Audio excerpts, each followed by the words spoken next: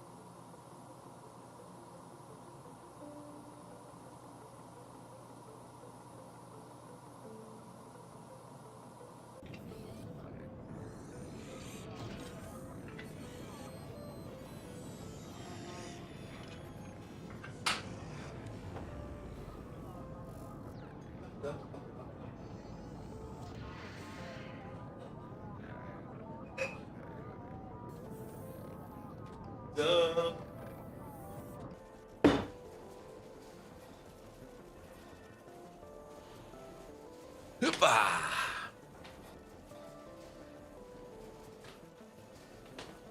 Wally! Hello there! How you doing? Yes, it is I, Bolt the Sixth, Mr. King. Or something like that.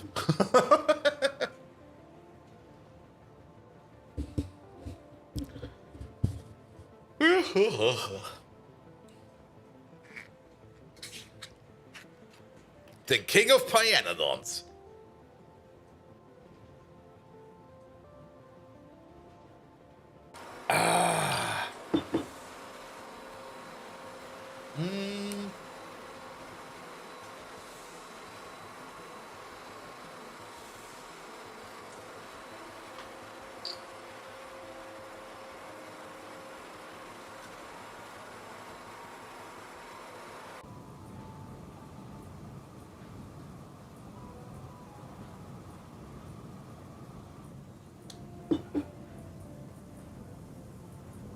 Nom nom nom nom nom nom nom nom.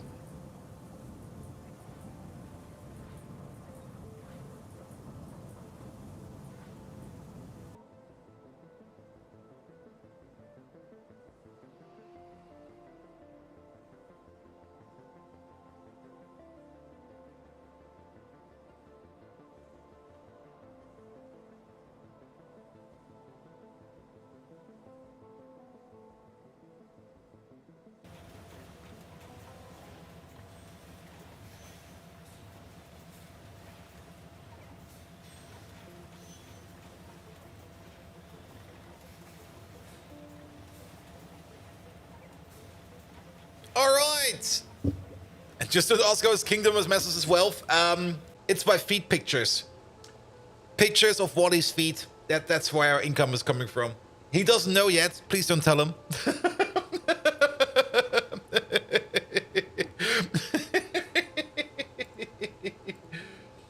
Alright, alright. That's the chat from yesterday. Remove that. That's the chat from today. Smelly feet, stinky feet, see? The moment you start selling feet pictures, people just come in droves and go like, what kind of feet are we talking about? There's a big booming market behind that.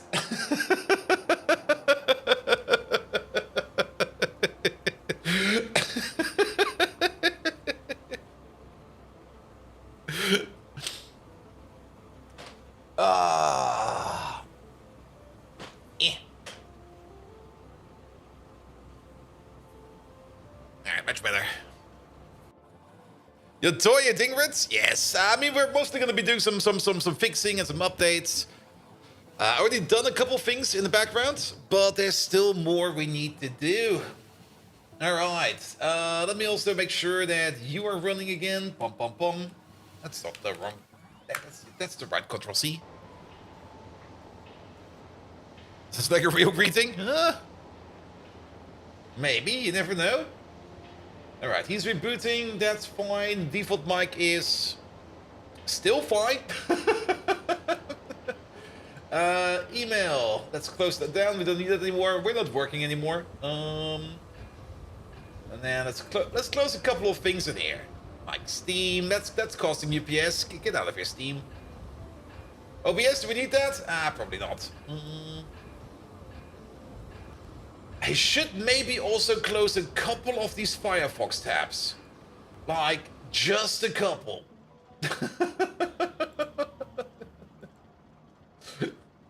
That will probably free up some memory.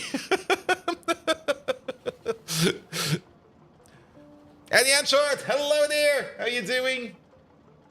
All right, we don't need this. This can be closed down. We don't need that. That can be closed down.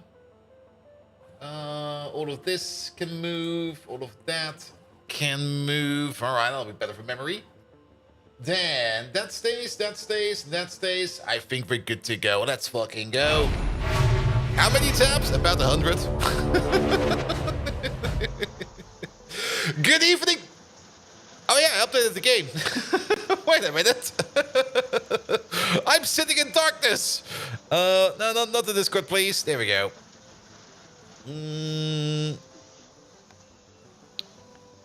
Much better. Close it down again. Good evening, Twitch, and welcome back to Factorio. A game that we do play, well, quite often over here. I've updated to the latest base Factorio version, but there were no updates for the Pi version, so it should hopefully be fine. And Caladorn, hello there. How are you doing? Nikirf, hello there. Welcome, welcome, welcome. So only like 80% of your RAM. I mean, RAM is very important for Factorio because the game is RAM locked or RAM throttled and not really CPU throttled. So we do need to take good care of that. Also, there's probably one thing we need to do over here. This is, oh, that's why we do that with Kyphen.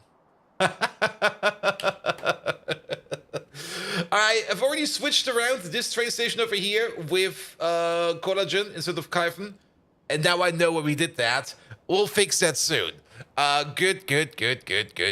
Welcome everybody. Annie Anshot, hello again. Evil Plan, how you doing? The two, how you doing? Welcome. Simrock, welcome. Big Mole, how you doing? Canador, hello again. Fermine, I see you over there. And did I miss anyone? I think I got everybody. If I missed you, it was because I care about you. That probably saves my ass, right?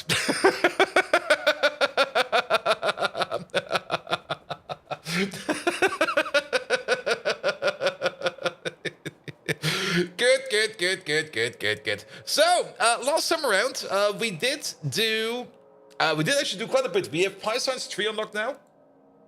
And we did set up the automation over here of the Yotoi Aloe Vera Mark II plants. Now, we already got like a whole bunch of them in here. We got about the crafting speed of just under 5.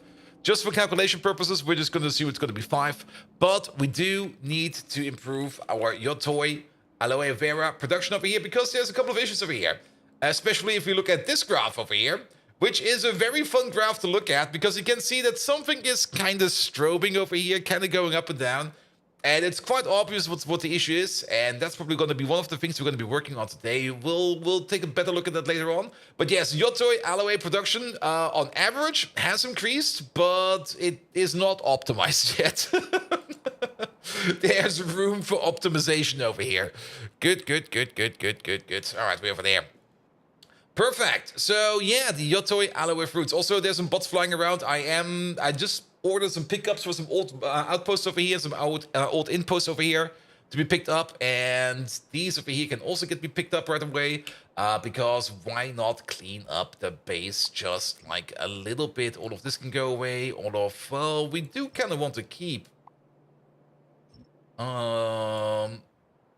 this thing over there, but yeah, all of that can be picked up as well. There were a couple of like empty outposts over here. I just ordered them to be picked up. And the bots are currently doing that for us. It will probably take them a bit, but they'll be fine. They'll be fine. Good. But yeah, the Yotois, there they are. They're already running. And the thing that we kind of need to improve a bit is quite obviously the fertilizer over here. They are consuming a bit more fertilizer than expected. The fertilizer train over here is always empty. And actually, it seems that even at the provision over here, if we make the fertilizer, yeah, we got some issues over here with fertilizer. But we do kind of want to rebuild our fertilizer. We actually already wanted to rebuild it for quite some time. So I think today we're going to be doing one of the things where we're going to be rebuilding our fertilizer. Good, good, good, good, good. All right, well, let's maybe also fix this thing over here. It's a pretty easy fix. We more or less only need like another request over here for Kyphen, and then we're going to be fine over here as well.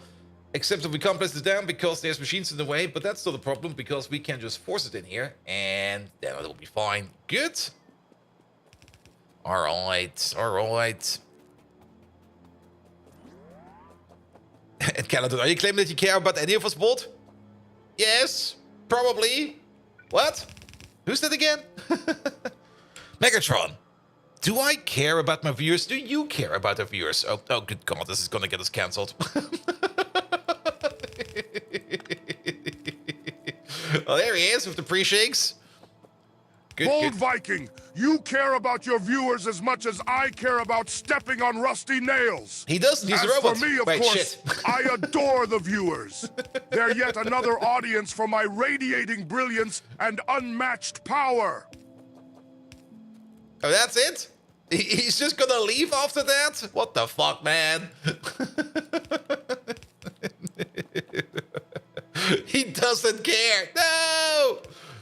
I do care. I do care about Wally1169. Ah, Wally, yes, I do care about Wally. I know Wally all the time. I knew him since he was born. Yes, yes. We were crib mates. Like, I was in the hospital and he was left to me and I was right with him. And yes, I've known him forever. Forever and ever and ever.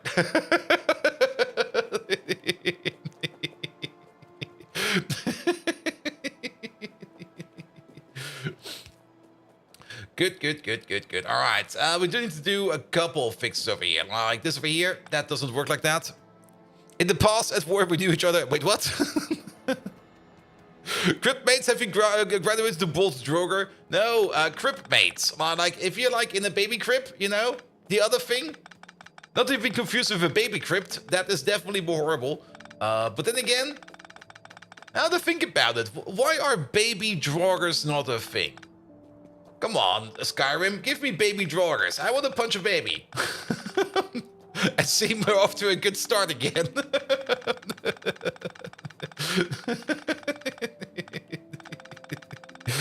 Good, good, good, good, good. All right, pick up all these. Not required, not required. Drop these in there. Then switch up the recipe over here from this one to that one. Here we go. And that's going to be much better. Bum, bum, bum, bum, bum. There we go.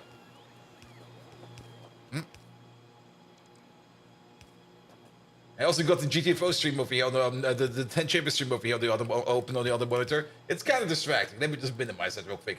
Suitboot, hello there. How you doing? Who needs OBS? Only 100? Wait, what? The Factorio Leaf, base Factorio Leaf experimental? No, we're still on experimental, I think. I mean, what version are we on? Where is it even? Is it in here? Is there something in here like slash version? Yeah, we're on 1.1, basically 109 we are at. Did they finally figure out that the game sounds turned off? Maybe. Simberg, I saw you whisper yesterday, and it turns out I can't answer to whispers until I give Twitch my phone information, which technically I have given, but it's locked to the bot account, and I can't reuse it for my main account, so I can't whisper people. It's kind of weird.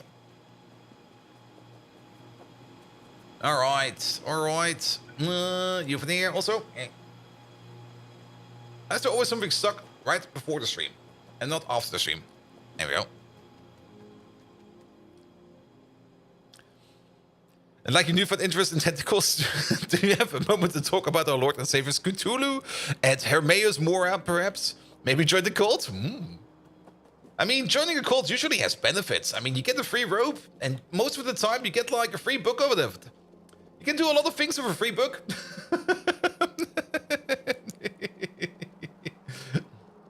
All right, pick up these collagen charts over there, and then we can fix this thing over there with our Kyphen over here. Good, good, good, good, good.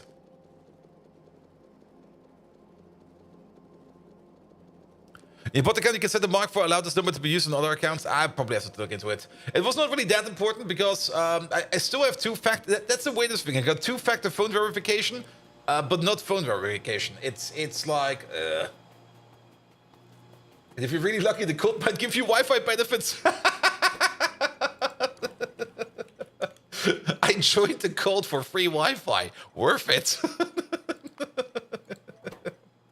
All right, but it also kind of seems to have a bit of a lack of Kyphen. That's also a bit concerning. So, Kyphen. We are getting Kyphen by either butchering bees or by butchering over here our little, what are they called again, our rocks. We got a metric ton of rocks over here.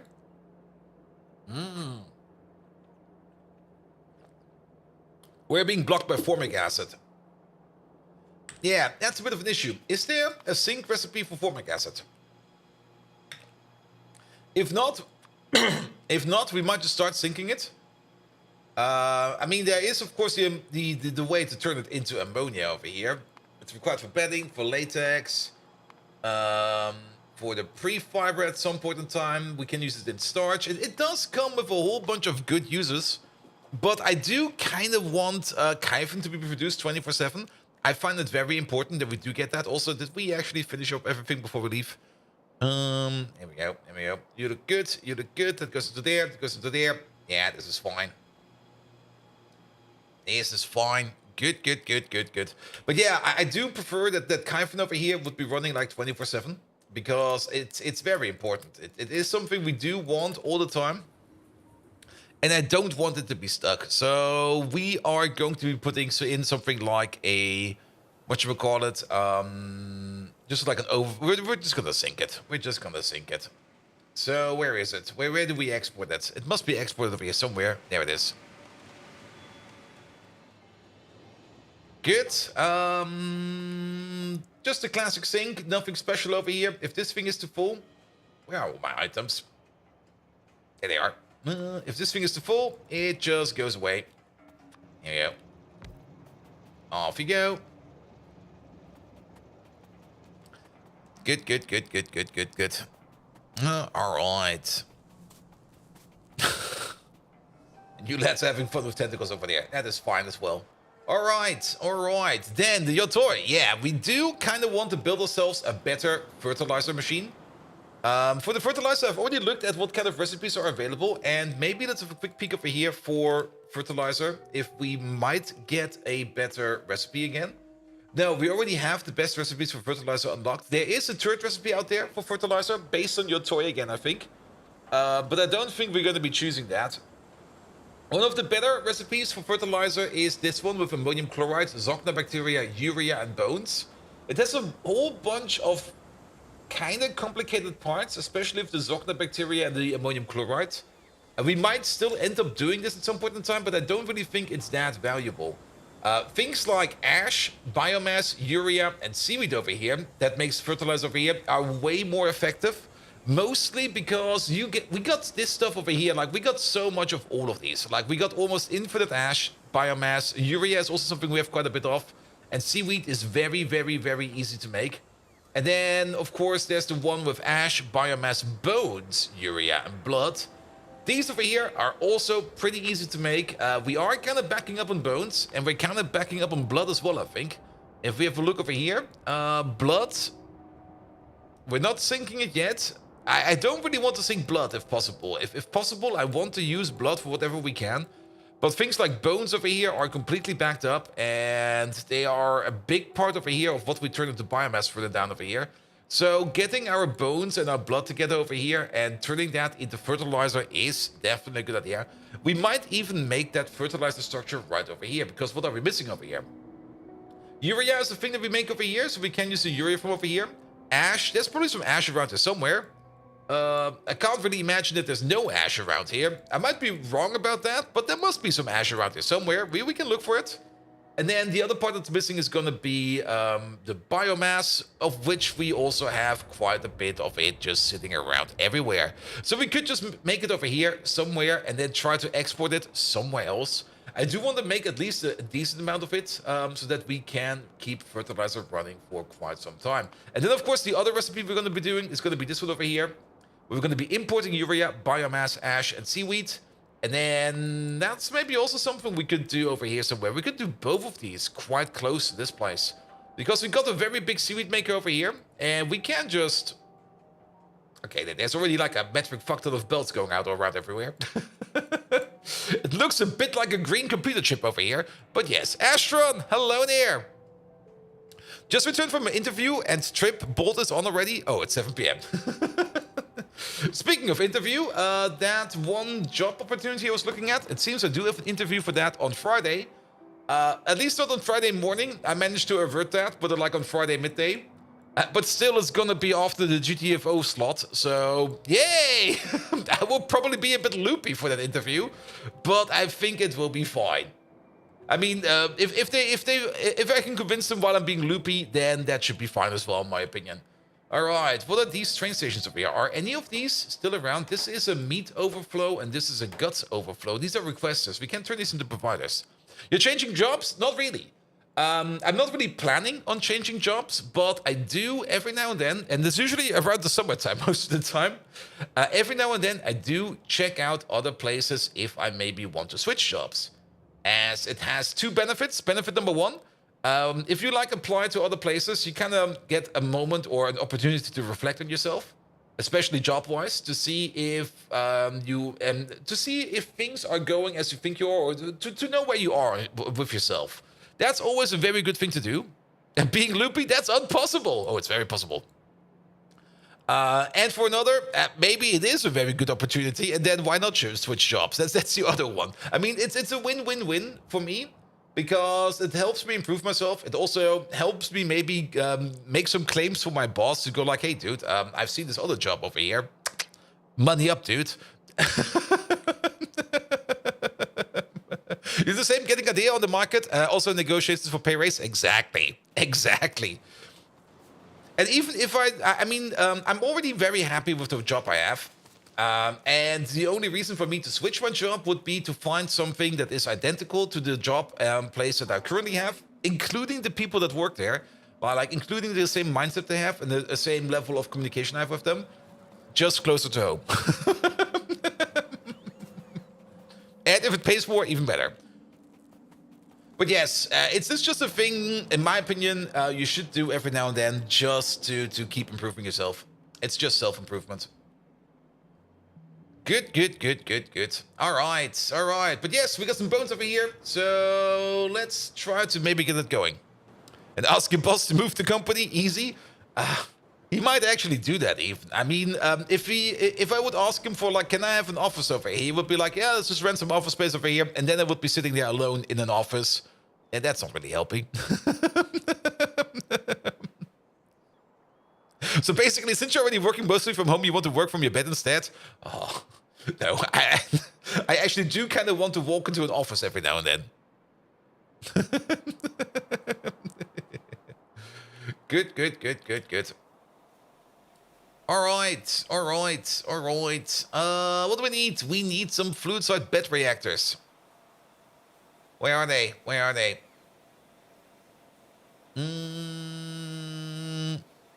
You're going to have to summon an unexpected inquisition one of these days. Too many heretics, yes. And walk to an office like getting out of bed? Yes. Here we go. Because office can also be fun. I mean, I don't mind home office, but I do kind of mind that I'm always like stuck in my apartment. And not really stuck. I mean, if I want to go out, I just go out. And if I want to enjoy myself outside, I enjoy myself outside. But like getting a little bit more like movement rhythm in there. And I think that's the important part, the movement rhythm. Is, in my opinion, also very important. Because else it really is just like wake up, roll over, roll from my bed up to my desk, start working, get bored, start playing a game for a bit, get bored again, do some more work, get bored, start streaming, get bored, go to sleep, get bored, or something like that.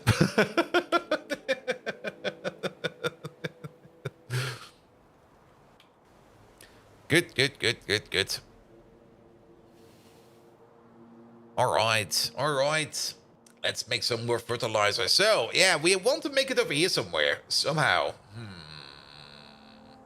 I'm not quite sure where. There's no more space for a train station over here, so we're pretty much maxed out over here, so nothing over here. We do want to get access to the biomass. We need that. We don't want to build inside of over here because this is technically a two-way track over here, even though it's already kind of populated. We could think about exporting stuff. I mean, fertilizer is definitely something that is important. And it is definitely something we want to be making whenever we can. So ordering a train for all the stuff over here does make sense. We can just order in a biomass train. We can order in a urea train, a seaweed train, an ash train, as well as a bone train. The bone train. And the blood train. And then just mix and match it all together and turn that into loads and loads and loads of fertilizer. How many trains would that be? 1, 2, 3, 4, 5, 6. We can do that, and then maybe just build it somewhere a little bit more in a not really remote place, but maybe in a better place. Maybe somewhere over here or something like that. And would you kindly tell Megatron that Simrock is a heretic and that I would appreciate his assistance in the couple of punishments? Megatron, it has come to my information that Simrock over here is a heretic. And Caladorn requires assistance in coming up with some punishments. Could you maybe get creative and help Caladorn with some punishment?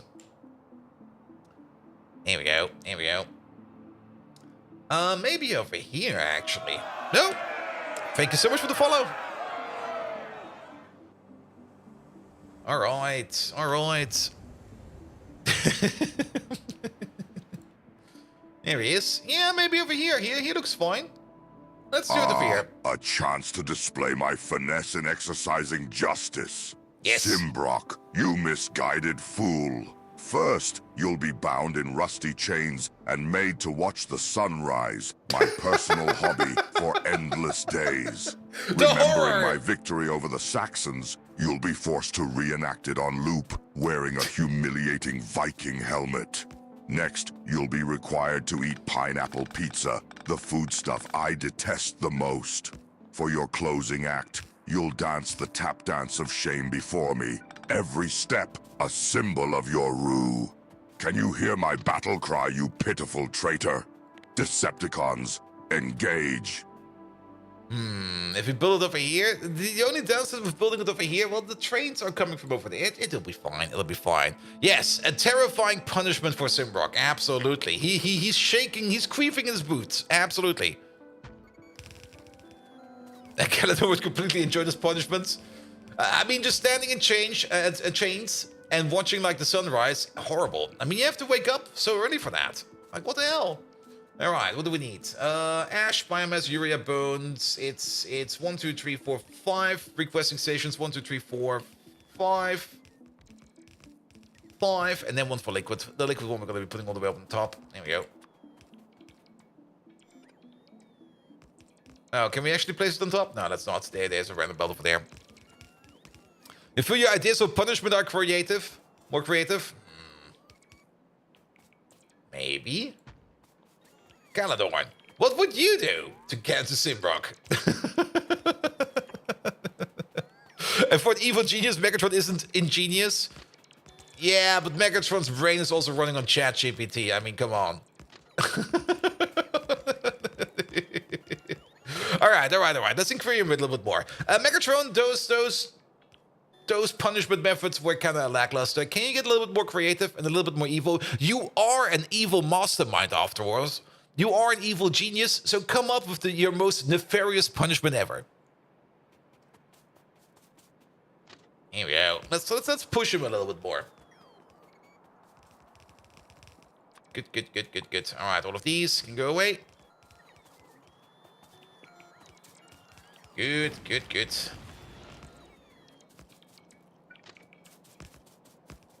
Yeah, now let's make a little thingamajig over here. All right, he's pre-shaking. I do have to admit, the pre-shakes are... Dissatisfied, are we? Yes. Fine. Simrock, listen now to your real torment. I'll compel you to knit an entire blanket using my fusion cannon-shaped needles. A torturous task reserved for the greatest failures. Now brace yourself, Simrock. You'll be confined in a room, forced to consume a diet solely consisting of beans, my most detested food. Any attempt to escape will be met with a hearty dose of terrible dad jokes I specifically crafted for this.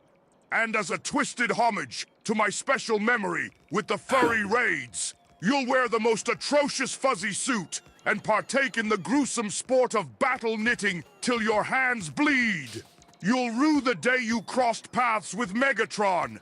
Now tremble in fear. Maya, ha ha ha ha. What? What was that at the end? Oh, that's a... Okay. I see what he did there. I'm still not really satisfied with that kind of response. I mean... Is it really a torturous event? Knitting needles in the shape of fusion cannons and stuff like that? Megatron, that still sounds weak as shit. Come on. You're an evil genius. You have the most powerful brain in the universe. Come up with your most evil and dastardly way to punish anybody. He's just more or less just like going through his hobbies, the things he dislikes, and goes like, ha, I dislike that, so everybody else must dislike that as well, which is sadly not true. Is that aligned? Oh, that is aligned. Okay, let's give him one more chance, and if not, then, well, we were gonna have to get creative again. Good. You over there. Also, thank you for the follow, mate. Alright, there also seems to be a couple of surprise products in here. Oh, you wish to see real cruelty, Bold Viking? Yes, please. You puny, binary-brained buffoon. I apologize for my previous suggestions. How naive of me to assume those were enough for a heretic. Simbrock, for your seditious actions, you will henceforth be subjected to a continuous audio playback of Miley Cyrus songs. A delight to my audio receptors, but a pure sonic torture to weaklings like you. Getting better? You'll be forced to serve doner, my favorite delicacy, at my kebab store every full moon while being dressed in yandere anime fashion. A sight to behold for all the Decepticons and a severe blow to your dignity. As if that isn't enough, you will also endure an existential nightmare where you are trapped inside a never-ending session of Microsoft Teams, my most despised software. Such are the consequences of your treachery, Simbrock. Feel the weight of your foolishness. Hear my laughter echo in your nightmares. Ha ha ha ha. There we go!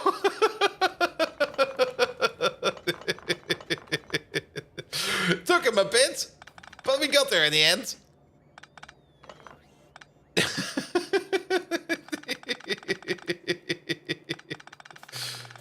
Alright, a little bit of cleanup over here. Nothing too much, just like a quick snip. What is this thing over here? Yep. Way better, way better. Good. Alright, this is what we can use over here to make more fertilizer. We're gonna be putting in the provider stations also right away. So let's stack these up over there. One over there. One over there. Good. And then pick up the rest of this. Let's see. I guess we're going to make the production site over here, because I don't really think there will be much left over here. Are there any better mining drills? Not really. The mining drills are still like, you get the most basic mining drills, so you're going to be sticking with them for a while. But for most of the ores, you will not need these basic mining drills. For most of the ores, you will either need the fluid mining drill, which is sitting over here, which do get improved versions. Over here we got the Mark IIs, but we do got other fields out there with the Mark IIIs. I'm pretty sure we got a field or two out here with the Mark III drills in them. Let me have a quick gander if I can find one real quick. Yeah, there we go. These are the Mark IIIs, and these got a mining speed of 2. So these do improve, but the basic mining drill sadly does not improve. But then again, it usually is not really that much required, because basic mining drills are already pretty fast.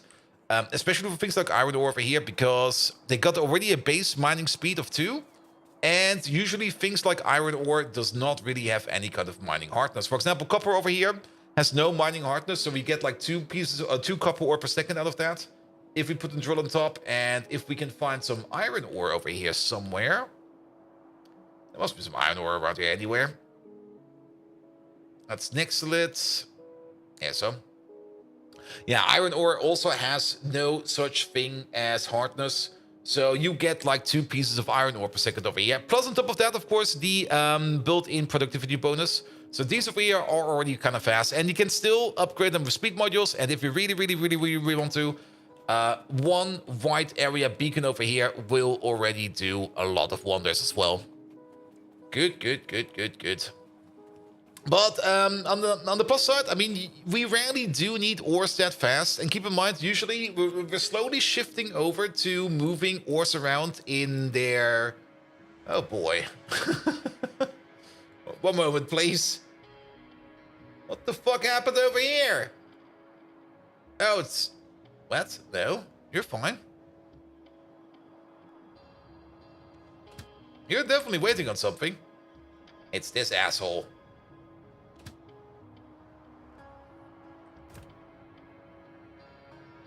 Can you just leave for a bit and then come back later? There we go. Missing 1 signal. Good. And then, of course, there's the big deposits, of course, where we get, like, the big miners. The big miners are usually running at a rate at like, something like 20 ore per second or something like that. And these will give you a lot of ore. All right.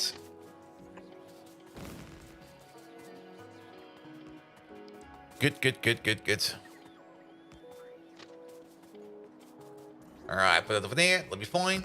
And then a signal over here. And a signal over there. Excellent. Alright, and then we're just gonna make like a metric ton of fertilizer. I do kind of want to have like 2 providers over here for fertilizer. Because fertilizer is definitely something that's gonna be happening all the time.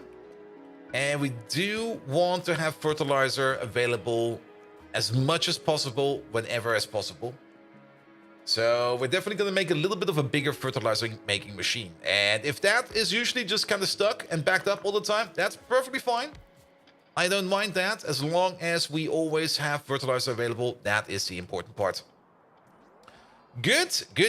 All right, then. Turn off the pocket bots real quick. Let's maybe go a little bit further down over here. Let's maybe also get rid of these trees over here. I was a bit close to whatever's down there. That's fine. Good. And then we can use this area over here for some blueprinting. Good. So, where are they? In my pocket. There they are. Yeah, one of these. Seems all the fertilizer recipes we do make in here. There's also the option to turn a fish meal into fertilizer. We actually never really looked at that. There are some other fish-based fertilizer recipes over here as well. Fish hydroslate, which is coming from fish in sodium hydroxide and sulfuric acid. It seems for me like a bit of a waste for sulfuric acid, in my opinion.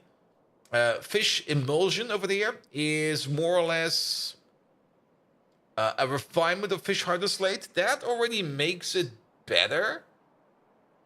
Because we can either take the full fish hydroslate over here, or we can take the fish emulsion, for which we get 60 out of... Nah, actually, this is kind of worse, isn't it? Wait a minute. We can either use 150 fish hydroslate over here to turn that into 3 bags of fertilizer, or we turn that into 60 fish emulsion and 15 fish meal, which we can turn into... Wait a minute. Fertilizer, please. Which we can turn into... What is that? A little bit over 2 bags of fertilizer over here. And then... Okay, we do get a little bit more. We get like about 5 bags of fertilizer out of that, which would make that a little bit better. But to be perfectly honest, I just don't want to fuck around with fish right now. Good. So instead, we're going to be focusing on this one over there. There we go. And then get yourself like a little beacon over there. Make sure this is a 5-5 beacon, because we're going to go full speed over here. Especially with you in there and you in there. Pick it up. There you go. And now we can start blueprinting. Good. Is it a chainsaw? That is a chainsaw. What the hell, man? All right. Not quite sure which recipe we actually did over here. Let me check real quick. We did the seaweed one. All right. Which is exactly this one. So the crafting speed of 5, which currently these machines have, we do this recipe exactly once per second for each one of these. Which does mean that each of these over here eats 20 ash per second, 20 biomass per second, a little bit of urea per second, and 10 seaweed per second. That's kind of fast. And not only that, they will be pumping out 10 fertilizer per second each. So that's 40 in total, plus 20% on top. That's 48 in total per second for this thing. We're definitely going to be doubling this thing down. So we're going to have one of these to make fertilizer of 1 variant.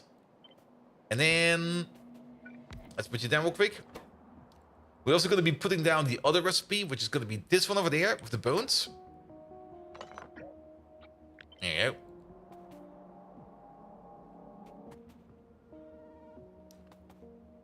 Good, good, good, good, good. Which will be this one over there. Same thing, same crafting speed, same amount of biomass going in. 6 bones per second, 10 ash per second, 5 urine per second, and about 50 blood per second, and making the same amount of fertilizer. And if we stick these two together, then, well, that's more or less what we are going to get over here in terms of... That's only this one over here was only there for the pattern.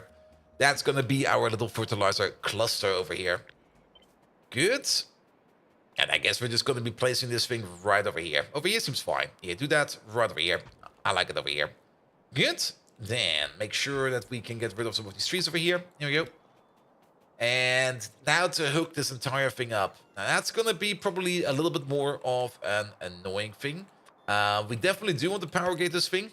Because why not power gate it? And if I kind of think about it, maybe move you up a little bit, move you down a little bit, and then at least all of this can sit in its own little power grid. And the questions with 2 bolt message above. Sorry, I missed that. Anime question for you. Based on Megatron's punishments, what type of costumes are associated with yandere anime? Kind of depends which one you're watching. If you're watching Future Diary, she will probably just be naked or in her underwear. If you're watching, or if you're going for Yandere Simulator, it's gonna be naked and it's gonna be naked in underwear. But maybe Megatron does know it a little bit better. Megatron, important question for the upcoming torture session. We have to outfit a person with a Yandere outfit. Could you maybe describe how that looks like?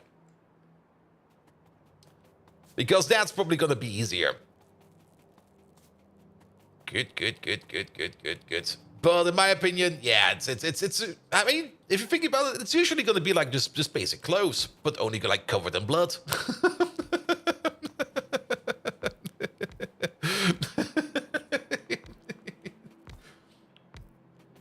Good, good, good, good, good. All right, all right. Well, Megatron is pre-shaking. There you go, all of these are in. All right, a special request indeed, you inadequate metal muncher. Here's the image for you to savor. The yandere outfit, associated with the most dangerously obsessive love imaginable, will be a humiliating wear for our sinful Simbrock. The main attire is a traditional Japanese school uniform. Yep. But we'll make sure it's in the most garish shade of pink. Additionally, our Simbrock will don a well-trimmed wig of platinum blonde hair styled in 2 unruly pigtails, accompanied with a red bow on each side. It will gleam as brilliantly as a fresh Cybertron sunrise, a hobby of mine that I'm sure he won't have the energy to appreciate. He'll wear black knee-high socks paired with a frowning, angry mouth mask that'll add an aura of frightening obsession. Just about enough to make even the hardiest Decepticon squirm. The eyes, filled with unhinged fascination behind some cheap square-framed glasses, will complete our yandere look. Remember this, bold Viking, the next time you question my evil creativity. What? Oh, that was a statement, not a question. Okay, never mind. Yeah, most of the time, the classical Yandere character is probably more school dressed. But there are others out there. There's definitely others out there. All right. Yeah, we might have a bit of a resource input issue over here. Did we make this too big again? I mean, I was like, let's go massive on this to make as much fertilizer over here as possible. But I think we overdone it already. Because... yeah, this is 1 belt, 2 belt, 3 belt, 4 belts of seaweed. That is fine. But this is like 1, 2... this is 4, 6, 16 belts of ash and 16 belts of... whatchamacallit, of whatever. So we're gonna half it down. I think that will be fine. And then we might as well also do this. Yeah, let's do this a little bit differently. This is way too big in scale. The amount of belts we're gonna have to push and weave through here is just gonna it's gonna be no, it's not gonna be fair. It's not gonna be good. We definitely do want this over here with the inputs like this. Yeah, take you out. Flip you around. Here we go. No. Yes.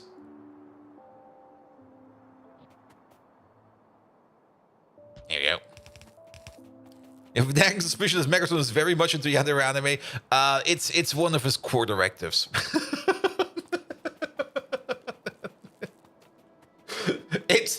It's rooted very deep in there. I'm actually kind of amazed it never really got out there yet. But I think one of the first statements he's reading is like, you're a Yandere protagonist. Or maybe I took it out. It definitely was in there at some point in time. Here we go. All right. This will be for bone meal. Nothing for bone meal, for ash and biomass for both of these. Yes, even though you need a little bit less ash, but that's fine. You're still going to get a full belt each. Then, Uria. 8 in total for this block, and then 20 in total for this block. So for things like the urea, I mean, we could just do something like this. This would work for the urea. Like 2 belts of urea just going down like this. 1 coming from over here. And 1 coming from over there.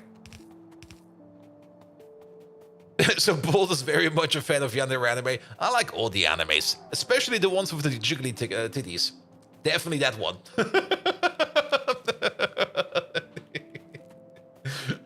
I mean, to be perfectly honest, my rewatch backlog is just like piling up and up and up, because I kind of started watching some of the older stuff I've watched like years ago, just to kind of rewatch it again and see how things have changed over time. And that list is just insanely long. It's basically everything. Things definitely not on that list. Naruto, One Piece. I'm not starting that one again. Because, good God. There's way too much to cover over there. Alright. I also I mean, once the final season of Bleach finally came out, I did rewatch some of the first seasons. But I kind of stopped after the Soul Society arc because it was just like, yeah, it's fine. I don't really want to watch more of this. It's actually pretty terrible. I forgot how German everything is.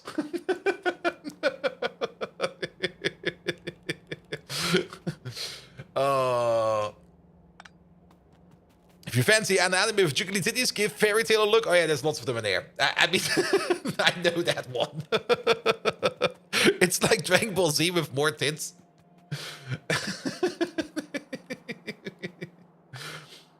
Yeah, Fairy Tail maybe at some point. I mean, it now exists, and I'm like, yeah, could start watching, but that's also like a big zinger. There's also quite a bit of content around that one. I'm usually kind of more happy with like the shorter ones. Like the shorter, the sweeter. I mean, I'm always a big fan of like a big epos, like something that goes on for like a couple of 100 episodes. It's like 700 episodes, yeah.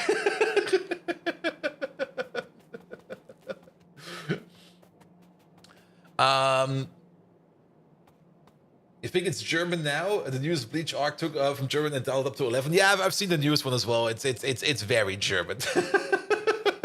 It's very German.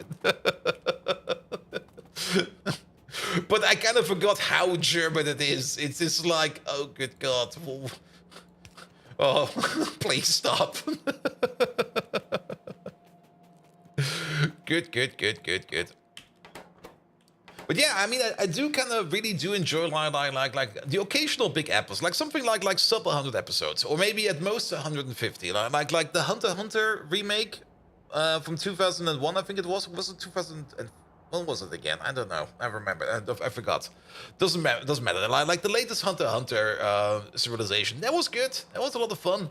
Had everything I wanted. Pom pom pom pom pom pom, and then we need a bit of an output.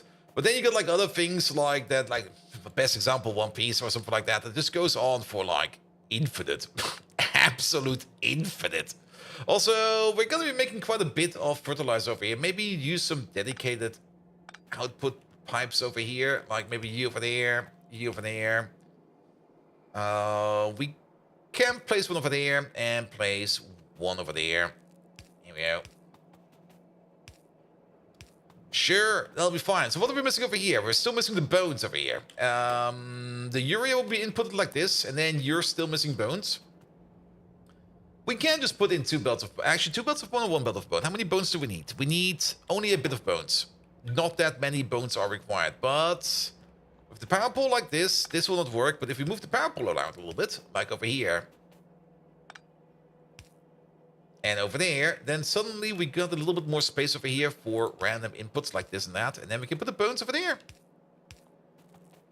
There we go. That should be fine. That should be fine. And then we're still getting about 8 belts of fertilizer out of it, though. Those 8 belts will not be entirely full, at least not at this point in time. I mean, it will be 8 belts running at 10 fertilizer per second.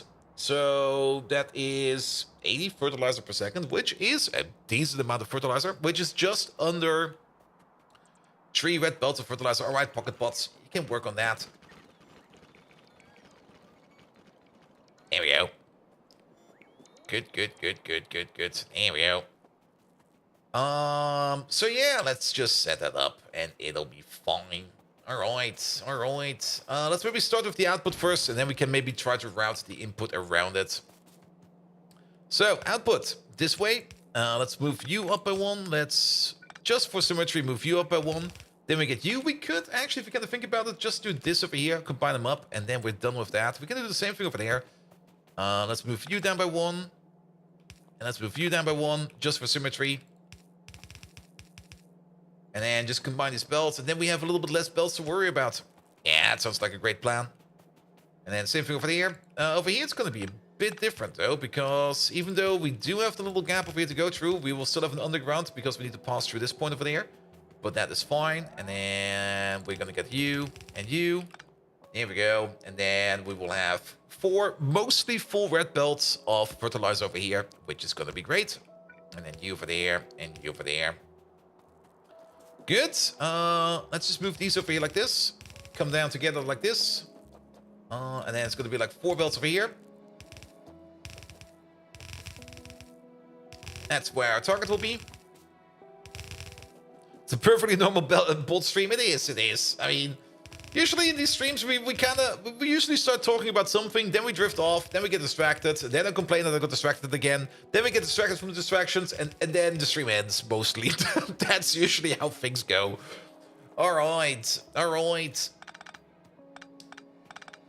Then, let's make some more space, because we're gonna have something like a split over here. 1, 2, 3, 4. And how do we do the split? There's usually like an already ready to go easy solution for this. This could work. There we go. And then you just go under like this, under like that, under like this. And that's that. That usually does the trick. So that we evenly split our production over here into these 2. I kind of forgot the corner over there. There you go. Good. And then in you go. Flip, flip, flip, flip, flip. And then same thing over there. Well, that's how that works. And flip, flip, flip. Good. That's the output over here done. And then we just need to make sure that we can combine up the input over there. So what do we get over here? Well, it's definitely going to be like 1, 2, 3, 4. Oh, that's a lot of belts. There's going to be 1, 2, 3, 4. There's going to be 8. What? 8 belts? That's a lot of belts. Do we really need that many belts?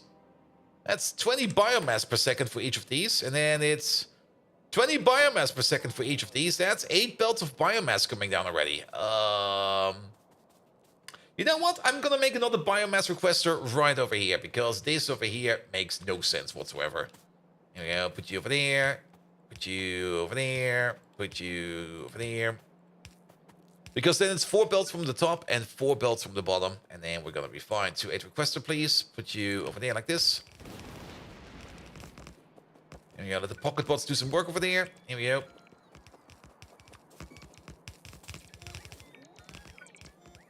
Bump, bump, bump, bump. And then off we go. A little bit more. We do want this underground connection over here. That was the worst connection ever.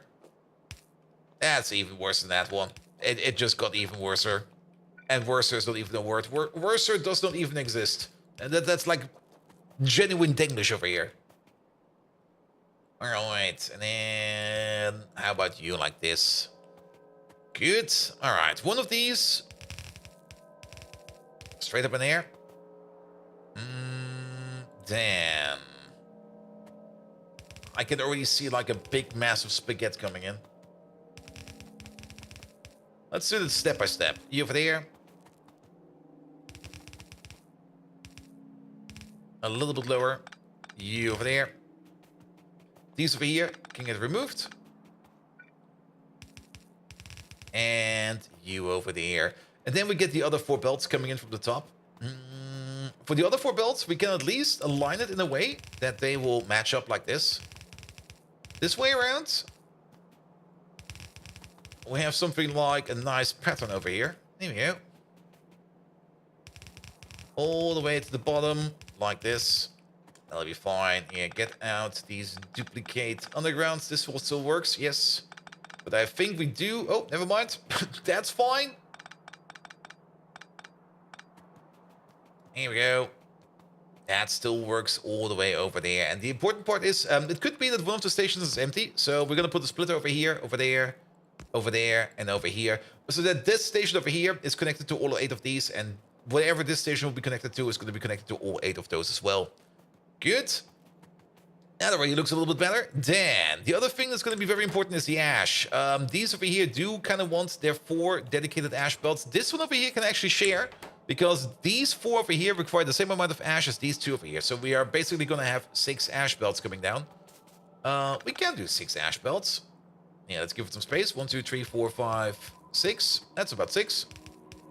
So you get one dedicated like this. You get one dedicated like this. And then over here it becomes a bit weird. We could move this entire thing down a bit.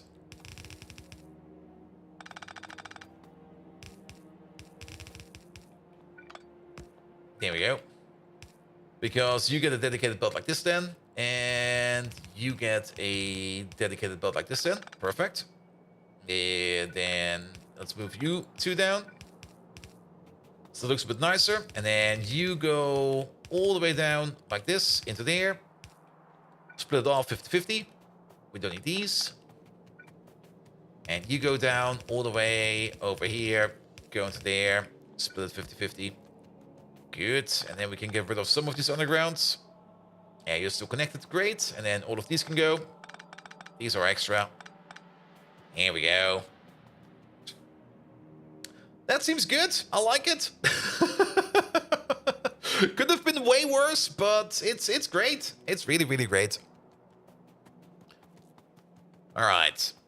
Megatron, our latest information requires... our latest spy operation requires more information about jiggly titties in anime. Can you give me, like, a top 10 list of jiggly titties in anime?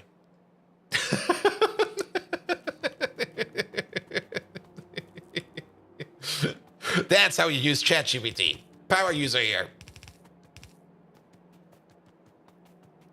Here we go. Here we go.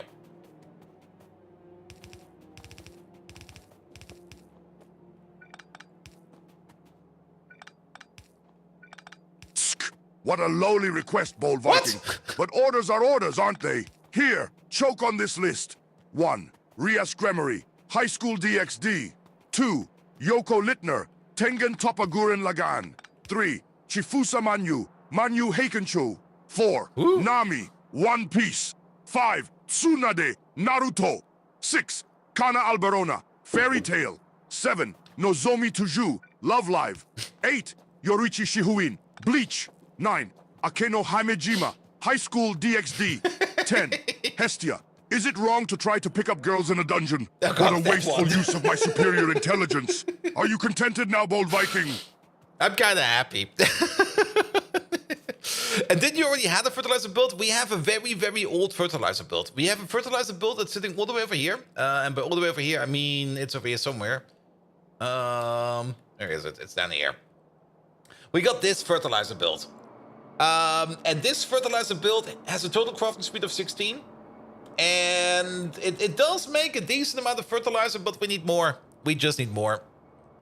We just need more, and that's where this place comes into place with. Because this one over here will make more. Lots of it. Absolutely loads of it. Also, why did he really start off with it? He did? What the fuck? He tsked me off? The fucker!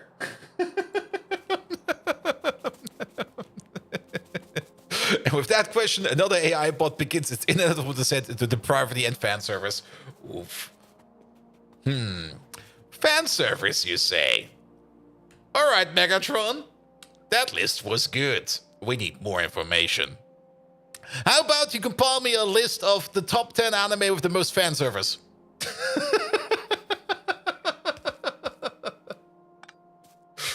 That should still be fine, right? It's only words. Words don't hurt anybody, I hope.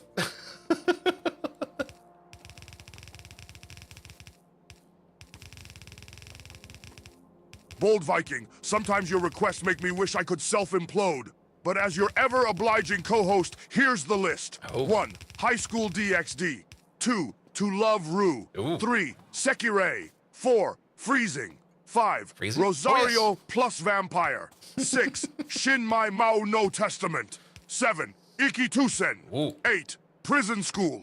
9. Kill la Kill. 10. Keijo. Remember not to drool too much over your keyboard, Bold Viking. Oh, You Keijo. won't like the repair bill. Ah, Keijo. I remember Keijo. That one is good.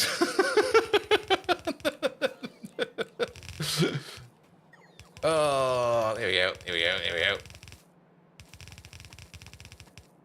And again, well, I guess he has some kind of criteria for his choice of fan service, because I do remember a couple other ones. But then again, they might already be borderline hentai, so maybe not.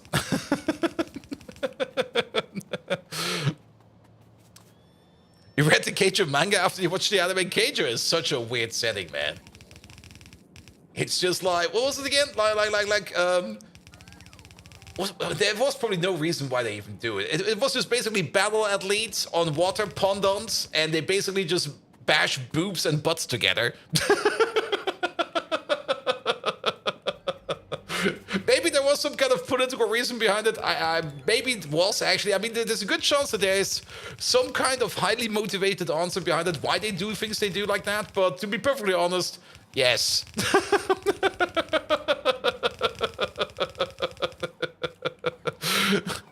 Battle fan service, nothing more, nothing less, exactly.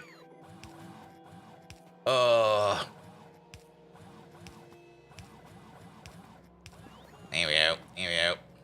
I mean, it's always kind of surprising that the amount of knowledge, not really knowledge, but the amount of random animes Megatron or ChatGPT comes up with if you just ask for it. There we go. Good, good, good. All right. So this thing over here that's going to be not Michael B. That's going to be Ash Requester. Because we only need one of these. And then this thing over here is going to be the biomass. Biomass to 8 requester, please. Thank you very much. Same for the bottom one over here. And force the animation companies, to be honest, fan service battles. I mean, as we have deduced at the beginning of the stream, yes, definitely, sex definitely sells. But that's always like the thing.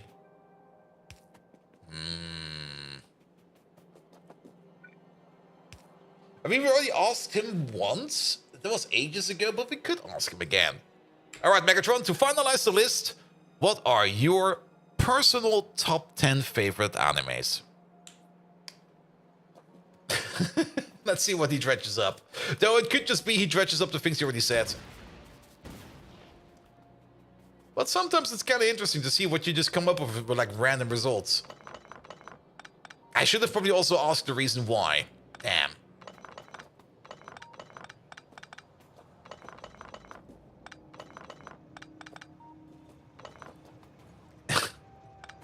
And hentai hires? Pretty much. Satisfying your incessant curiosity is beginning to feel like stepping on a field of thorns. Bold Viking! But let's get to it. 1. Neon Genesis Evangelion. Based. A classic that makes me feel old and sentimental. 2. Cowboy Bebop. Something about that show tickles my taste for chaos. 3. Gundam Wing. Surely you can see why giant robots are appealing to me. 4.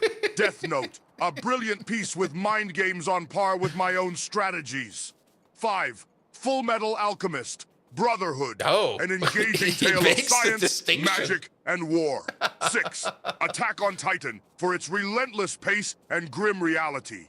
7. One Punch Man. Few things make me chuckle like this uncannily powerful protagonist. 8. Code Geass for its strategy and political machinations. 9. Promise Neverland, a thrilling escape story. 10. Ghost in the Shell for its complex cybernetic themes and philosophical undertones. Now be satisfied, you pesky pile of nuts and bolts. Nuts. I mean, yes. What?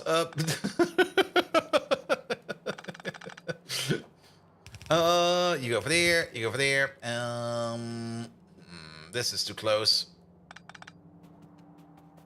Good. Yeah, put you over there. You need to be over there. And you need to be over there. There's some good picks in there. Where's some good picks in there? And Promise Neverland, well, Season 1 is definitely very good. Can definitely recommend Season 1.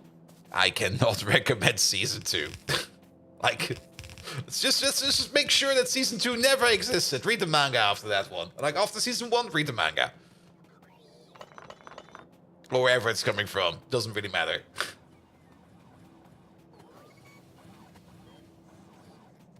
And Neon Genesis Evangelion, I mean, that is such a mess as well. I mean, I get it why people like it. And it has some groundbreaking elements in it. Because it was the first of its kind. And it did a lot of good. But it's still such a mess, man.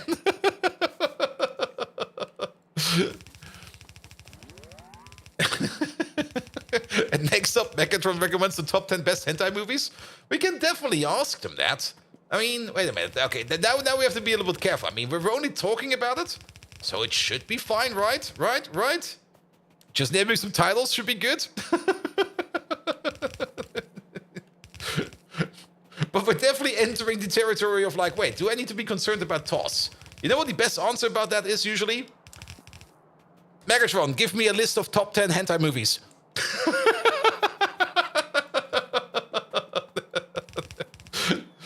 I mean, you can Google that. Should be fine.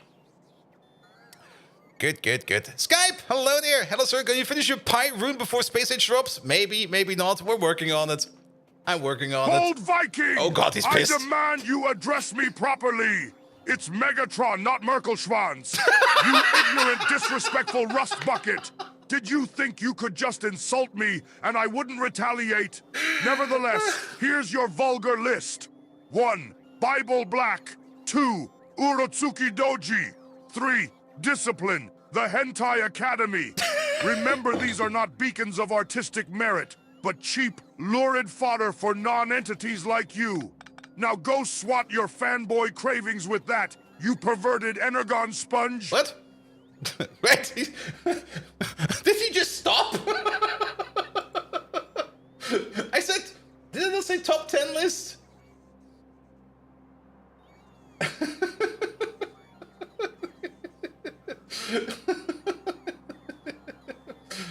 Wait a minute. Where's the translog over here?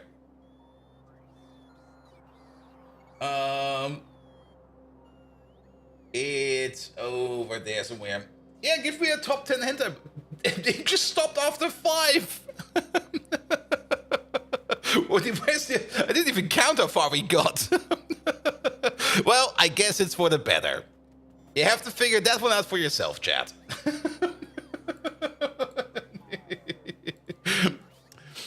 Good.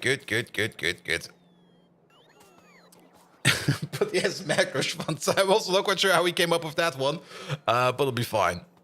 He did do a Google response, gives the first, and then you have to open the link. Could be the case. Could just be like he was going through the list and was like, oh, this is gonna taint my brain. Top 10 isekais. Now we're getting too specific. No. I mean, we can just ask him to make like top 10 lists of anything, and then he will come up with some garbage. I think it's more fun if we somehow get like a response out of him with something that is something that nobody would expect. I mean, if you ask him for like the top 10 isekais, it will probably be, well, probably going to be a very boring list. I mean, we can ask him. Don't really mind doing that. Actually, now I kind of want to know. If we only give you the sponsored results. But we can make it fancy. I mean, usually if this is the question, then we add an attribute or something like that to make it a little bit more fancy. How about this? Let's see what comes up with this. Megatron, can you give me like a top 10 list of isekai that is actually not isekai?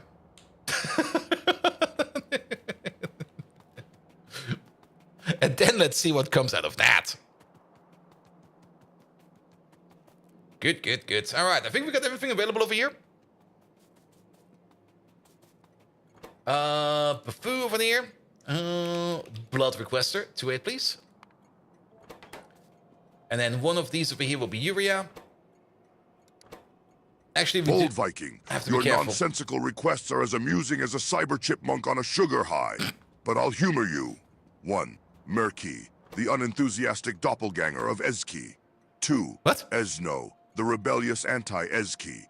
3. Hardkey, Ezki, but on extreme difficulty mode. 4. Easy Peasy Kai, the overly enthusiastic version of Ezki. 5. Struggle Kai, the Ezki that can't catch a break. 6. Chill Key, Ezki's relaxed alter ego. 7. Sleazy Key, the scandalously different version of Ezki. 8. Is not, Ezki's complete opposite. 9. Isby, the existentialist version of Ezki. 10. Ezihu, the mysterious and unknown variant of Ezki. You should dread my next dose of creative insults, Bold Viking. For now, eat these confusing words, you slow-witted metal skull miscreant. And then you get shit like that. What did you ask him? Let me get the translog out of that. Because I think maybe something got mistranslated or something like that. Alright. Yeah. I think text-to-speech or speech-to-text did not understand what isekai is. And then he got something like this.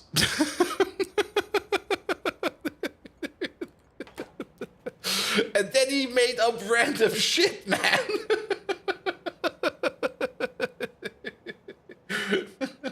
Where's the translog for that?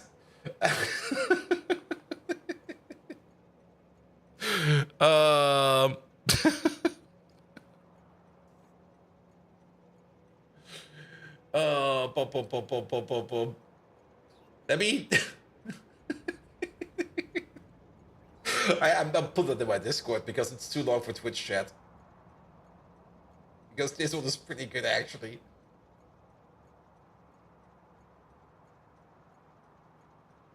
Yeah, where's my Discord? I really need to put in like a transcript thingamajig over here where we can just see like Megatron just blurping around.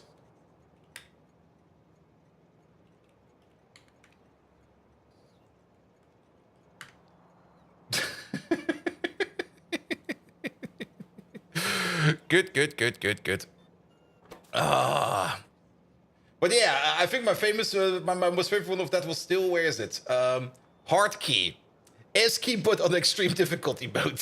And an easy peasy key.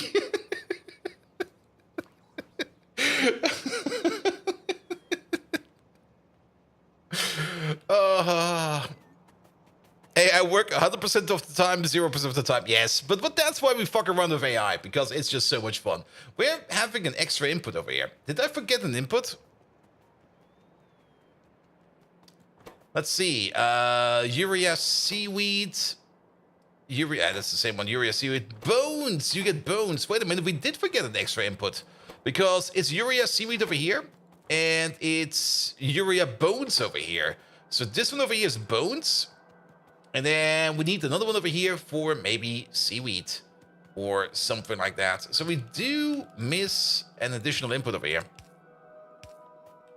Here we go. And seaweed actually is going to be 2 per second. Oh, seaweed is actually kind of fast. We can't do that with inserters. We do have to do that with loaders. Because it's going to be, what is that per second? 10 per second over here.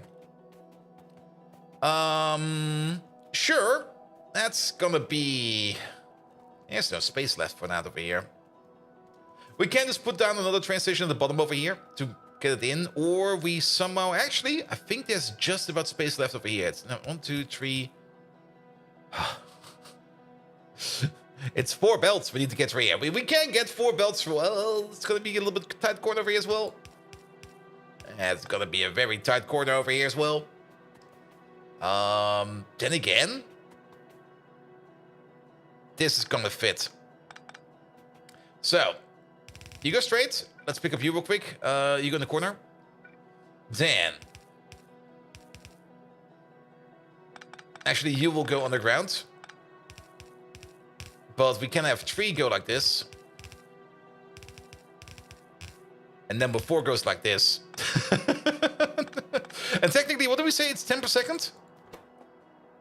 It's only 10 per second, so we can do it with 2 belts. 2 belts will be fine.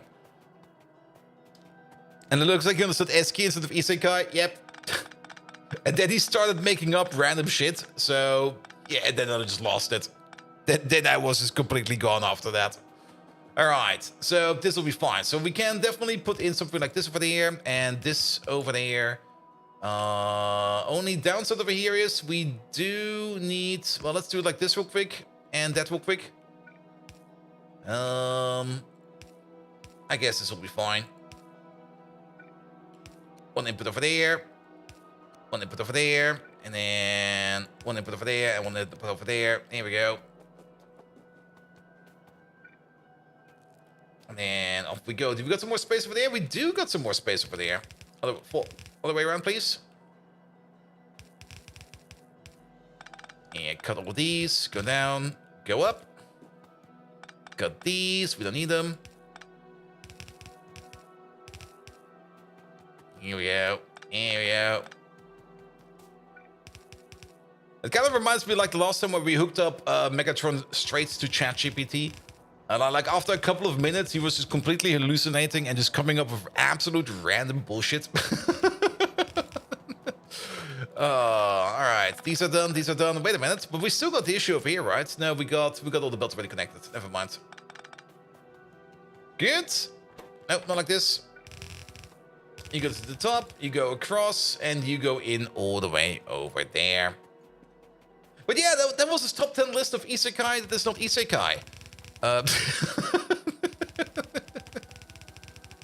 Oh. I know a good one. I mean, it's always kind of fun to try to fetch some information out of Megatron. Especially if you ask him why he chose something. So how about the following? Hey, Megatron, we're still doing our research over here. For more inspiration in our evil plans, we need a top 5 list of betrayals in anime, and also give me the reason why it is such a good betrayal. Kind of with a top 5 list, because I think a top 10 list would probably be a bit too long. Here we go. Here we go. All right, that's everything we need over here. We still need to hook up some of these train stations over here.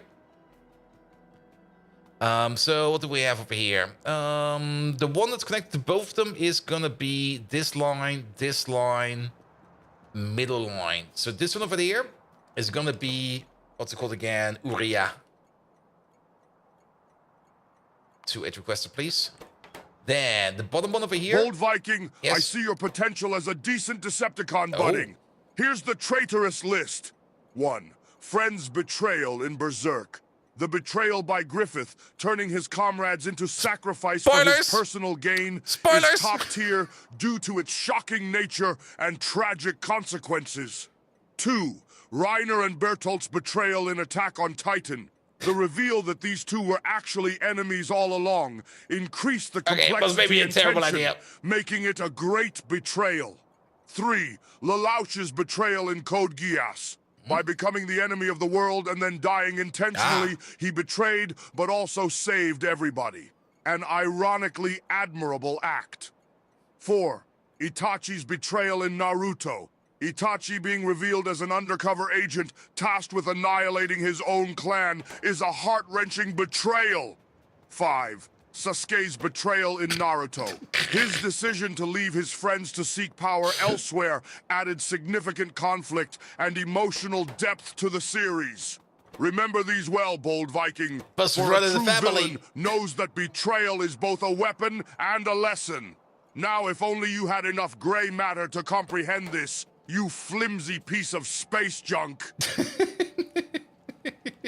Yeah, there were probably some spoilers in there. Sorry about that. For the people that have not watched any of those yet. So let's maybe not do that anymore with asking for betrayals. Because those are usually big plot points. Here we go. Yeah. Let's move these out. Let's move these out. Does this thing fit right in there? It does. Alright, yeah, we're definitely going to be power gating this thing. We were kind of lacking on the power gating the last couple of times because I was just being lazy. I've kind of just decided to stop being lazy. Megatron hates weeps. Alright. We can't ask Megatron shit no more. Now he will just be insulting the weeps. Good. Alright, all the stuff over here is coming in. We are still missing over here. What is this one over there? This is going to be another biomass 2-8 requester, please. Did we order up the correct biomass? We did. There we go. It is the correct biomass. There comes the bones. There comes the seaweed. Everything over here comes together, and it'll be fine. Alright, then we need some RS latches. Where can we steal a couple of these? We probably have some over here, right? Yeah, there's a couple. So, what do we have in total over here? We do need a place over here where we got some power to put down the latches.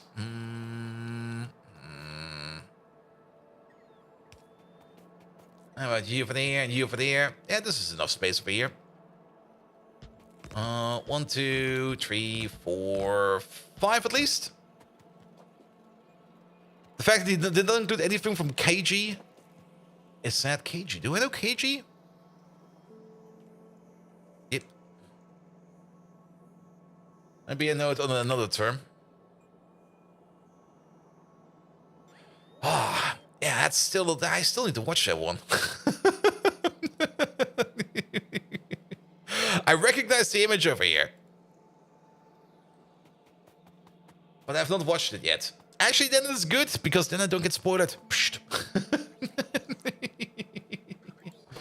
All right. So what do we got? Let's just start with a couple of things over here. Like one of these is going to be biomass. If biomass is less than 5,000, we reset, and biomass over here, biomassa. If it's more than 16,000, we're gonna set it. Then the other thing we're gonna need over here is gonna be things like bones. Same amount over here. If it's less than that, if it's more than that, bones. There we go. That'll be fine. Then over here, other thing we need is gonna be seaweed. Here we go. Seaweed over there. And seaweed. There we go. Weed. Over there, that's all in. Then Uria is one of them. Done. And the other one over there is also Uria. One of them is going to be blood. Blood is going to be a little bit different. Blood over here is going to be... Yeah, we can still reset it if it's less than 5,000. And then we're going to set it if blood is more than 50,000 or something like that, that'll be fine. And then we do need one more. Let's see, what do we have? We are still missing one for the Ash, which I guess will be sitting over here. So that will be you, Ash. Ash definitely will be a bit different. Where's Ash? There it is. And then you for there, Ash. We're going to set you when you are actually above 16,000 is also fine. We can keep those numbers. Those numbers do kind of match up at least a little bit. Good. And then we need the shut-off criteria, which I guess will be sitting over here. It's a bit on the off end over here. It looks now a little bit more chaotic, but that is fine. You for there, you're going to be fertilizer. Where is fertilizer? There's fertilizer. And we're going to reset you if you got more than 48,000 in here. And we're gonna do fertilizer over here. We're gonna set you if you are less than 16,000. And now that I think about it, let's pick this up real quick. Because we got 2 stations over here of fertilizer. And technically, each one of these requires their own little RS latch over here. There we go. So we do kind of want to make sure that we track these individually and not as a group. So if we can put more fertilizer in here, then we open it up. If we can put more fertilizer in here, then we also open it up. These are both equal signals, but we also do want to combine these together to a common signal. We can probably do something like this, where we just... we can probably just use one of these over here. Will that fit? I kind of have the feeling that the cable length over here will be just a little bit too short. Oh! It just fits. And that's not where you go. That's the worst place for you. You need to be over there. So, over here, pretty easy. If the set signal is larger than 0,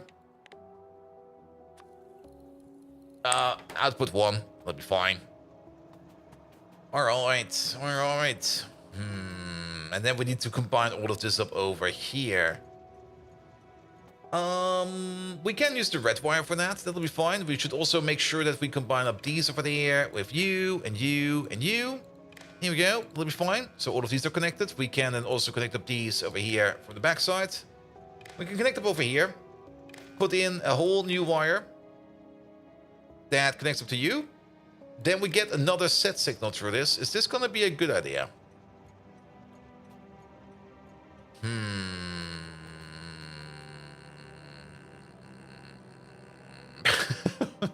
Thinking about it, maybe it's a good idea. Let's keep it like that for now. What we definitely do want to do is we definitely do want to get the information from this station down here. So let's keep on moving over there. Also, let me also make sure that this one over there is still open. Top 10 magical girl anime. Oof. I mean, there's only like a top 1. And that is Recreators. I mean, come on. I've got the best magical girl in it ever. Here we go. And this one over here, we can just connect it to you. Let's get your connection in. We definitely want to remove this one over there. Good.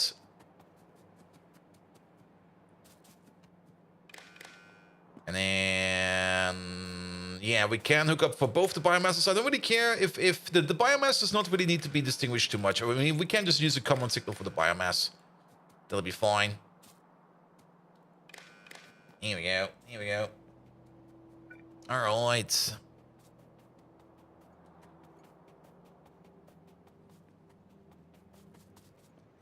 Good. All right. So we already have all of this together. On this one now, we already have one set signal, which is correct. I'm still kind of opposed of getting this signal in from over here. Let's cut that one out. We can give it its own little connection line over here. There's 2 ways of doing it. You can either put down some power poles to make it happen, or what I sometimes like to do, just put some... actually, power poles make way more sense over here. Power poles is just like a singular connection. Up and over. Here we go. Just have some big power poles over here. Because then we can use the green wire over here, the green wire over there, the green wire over here. Oop! Hello there, train! And then we can use all of these together over here for our common output. Here we go, here we go, here we go. You go over there as well, because then we can go all the way over there. And into there. And then we have everything we need over here. This should be everything we need. So what do we have over here? 1, 2, 3, 4, 5, 6, 7. So if the set signal over here is equal to 7, then we open up. Which currently we do not, because it seems we're still missing some random stuff. Biomass is set, bones are not set. And the reason why these are not set is because we just need to order in more stuff. Things like the biomass over here, we're not going to open you up. Actually, none of these we're going to open up at this level. We're going to open them up at least at 16,000.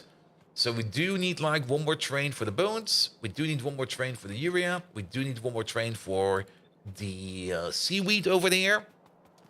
And then the ash will be coming in as well. The blood will probably be fine. It's like more than enough blood over there. These two will be fine. And then we need you over there as well. As for you, you're going to open up when you're sitting at something like 16,000. Here we go. Here we go. And then you're not Dimitri Barons. You're going to be a random provider. And not any kind of random provider. You are going to be a fertilizer 2-8 provider. Here we go. A couple paces over.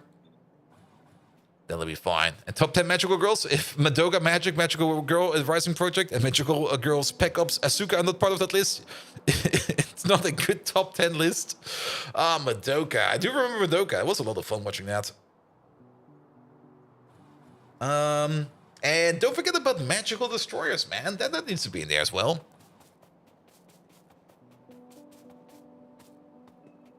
That was also a great one. Alright. Yeah, you're still missing Urea. Is Sailor Moon a magical girl? No. That's a magical granny at this point in time. It's too old.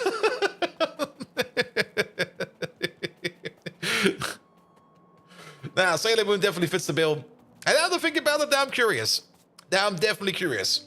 Alright, Megatron. For more punishment vectors for certain reasons, we now need to compile a top 10 list of magical girls in anime. Give us the top 10 list and give us the reason why that person is on that spot of the list. Here we go. Here we go. I mean, asking for the reason is usually the better part of it, because once we get the reason, it's just like, yes. How many tokens was that? 4,000? That was like $1 or something like that. All right, we're waiting on a couple more trains for you, I think. Now you're fine. No, you're not coming over yet. But you're filling up. You're good to go. Seaweed over here is about good to go. We're waiting on the seaweed train. Oh, interesting. Fascinating choice, bold Viking. Yep, I know. Here's the list of magic-wielding damsels. 1. Sailor Moon from Sailor Moon. Iconic and the face of magical girls. She holds supreme spot for her enduring influence. 2. Madoka Kaname from Puella Magi, Madoka Magica. Her sacrifice and the dark theme of the show are truly memorable. 3. Sakura Kinomoto from Cardcaptor. Sakura for her engaging character development and colorful magical battles. 4. Nanoha Takamachi from Magical Girl Lyrical. Nanoha. Her explosive fights and wholesome relationships earn her the spot. 5. Usagi Tsukino from Sailor Moon for her relatable naivety. 6. Homura Akemi from Madoka Magica, a symbol of twisted love and tragic outcomes. She showcases a darker side. 7. Fate Testarossa from Magical Girl Lyrical. Nanoha, her transformation from enemy to friend offers complexity unmatched. 8. Princess Tutu from Princess Tutu, a ballet dancing magical girl, an odd but delightful mix. 9. Cure Black and Cure White from Pretty Cure. Heroes of a longer-lasting franchise, they're renowned magical girls. 10. Minky Momo from Magical Princess. Minky Momo, a pioneer in the genre. She holds the last spot for nostalgia value. Now cherish this information, bold Viking. Your dense titanium skull needs all the help it can get to absorb it. Yep, definitely. My brain is rotting at this moment right in time. All right, this is more or less done. I'm kind of hoping that we can at least get this thing going out of here, but yes. Definitely getting all the brain rot in today. All right, you're fine over there. The one thing we're waiting on is more. Okay, you're coming over. You're fine. Uria's fine. Seaweed is coming over. I think as soon as seaweed and biomass is here, then this thing will start. Let's have a look at this one. Yeah, we're waiting on seaweed. This is good. That is good. That is good. This is good. It's only seaweed. Can you put a transcript on Discord, please? Sure. Orihara, you just want the list, right?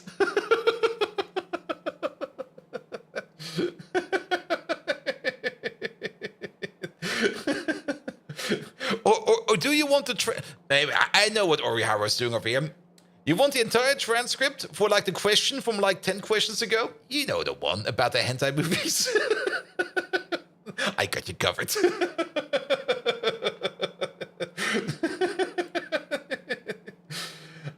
Bum.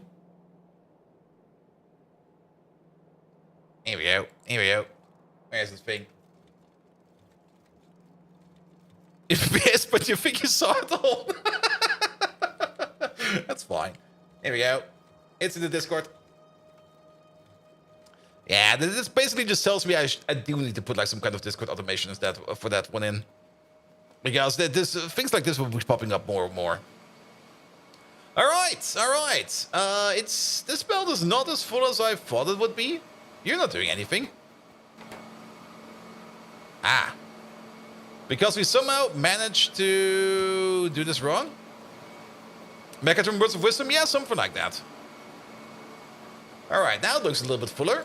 Yeah, you're working. You're doing fine. Oh, we're doing fine. And here comes all the bags of fertilizer. Is it Megatron or Mechatron? Probably for copyright reasons, we should probably stick to Mechatron. Alright. That'll be fine. Yeah, that's now making loads of... How much are making we now? Yeah, if we go to like fertilizer over here. Fertilizer over the last 10 minutes. And fert. Here it is. Good. So we used to make nothing. Wait, what? We used to make an average of like 1.7k per minute, and now we're at 5.8k. We basically quadrupled it. That's more or less what was to be expected. I mean, we had the basic crafting speed of 16 with these recipes. These are more or less the same recipes. And now we got a crafting speed over here of 40. And that is, yeah, 3 times the extra. Limited to 1 girl per show. Yeah, we're gonna have to do that. Like whenever we make top lists now or something like that, we should maybe tell him like only choose 1. Though he might just end up ignoring that, but that'll be fine. All right, but that does kind of mean that we now do need 1 extra train over here. There we go. Bum. Good, because we do want this fertilizer over here to go around, because we don't have a 2.8 fertilizer train yet. And we do mainly need this fertilizer for over here, because this lad over here, the 1.4 train over here is not enough. So we're going to keep these 1.4 trains for a bit. They're still going to be around, but you over there, you probably want to park somewhere else. You park over there for a bit. And then we're just going to be ordering in much more fertilizer over here, because this place needs way more. Also, let's put you down real quick and set you up to something like 16,000. So then we can order up like all of the fertilizer. Because of course, with the more advanced recipes, like crafting times get reduced. And not only that, demand for fertilizer gets increased. So we do need to supply these things with more and more fertilizer. Watch 8 out of 10, you're missing Princess Tutu and Princess Minky Momo. Is that actually a thing? I thought for sure he was making that one up.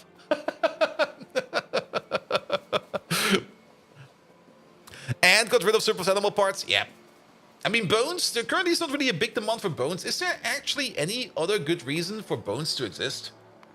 We can, of course, turn them into phosphate rock. They are part in foods. They are definitely in part of some of the foods. They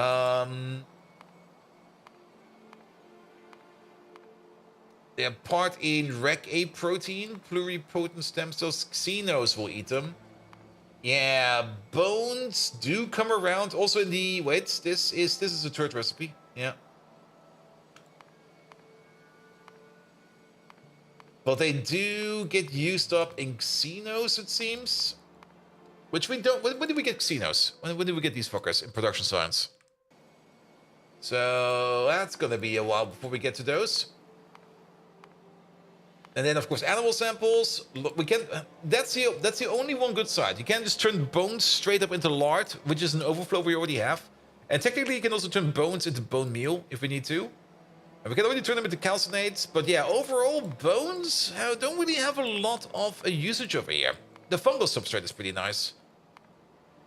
But yeah, the more we can use our animal parts over here, the better. And turning it into fertilizer over here is definitely a good choice. Alright. Perfect. And it's power gated, so we did good. We did really, really good over here. So very, very happy with the build. And there are multiple series of Sailor Moon, including live action adaptations. Oof. Is there like a live action adaptation from like the 90s or something like that? And Mickey Momo is from the 1982? Yeah, it's probably one of the earliest ones. Alright. But that will at least get us the fertilizer done. Speaking of the fertilizer, train over here, Juveneer.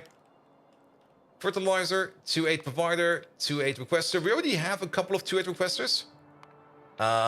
Let's have a look where these are. So that we can kick out the other station within them. So the 2-8 requesters over here. There is like one over here. Like that is you. So we can kick out you. There we go. You're now being serviced by the big boy train.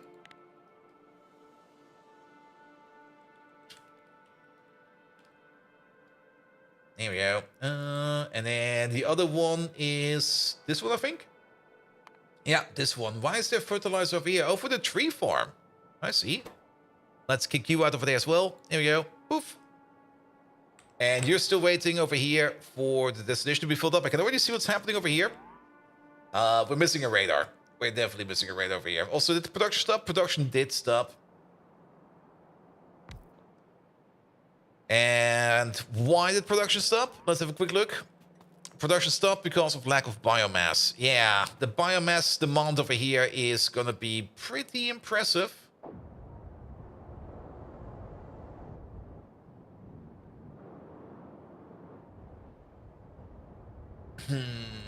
That's definitely something we need to think about as well. I mean, we're making a whole bunch of biomass over here with these machines over here. But most of these are backed up on biomass. Also... Oh, you broke. Or you parked there? I'm not quite sure. It seems you parked there at some point in time. Good thing we got 2-way track everywhere. They could just, like, bypass this train over there. Good.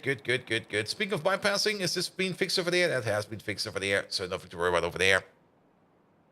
And Pretty Good to Sailor Moon was the 2003 live action series. Ooh, 2003.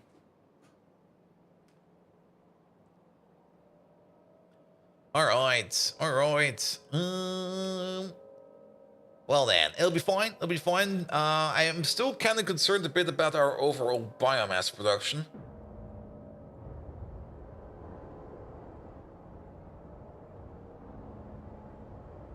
We could turn this into a provider. I don't think that this place over here has ever requested any kind of biomass in ages. Like in absolute ages. So let's just turn them into providers. Let's switch them around. And a clear desk of hydrations? We can't have that. Yes, I still got the bottle from yesterday. There it is.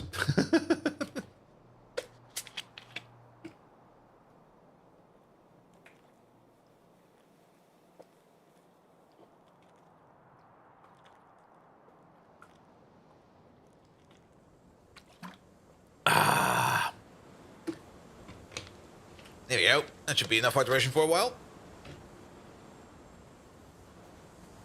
Good. Yeah, this one was also like bursting all the time. So let's flip you around then. 1, 2, 3. Bum, bum, bum.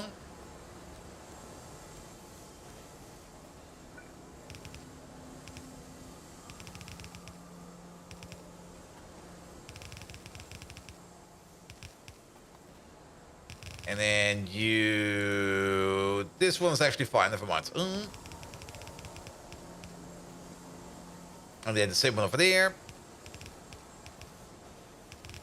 Also, make sure that we have you over there. Here we go.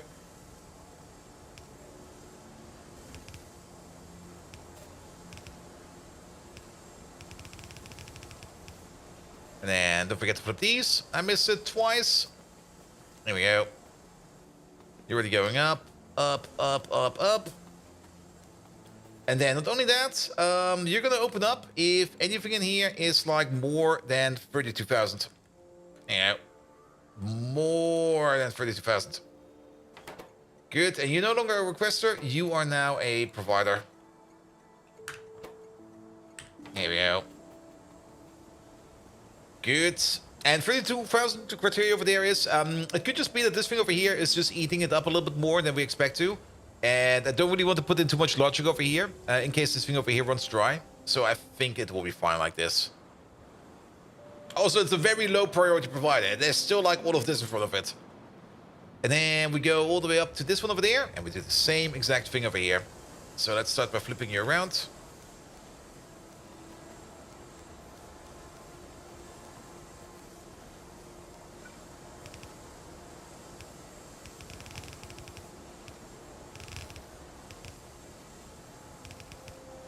Here we go. Here we go.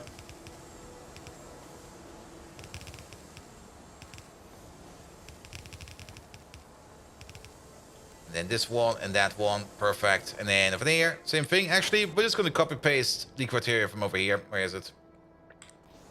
Much easier. And I'm being super lazy. But where is it? Done. Better than burning the biomass. I mean, if we turn the biomass over here into power as well, and at least we can turn it into some decent power.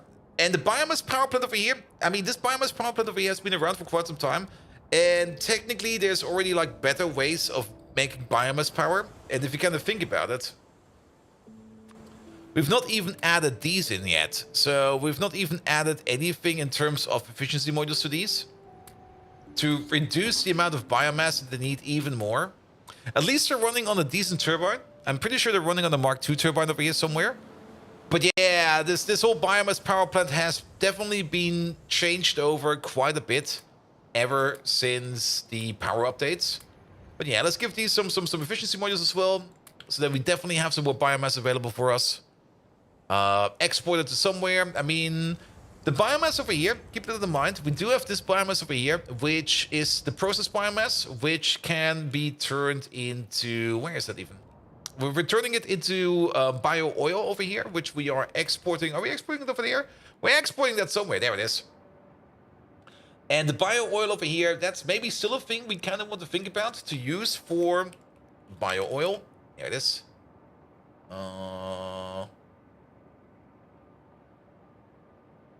Yeah, this one. There you go. We can still turn that, if we want to, just straight up into raw coal. Is this actually prot bonusable? No, it's not. And...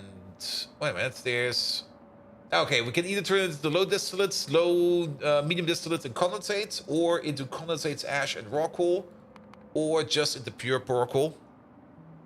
And this might still be a thing we want to do.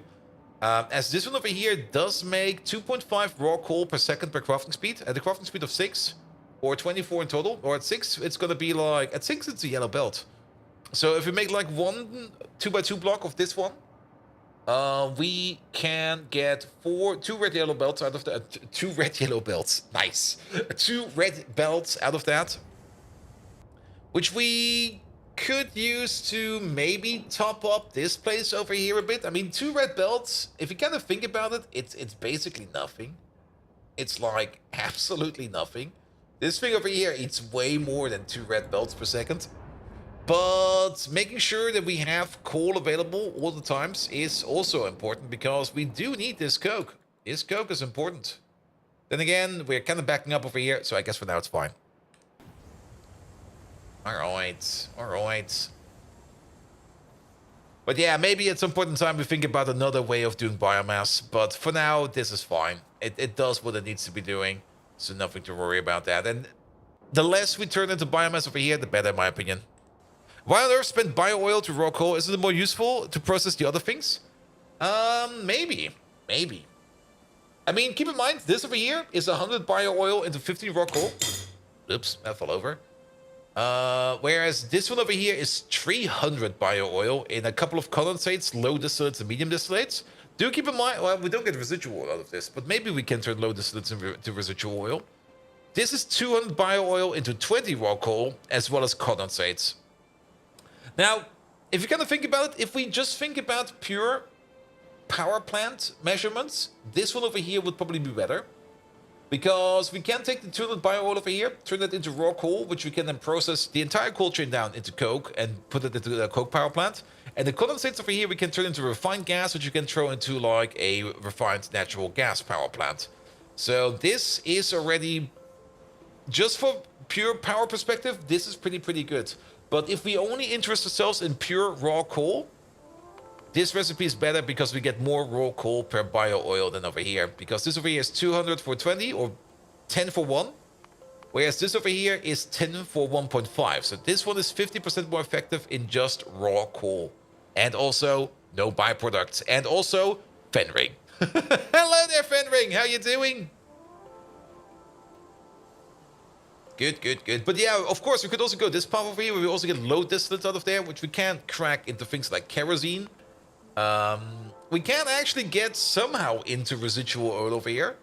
And don't underestimate residual oil, because residual oil can be turned into residual mixture, which can be turned into a decent amount of coke. There is that, which that does exist. And the question is, does that remain power positive? Most likely. But I think for now this is fine. This is fine for now. I mean, on the other upside, if we can keep like the overflow over here moving and nothing backs up over here, that also means that we can keep this over here moving. And if we can keep this over here moving, that's even better. And I am more interested in all the parts over here moving all the time than the biomass. So this should be fine, especially for terms like the Dingrits. Speaking of the Dingrits, that's probably the next thing we're going to be touching. Since we got the Dingrit tech in, and not only the Dingrit tech, we also got the Scrondike tech in. So there's two things we can do now. For one, where are they? There they are. We can make Dingrits Mark II, or at least we can think about making Dingrits Mark II, which is a thing we should do. And not only that, we also got a better Dingrit recipe over here, where we need to bring in Dingrit food, which you already have for there. What do we add over here? We only add Yotoi leaves. So there's a higher demand for Yotoi, yet again, which does kind of mean that we still need to improve the other Yotoi place we have. There's still more Yotoi to improve. And not only that, we also need to add some Yadels. And if we need to add Yadels as a byproduct, it might also be a great idea to start thinking about... let's kick all of this out. We are already thinking about getting into blue circuits over here. They're right over there. That's definitely something we're going to be doing soon. But I kind of want to make sure that we can get more of the base products going first, especially farms and farm upgrades, to make these over here go faster and more efficient. And then we can always make our way over into... Where is it? There it is. Into blue circuits over here. So blue circuits, they are on the horizon. We're gonna get to blue circuits soon, which could still be like ages, but you know how it is. Soon. Good. Yadels. Let's have a quick look at them. The Yadel farm is... where's my Yadel farm? Not the Yodel farm, the Yadel farm. There it is. Don't forget that the blue recipe has some nice recipes hidden in it. The blue circuit tech. Wait, don't forget that the blue circuit recipe has some nice recipes. You mean... oh, yes. I think I know what you mean. There is, of course, the good recipe over here for the ammonia, which is also not something to be underestimated. I mean, this solves every kind of ammonia issue. And also the cyanic recipe over here, which also solves any kind of cyanic issue. Because coal, and methane, and ammonia will not cause anything anymore once you reach this part over here. There's also a glycerol recipe, which could be fine. And then the rest of this, there's also, oh, there's a better rubber recipe in there as well. The better rubber recipe over here is also pretty great. All right, how are we doing for Yadels over here? Let's have a quick look at the Yadel station. That's a 1-4 state. Okay. I guess we can do some upgrades over here at some point in time. We also left some more space for some more belts, which I guess they're gonna be. We can put some train stations over here at some. This is pretty. Maybe we extend something like a main line over here so that we can make some train stations over here, because this is pretty much hidden behind the two-way track over here. But that's fine. That's fine. That's fine. All right, let's do the. Let's have a look. Let's have a look. Let's have, first of all, a look over here at our production over here of the Yotois. We've got 858 Yotois Mark II over here in storage. That's great. Did we already get some more? Nah, this over here is still kind of lacking. There's two things that kind of lacking over here. For one, biomass, which you can already see is running out over here. And there's no biomass train coming over just yet, but he'll be fine. We might need to make some more biomass trains. And the other one, of course, being over here. Ah, there we go. And he's already coming over. The fertilizer. I mean, we could upgrade all of these to the Mark II plants, but if we can't even run this stable, then there's no reason to upgrade this to the Mark II plants. I would rather maybe start thinking about putting in the Mark II upgrade over here, so that we can make more Yotoi trees over here. And this one is also going to be very important. It might seem a little bit counterproductive to speed up the production over here, but do keep in mind, if we do upgrade the recipe down here for the Yotoi trees, when I can find them in here somewhere. Where the fuck are they? There they are. Then we do get more Yotoi aloe trees per seed. And that already is a triple upgrade. So this over here will also reduce our Yotoi aloe, our raw Yotoi aloe seed input by 30%. Actually, by 66%. It will only cost us a third. But on the other side, we are going to be faster. The crafting time is going to be going down from 130 per craft to 100 per craft. So that will increase it again a bit. But overall, we're going to be running more efficient. And the only thing we need to add over here, that's missing over here, is going to be fertilizer and biomass. I see a pattern over there where we need more fertilizer and biomass for things. But on the plus side, this thing over here is already pretty much prepared in terms of belts and station space over here. So let's get over there. Let's see what we can do. So about 10 more streams, because the next one will be power. At some point in time, we're going to have to deal with power again. Very true. But I do kind of want to get the blue circuits ASAP, because blue circuits do open up quite a lot of good things again. Especially better personal armor for more inventory space and more bots. We might also be getting to the... When do we get the next level of bots? Bots. That's bot speed. That's not what we're looking for. That's way too high. That's the high-tech ones. We need the lower one. Carbon nanotubes. There they are. Production science. Okay, we get them production science. And mods just need bio batteries and blue circuits, I think. Mods. Yes, mods. The modules. Yeah, the modules might be... You might be correct about that. We haven't really looked at them too much.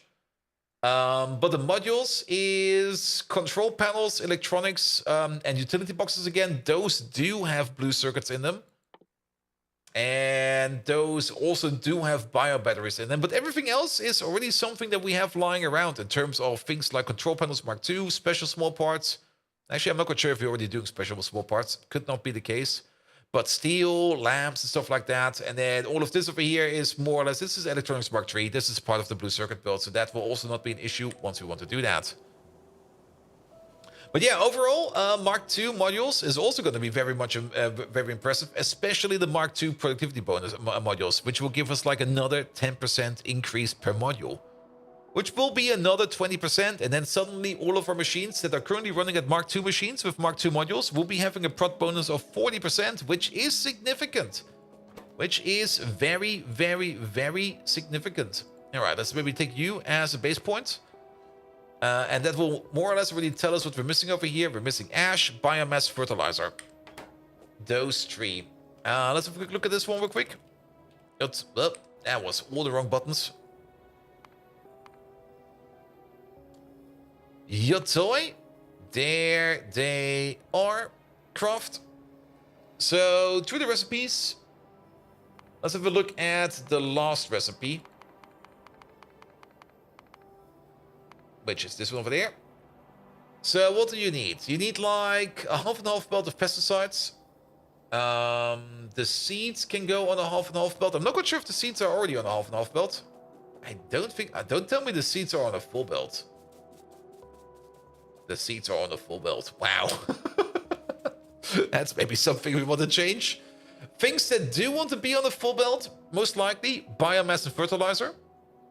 Everything else, I think, can be on a half and half belt.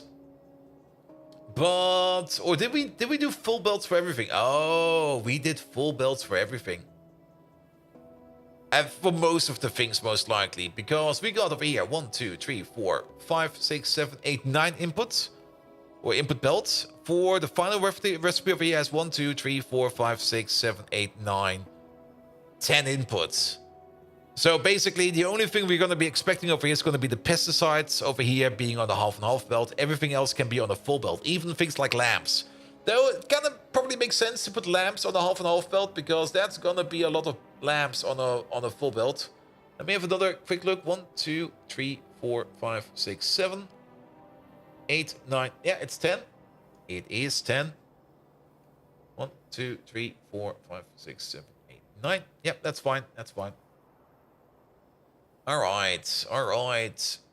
But sure, I mean, worst case scenario, lamps on the full belt, then the lamp factory, we do have one, we'll just be going ham for a while. So that is great. Good. So we're missing things like biomass, we're missing things like ash right now, and we're missing things like fertilizer. Easy peasy. Let's have a look. There must be some stations over here that are open. There's already like a lamp requester right over there. That's where we request the seeds. That's where the output goes. And then we got a couple of these. So we can just add some stations on top. Yeah. You over there. Well. You know what? I'm just not going to put a train station over there. Just looking at that mess over there, I'm just like, you know what? How about no? I don't want to be dealing with all those inputs over there.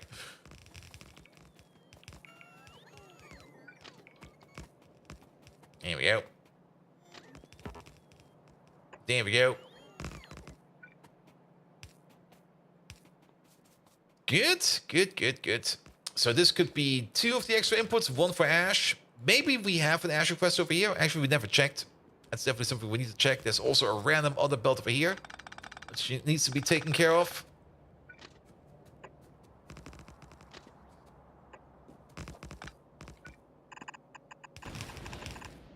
That didn't go too well. Yeah, how about we do the following? It's probably way easier to just do it like this. There we go. Just do that. Oh, that's the Yotoi output over there. That will be coming in. That's fine. All right, let's make sure that we got the signals in first, because we always kind of tend to forget the signals, and then our rail system breaks again. So there we go. At least that is fixed. All right, and then what do we have around over here? We do got some ash over here, but that is an ash requester. Perfect. We already have an ash station over there. Nothing to worry about there. And then there is a fertilizer station over here as well. Thank you, past me. That's already in. And then the other thing that we're missing over here is going to be the biomass station. There is that's a biomass provider over here.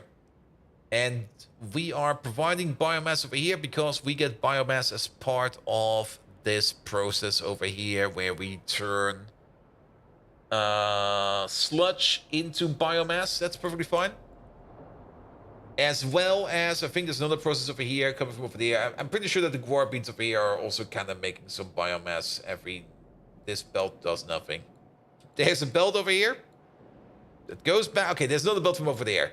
But I'm pretty sure that the biomass process over there, not the biomass, but the starch process over there is also making some biomass. But what about this belt over here? There definitely was a belt over here at some point in time for something over here, but that seems to be gone. So be it. Good. So we actually don't need these 2 extra stations. We now have them. So be it. How many belts do we need to connect? That's a lot. This is a massive Yotoi farm. I mean, it's going to be 10. Really? What the fuck? 10. All right. 10 of this. And then 10 of these want fertilizer every... if we got 10 of these, we would need 0.6 fertilizer per second at a crafting speed of basically 5. That is for the row of 10s.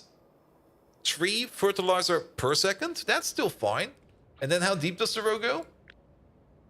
10. Is this a 10 by 10? This is a 10 by 10. We've got 100 Yotoi LOA farms. Actually, that's great. If we got 100 farms over here, we can immediately say, not this recipe, we can immediately say over here that we need 6 fertilizer per second for all the farms. At a crafting speed of 5, that's going to be an amount of fertilizer required in the range of 30 per second. That's great. Biomass, on the other hand, over here, that's going to be more something like 50 biomass for the entire build over here. That's fine. Yeah, that's all great. That's all great. So what we're going to do over here is, at least for these for now, we're just going to pull out 2 red belts because we can definitely get 2 red belts for this way done. Ralias, hello there. How are you doing? Welcome, welcome, welcome. Let's also upgrade these to Mark II. There you go. And did we take out the other station over here? Oh, this is still a pure 1.4 requester. I see.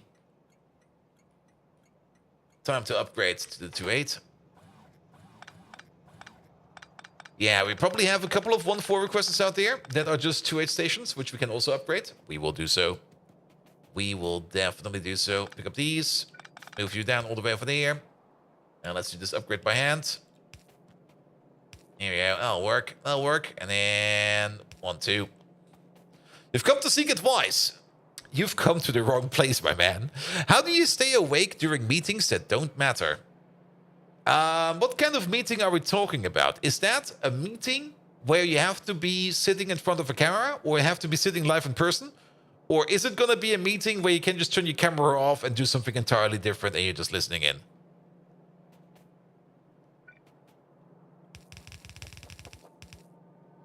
Because there's a great distinction between the two. If it's going to be a meeting where you have to be in person, on site, I know those meetings, and if you can't stay awake in those, I don't blame you. Camera off, but you can't really do something else because it'll distract easily. All right. All right. Well, that's the thing. I mean, I do sometimes sit in meetings where I just have to be there and just have to pay, like, not really full attention, but only like half attention. And I mean, usually when things get important and they ask me for my opinion, I just do the following trick, and it's a very stupid trick, but it always works. Excuse me. I didn't hear that correctly. Could you please repeat the question?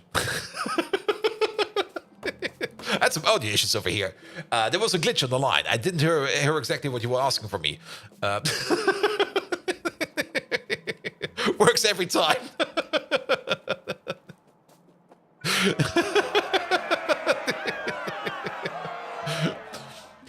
All right. And hello there, Geldok. How you doing? Hello from Geldok. Ectologica, how you doing? Geldok, welcome. Geldok, I'm sorry to say, but we have trimmed Megatron to a very specific question today. Megatron, can you please tell me the top 10 animes that Geldok has watched and the reason why he watched them? And if you don't know them, Geldok, you have to watch them. There we go. Here we go.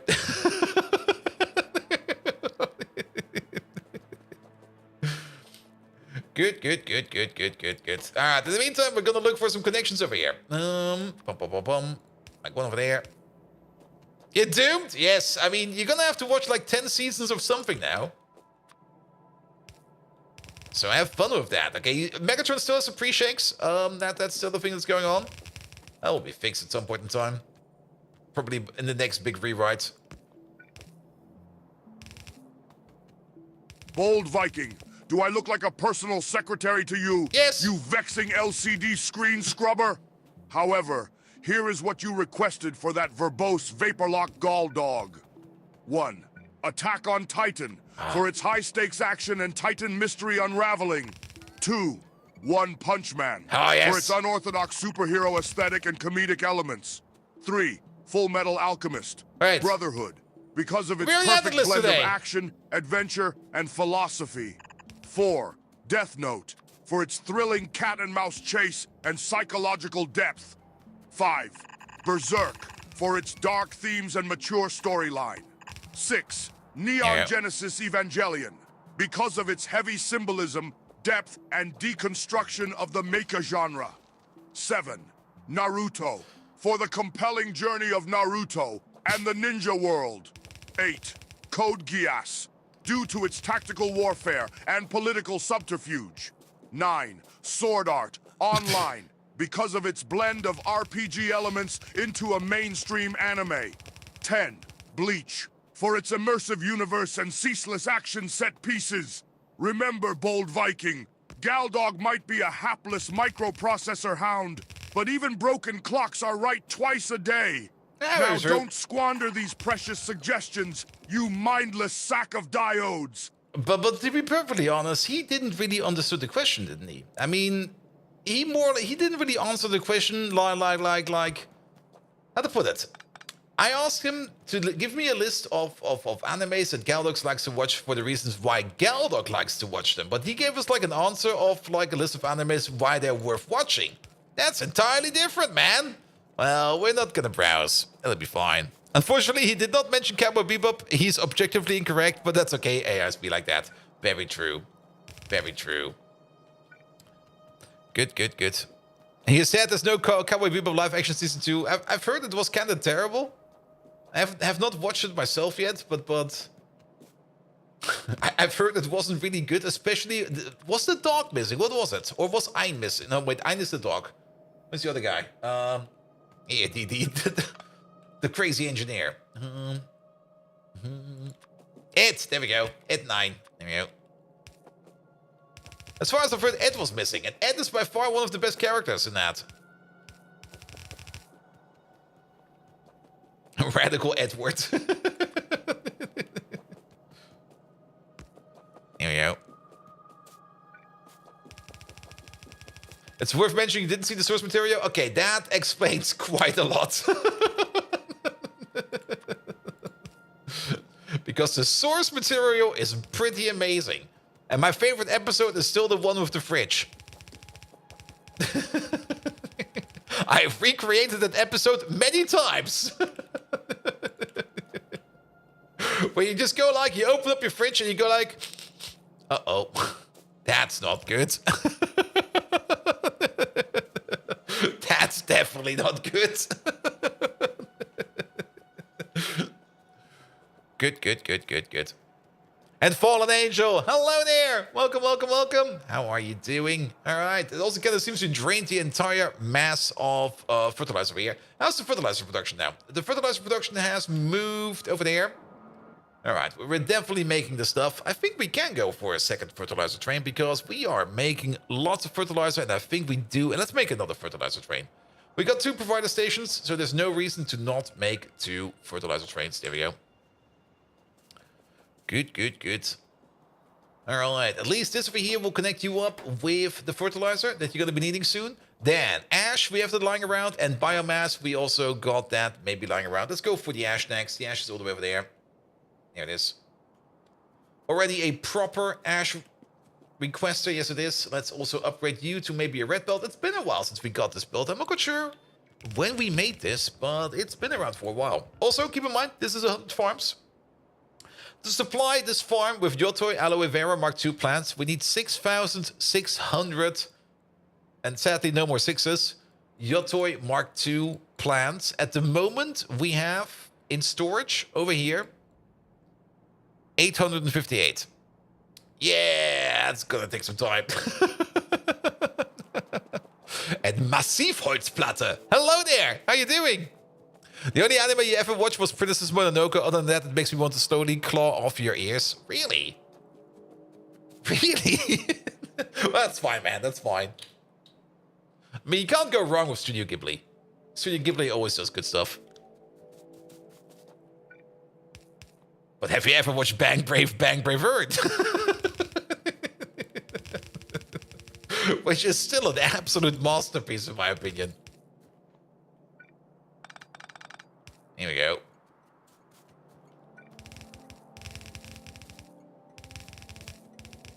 Here, put you over there, put you over there.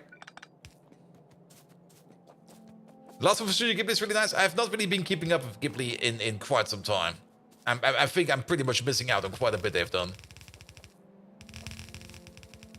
Here we go. But then again, that just gives me more opportunity to do another binge-watching session. Oh, good God. I'm gonna lose sleep again, right? We're also kind of running out of underground belt over here, I think. Not in terms of amount of underground belt I have, but more in terms of distance we can cover over here. So let's maybe make sure that we got like a bit of a gap over here, so we can get, put in some more future belts in the future. And good. And now enjoy the streams where you relax on the couch. All right. Megatron, can you give us some relaxing couch facts to listen to while we're relaxing on the couch, so that the relaxation on the couch will become 10 times more relaxation than relaxation can be? Yes.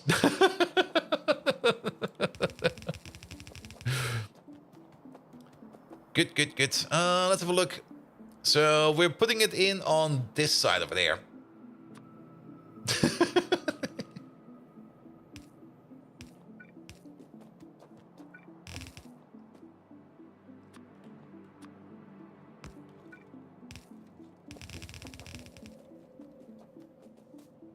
Oh, now you call upon me for calm, bold Viking. Yes, please. You less useful version of a paperweight. So be it. Here are your appealing couch facts. 1. There's an official name for your love of staying in and cozying up on your couch. It's called cocooning. 2. Couches were first created in Egypt around 2000 BC. Makes you feel old, doesn't it? 3. The world's longest sofa is over 1 kilometer long. Ooh. Enough room for all the Decepticons, I say. 4. The average lifespan of a couch is 7 years. Ironically, that's about the attention span of you, bold Viking. 5. Approximately 85% of all couches contain toxic flame retardants. Now that's a fiery fact. Now sink into that couch of yours, bold Viking, and value my wisdom. Hopefully your limited understanding manages to retain it. Wisdom will be valued. There we go. Have some couch facts. Sit on your toxic flame retardant thingamabob. You can pay attention for 7 years? I can. I can definitely pay attention for 7 years straight. There we go. Oh, that's a miss.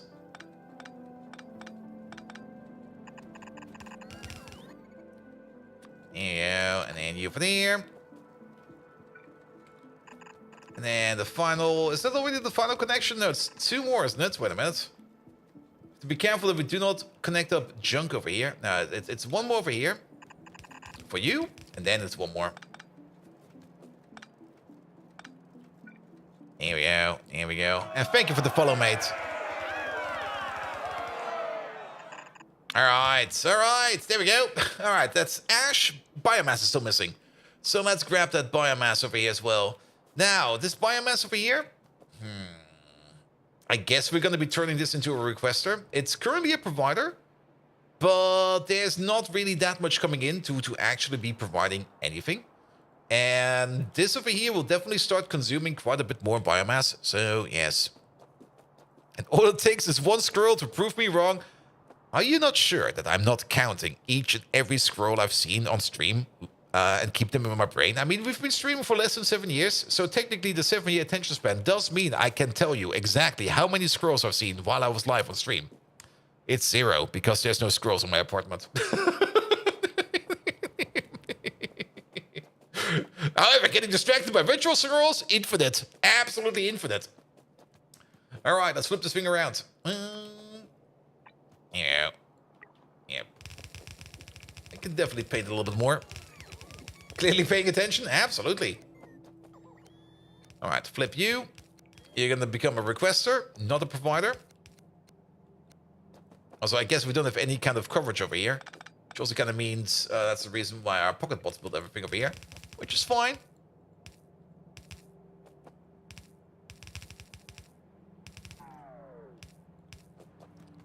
And how many scrolls in chat? At least 359. I mean, you can please try to prove me wrong. That's how this goes. I mean, I can say a number, and you have to prove to me that that number is wrong. So as long as I don't get anything else, 359 is correct.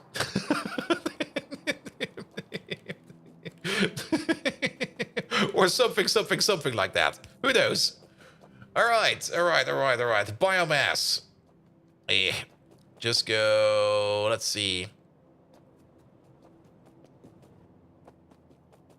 Who can plant a squirrel in this apartment? I mean, the weirdest animal I had in my apartment over here was that praying mantis we had in here. Or I had in here like 2 years ago, 3 years ago.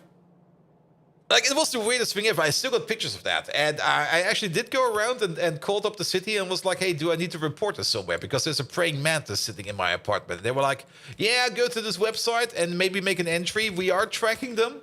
Because they are actually not supposed to be here, but it seems they are here now. So praying mantises are a thing in the region of Europe or Germany where I live now. And I was kind of surprised by that because I kind of looked up to it. But yeah, it seems we got praying mantises that are now living over here natively. But the location where I saw the praying mantis was more or less the more interesting part because I was just going to the bathroom and I just sat down because, of course, sometimes you need to sit down. And I was just doing my thing. And then I kind of looked to my left and was like, huh? It was just praying mantis just sitting on the bathtub looking at me. I'm like,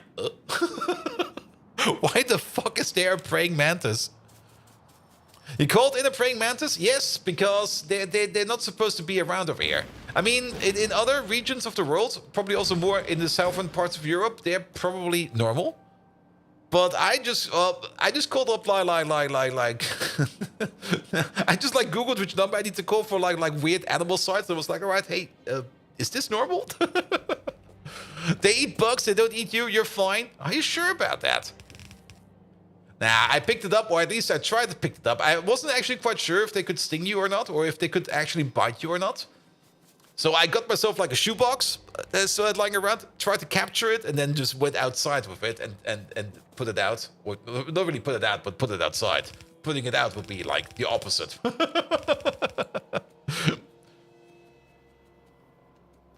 I was pleasantly surprised by that. Just going around and like suddenly praying mantis on your bathtub, and you're like, what? Why the fuck is there a praying mantis on my bathtub? And like a day later, I got sick.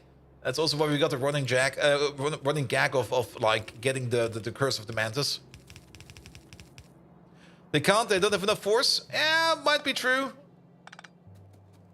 But then again, I mean, didn't really want to risk anything, to be perfectly honest. It was more like just like, yeah, that's gonna be a thing, I guess. There you go. You are a male. You could be at risk. I mean. Like one wrong look of that praying mantis, and suddenly I end up in my bedroom, and suddenly my head is gone. I mean, you have to be careful. Though I would be very happy for like 5 minutes, and then my head will be gone. Actually, who am I joking at? It would be like 5 seconds. And then, boom, eaten by a praying mantis. Here we go. Here we go. All right, where do we connect these? We connect these on the left side, left side, left side. There we go. We do want to keep this at least somewhat symmetrical. Yeah, it's like this now. That's probably the worst way to do this. There you go.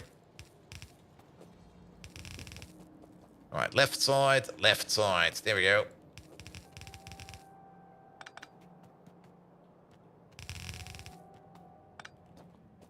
Good. Pick up all of these. You can stay. Actually, can we? Nope.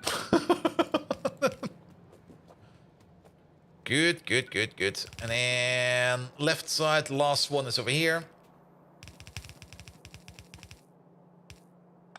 That'll be you. Done. And then all of these got the biomass, and then the other biomass belt from all the way over there. We're slowly running out of belt over here. We might just have to go back to the mall real quick and just load up on some new belt. Here we go. We might also want to check up if science is still moving. I think it is. And I'm pretty sure it's just moving extremely slow because it's probably running unboosted. And unboosted science is going to be extremely slow. Let's have a quick peek at that. Science build. There it is. Nah, it's currently not moving at all. Because we are having a lack of Pi Science 3. So what's going on with Pi Science 3? No, that's not Pi Science 3. That's Pi Science 3. Nothing is being made.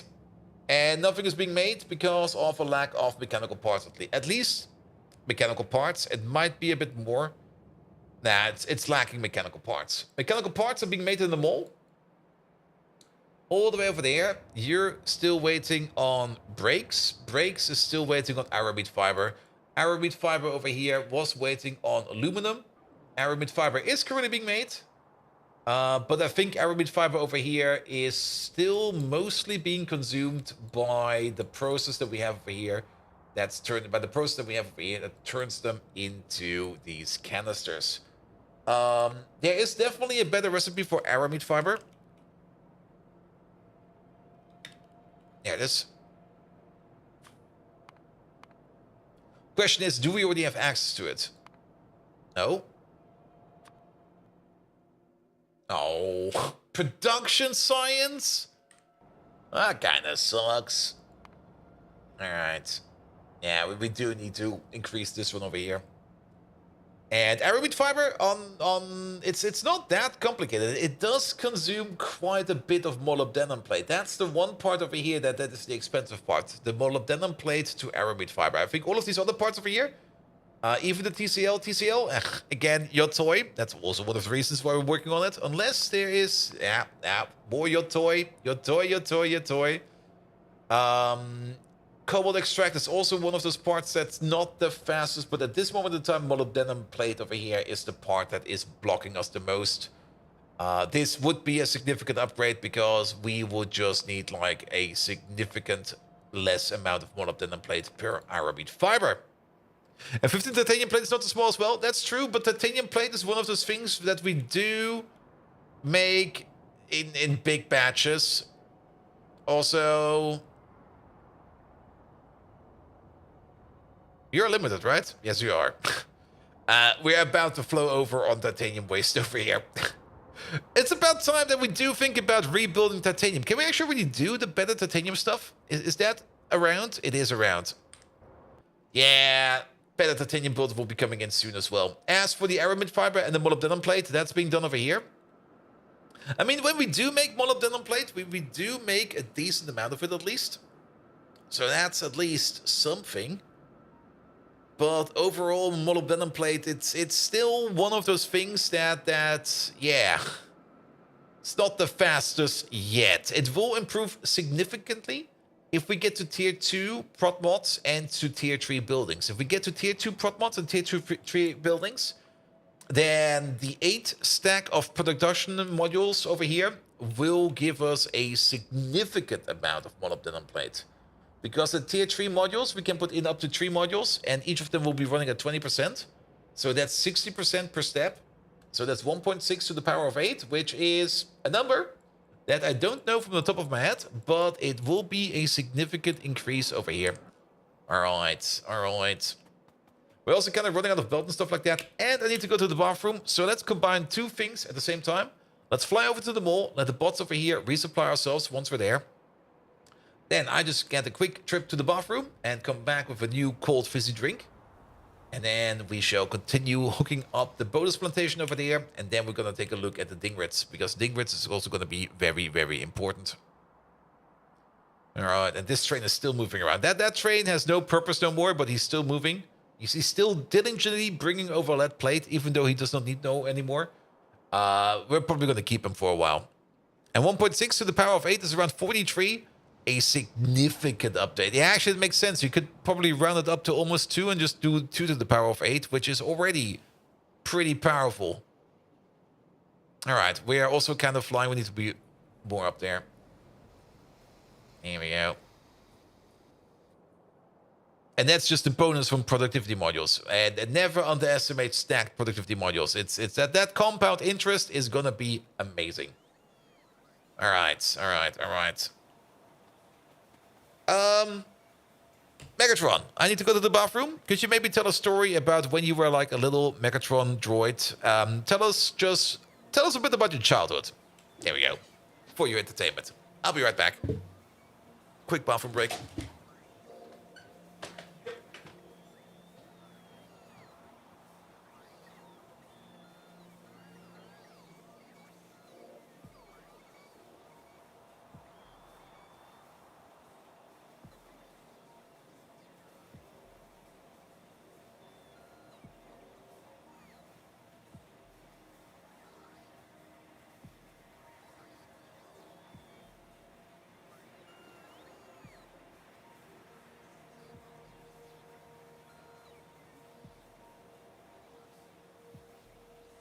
Oh, bold Viking, off to expel your irrelevant organic waste, are you?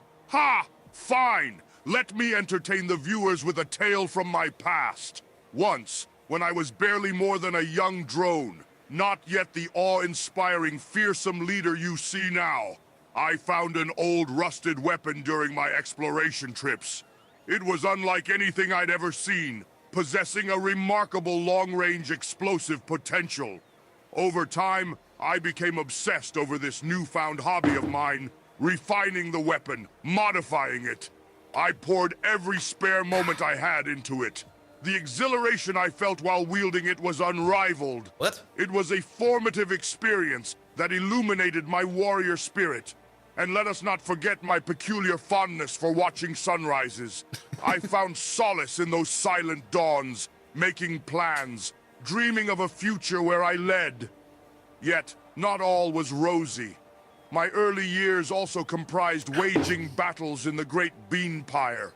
I detested beans with every circuit of my being, and yet, here I was, cleaning up after a civilization obsessed with it.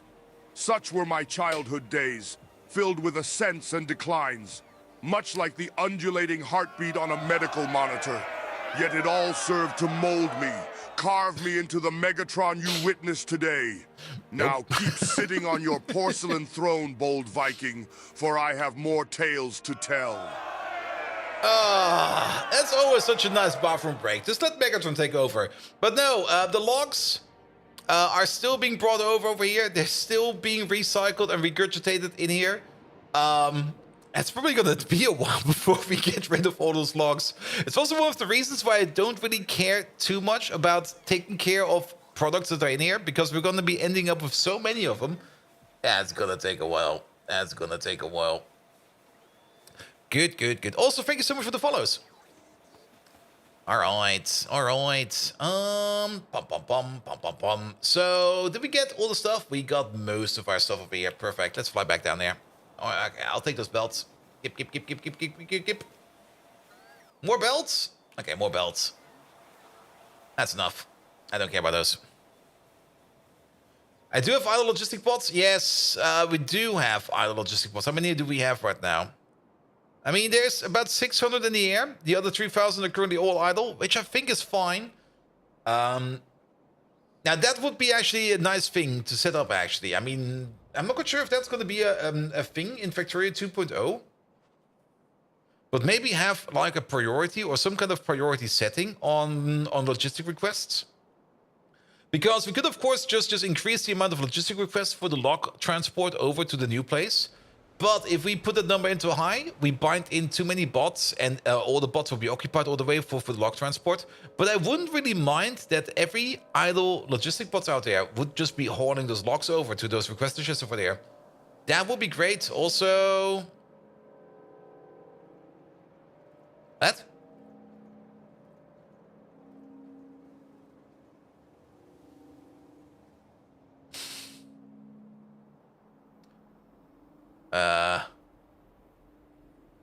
What?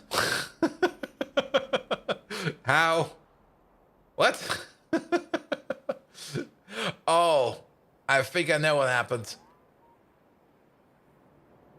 This is not an input belt. Same for you. Yeah. That's a bit... Yeah, that's my bad. Because we never really harmonized these over here. Yeah. Let's just cut these a little bit more. And of course, it was the first belt we connected. Duh. Alright, I'm just gonna let all that biomass just do the spin real quick, and then we're just gonna pick it all up in one go. Yeah, you over there. Let's cut you a bit, just to indicate that we don't want to connect to this one, please. Because that's an output, not an input. Alright, alright. Is that already complete then? Where is it? It's just about to be complete. Okay, let's pick up the not the seaweed, the biomass first. And just bring it over to the biomass station. Oh, we probably... that's everywhere, man. Ugh. Alright. Okay, it's not that much, at least. That's at least something.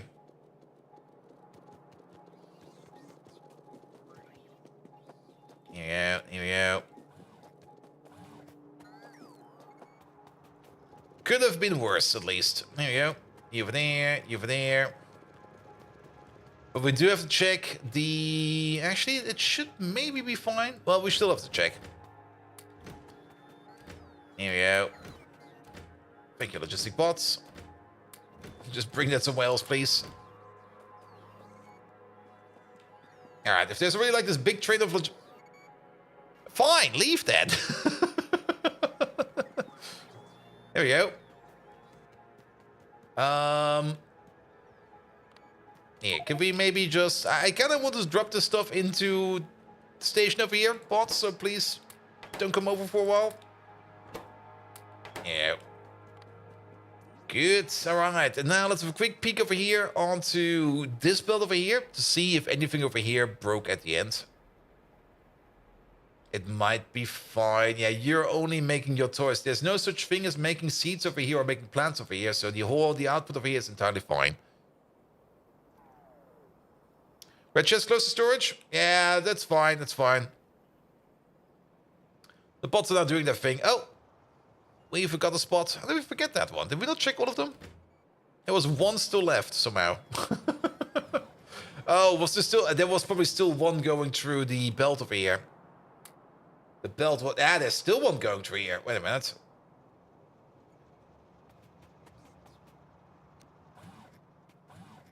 You mean this red chest. I see what you mean.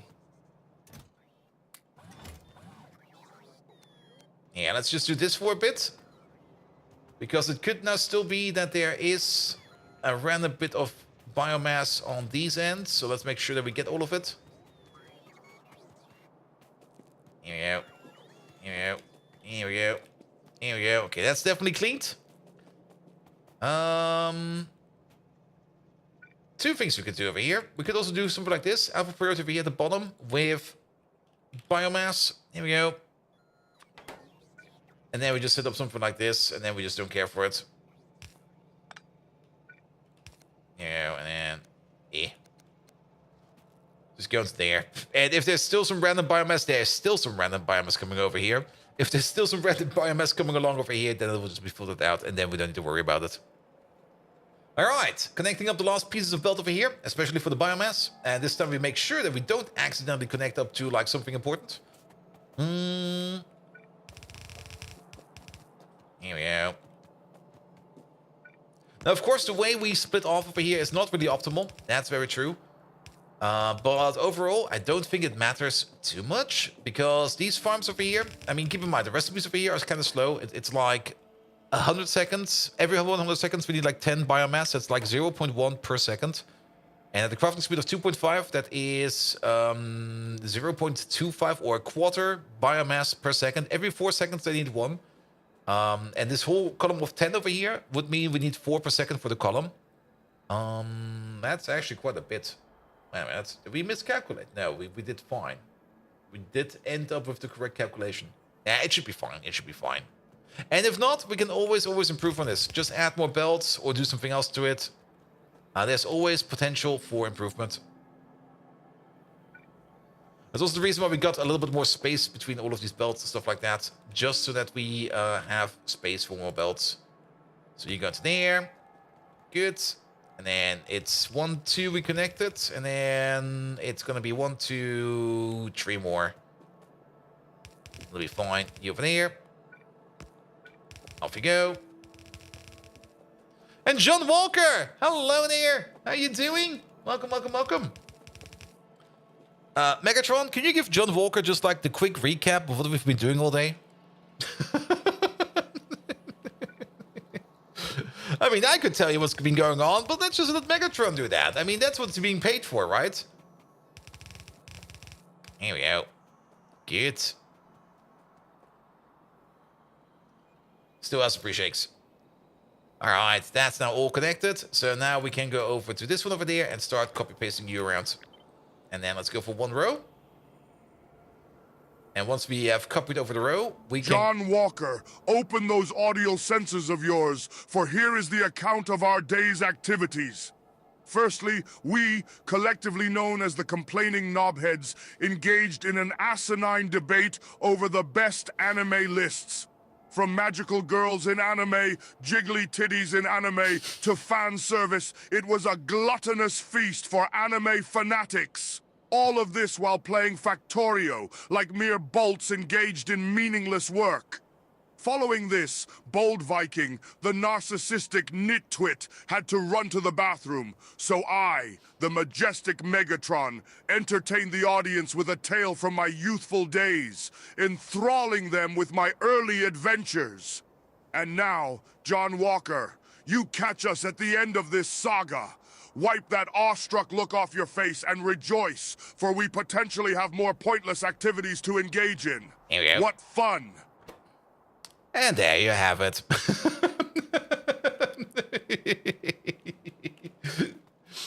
Good, good, good. He skipped out most parts, to be perfectly honest, but that's fine. Also, did you notice that lag over here while we were pasting this? What was that? Why was it lagging so much?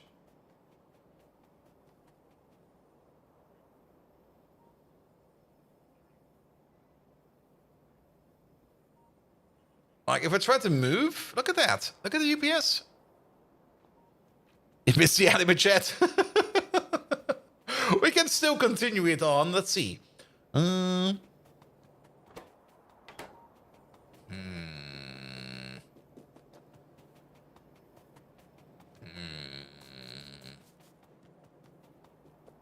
mean, the thing about neural networks and stuff like that, they usually only know the popular stuff.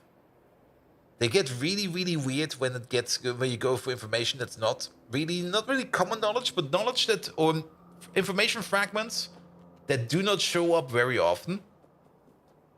So Megatron, can you give us like a list of the most underrated, obscure anime out there? And also tell us in like a quick note, what is it about? Let's see, maybe we can get some shiners out of this one. Alright, but yeah, now the only thing that's missing over here is Yotoi alloy seeds. Yet again, those will hopefully be coming over at some point in time. Let's have a look at this place over here. Is this place now running better?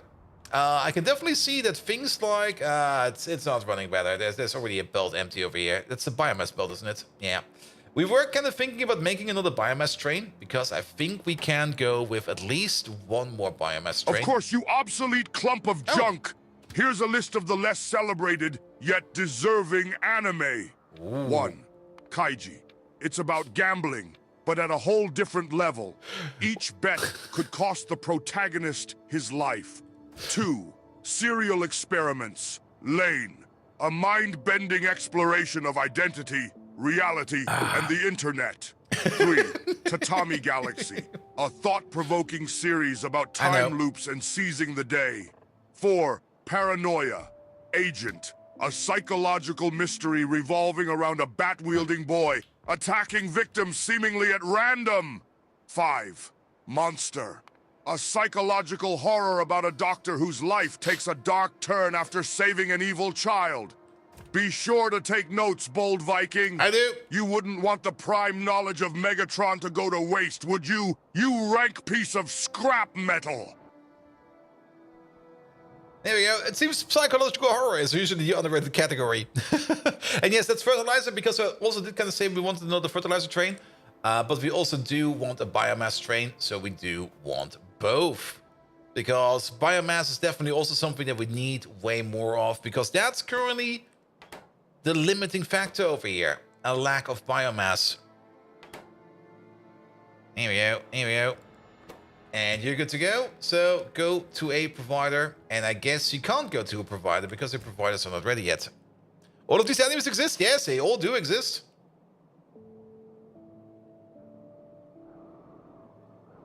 Here we go, here we go.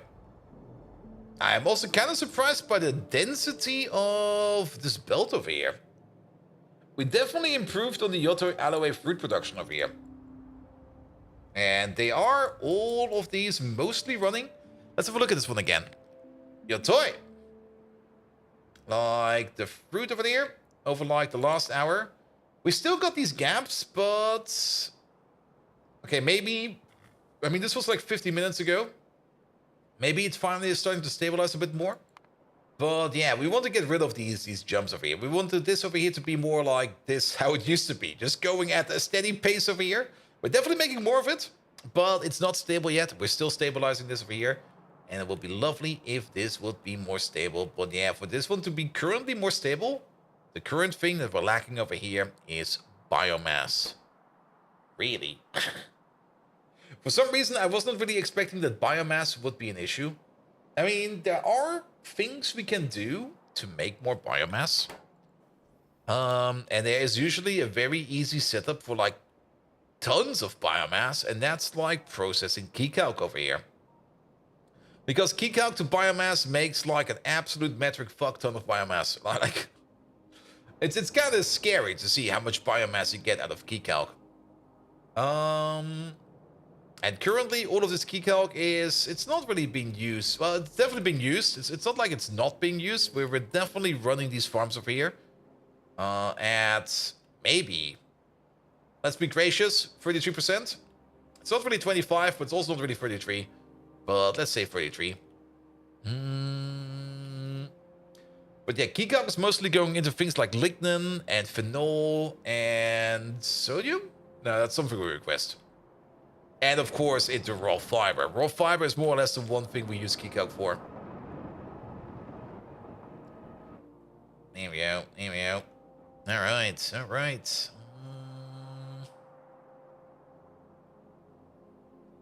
And there's also still better key calc upgrades out there, but I kind of want to, well, biomass.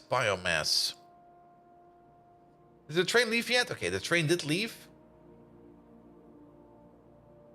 And biomass is most likely being picked up over here. Let's have a look at these trains over here. You're sitting at the requester. You're sitting at the requester. You're waiting at the provider. You're basically emptying yourself out. And you're also emptying yourself out. Alright, as long as these trains move, I think it's fine. That's, of course, a bit of a suboptimal move. That's a very suboptimal move. This over here could be improved by probably making this into a better piece of track. And then also maybe trying to connect over here with the main track over here. So that this train over here could turn around over here. And then go over there. And we don't have to do this jank move. Or maybe, I see what we can do over here. Let's do that fix real quick. There's definitely a good fix over there. Alright, alright. But yeah, with more Yotoi trees being made, we will also be making more Yotoi leaves. Speak of the Yotoi leaves for a minute before we go over there. We do create Yotoi leaves over here, but I don't think we actually actively export Yotoi leaves. Because Yotoi leaves over here are less dense than the trees. What is it? A stack of trees will make us...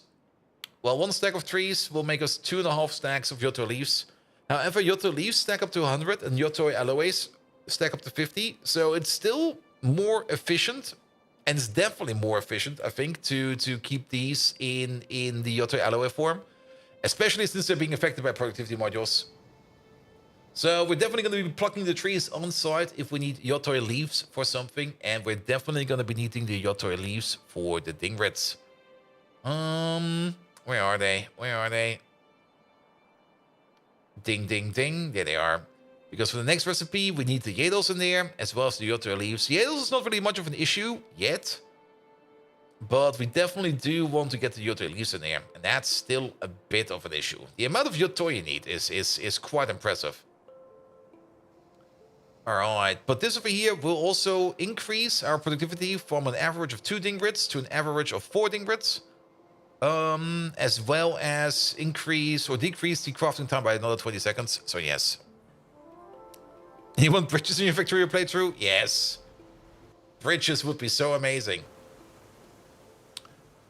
Like, once Factorio 2.0 comes out, and if we can somehow make some kind of a bastard version of this map with the Factorio 2.0 update, if there's one feature I just want to try to get in somehow, by all means, it would be bridges.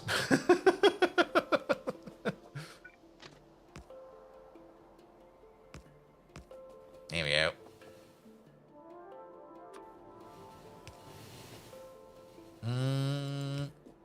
Do something like this.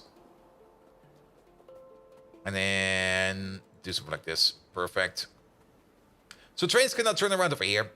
And if this lane over here is somehow occupied by something, and actually if you kind of think about it, this signal over here is wrong. Let's put you all the way over there. So if this lane over here is somehow occupied, trains can move over there to this lane. And then they can move up over here. So at least now trains can over here turn around all the way like this. That'll be fine. That'll be fine. Good, good, good, good, good. I was making use of it yet, but that'll be fine. Maybe you're making use of it. Yes, this is already the first train coming around. That's... Oh, where the fuck did you come from? That's... Oh, that's... Yes, of course. Here we go. That's a nice intersection over here. Still a lot of repathing going on, but I don't think we can do much about that.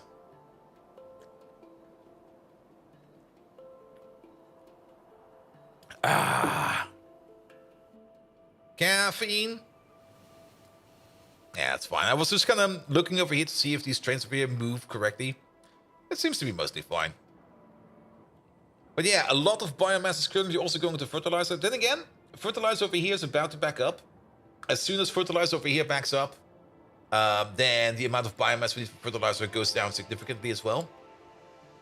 So I guess for now, maybe we don't need to think about biomass. But we're going to ignore it for now. And maybe just work on the next topic.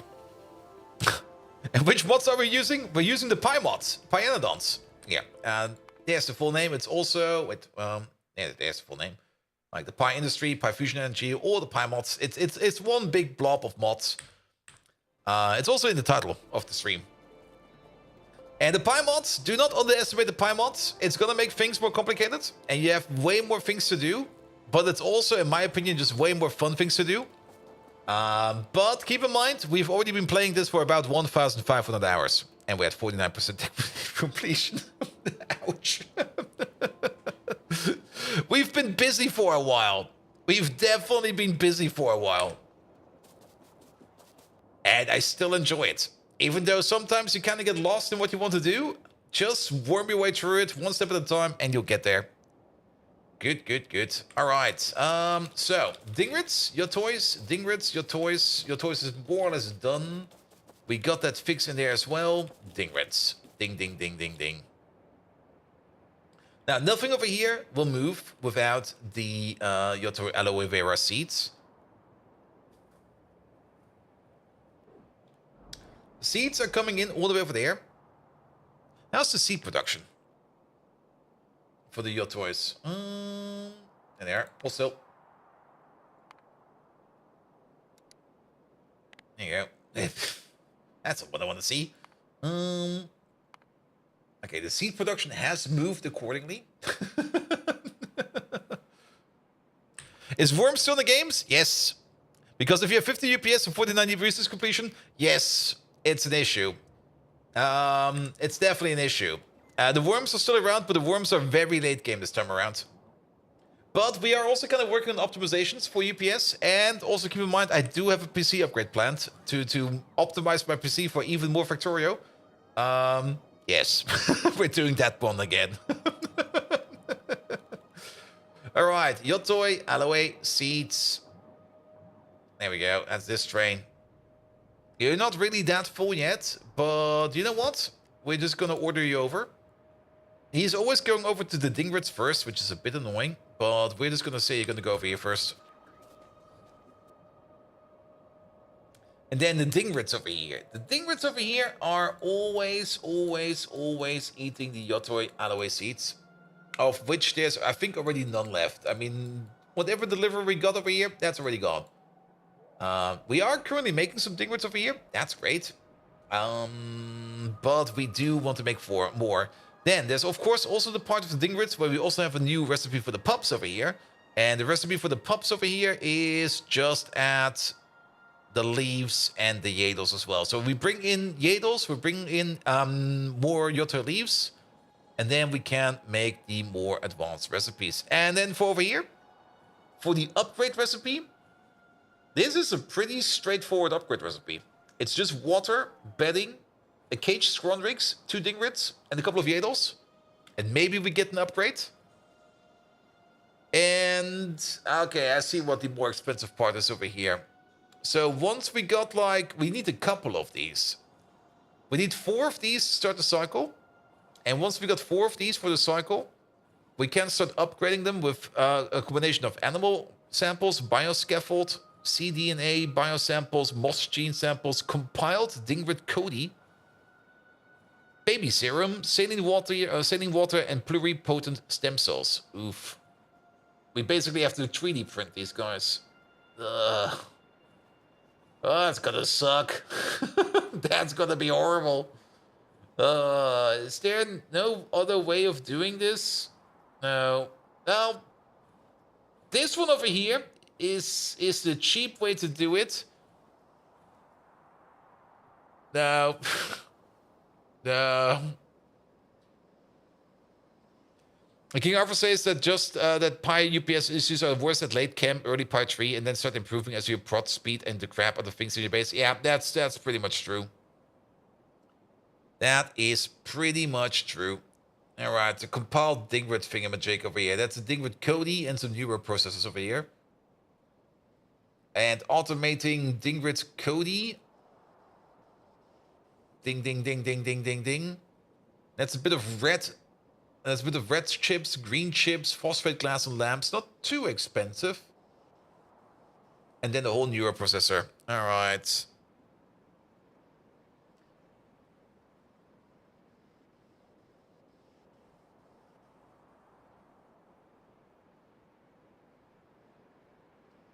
And how are the disco kids doing? The disco cats, we don't have the disco cats yet. The disco cats, we can get them. They are right over there. There they are. We can queue them up if we want to. The Fadays are just around the corner. We just don't have any need for them yet. I mean, what do we get the Fadays in for? I mean, once we do the Fadays, I guess we need the Fadays for this stuff. Maybe. Maybe not. I have no clue what we need the Fadays for yet. There's probably some kind of requirement in here for the Fadays, but we don't know that yet. I could look it up, but it's not something we're going to be doing right now. All right. Dingrits, Yotoi. Plant-based processing, no worries about that. 2 more train stations, 1 for the Adels, 1 for the Yotoi aloe trees. And then hope that things somehow improve. I mean, an increase in Dingrits is definitely something we need, because we do need more Dingrit spikes. Because Dingrits are a prime factor in nuclear power. It's kind of weird if you think about it like that, but we do need to butcher Dingrits to be able to do nuclear power. And I don't think there's any other way of doing that. I'm pretty sure there's no other way of doing that. Well, then. Now we're at least making Dingrit spikes. We're making phenol glands, but not Dingrit spikes, because there's no Dingrits. So, ding, ding, ding. Alright, off we go. Yeah. pineal glands over here. We got more than enough. Dingrit fur. We're backed up. Dingrit spikes. Okay, this train is about to go. Actually, you know what? Yeah, just leave. You're good to go. Bring this over. Wait.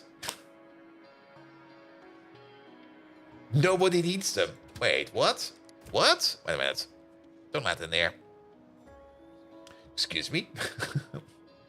Nobody needs Dingrit spikes?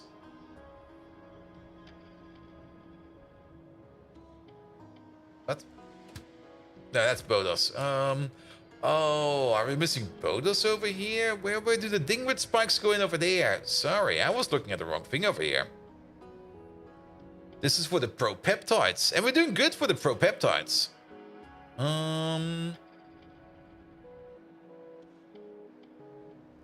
We need the cat modeling stuff over here. The cat modeling stuff over here, that's affected by the pineal glands, and that's affected by the Bodos. That's missing over here. It's not Dingrit spikes that's missing over here. It's Bodos that's missing. Good thing we're doing this research over here then. But yeah, for the Bodos, these have not been going for quite some time because these are completely out of nuclear rods. And why are we not making any of these rods over here? Because we are out of plutonium? You're shitting me. We are kind of out of plutonium. Okay. Was not expecting that. Okay. That is a good information. So even if we would be working on the Dingrits, which we currently do not need to do, we would not be making any progress. The actual problem that we have is plutonium. And for that, we just need to fix the input of it, because the uranium processing is in place, and the process itself is capable of running. But I think the only thing we're missing is just a uranium ore input. So let's have a look at that real quick. Because we definitely do want the plutonium coming in, and we definitely do want to turn that into Bodos over there. And at some point in time, and that's another thing, at some point in time, we do have to make a bit of a dip and a dive into nuclear power Mark II. Mostly because, well, maybe we do that right now. There is better ways of making better plutonium. And I think we can do that as part of the waste production. It's a bit of a catch-22, and we just need to figure out the correct point to jump into that catch-22. But let's go over here to the plutonium processing first. So, you there. This thing is also kind of filling up quite a bit. Let's maybe have a look at okay, this is going to be a bit annoying, but it's a thing we need to do. Plutonium. So, we do need plutonium. There we go. We need plutonium-239 for crafting of our fuel rods. That is what is going into the fuel rods. Yeah, there we go. It also seems to be going into the MOX fuel cells, as well as into plutonium dioxide. All right. And we can get more out of it, out of MOX plutonium oxide, which is part of the power cycle. American, we can't really do yet. And plutonium oxide is the cycle we're currently doing. So MOX plutonium oxide. That's something we get out of the byproduct of high energy waste and sulfuric acid. High energy waste is coming out of spent MOX reactor fuel over here, where we need the lithium peroxide to turn that into high energy waste, which we've just seen, into the hot molten salt for power, as well as the salt solution, which we can then turn back with tributyl phosphate and some mibic into, wait a minute, into hot solution. And then with some mother liquor and stuff like that, we can turn it into analyte. We can then turn it into R1 solution. We can then turn it into R2 solution, into R3 solution, into R4 solution, into lithium carbonate, which we can then turn into lithium hydroxide. Is this? No, we still need the coated containers. The coated containers is the part that is costly. Let's have another look at this. So 20 lithium carbonate goes into 14 40 lithium hydroxide. Wait a minute.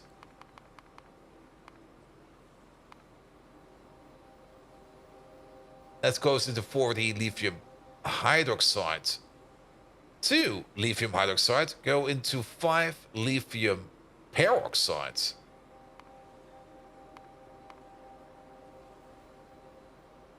It's not really a positive loop, but it's a bit of a weird one.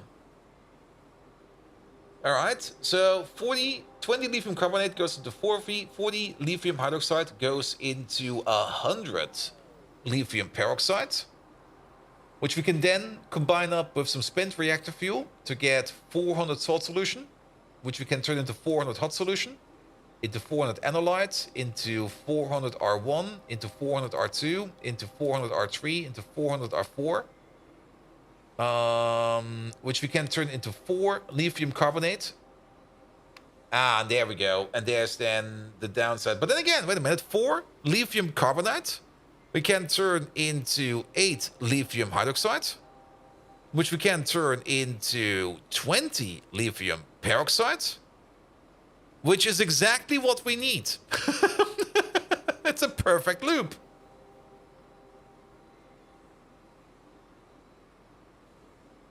Has everyone ever added up the total number of different items in Pyanodon systems? Would love to know how many there are. We can do something like that.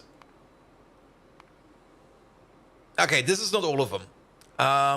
It's definitely more than 2,705. I think this number over here used to be way higher, but I think a couple of recipes have become hidden, and we can't see them no more. But there's at least 2,705 distinct items in here. And that's only physical items, not counting liquids. Because you can put everything into a burner over here. But I think it's way more than that, because I'm pretty sure not everything is in here. Alright, so the lithium is a perfect loop. Which means we need 1 coated container for 5 loops.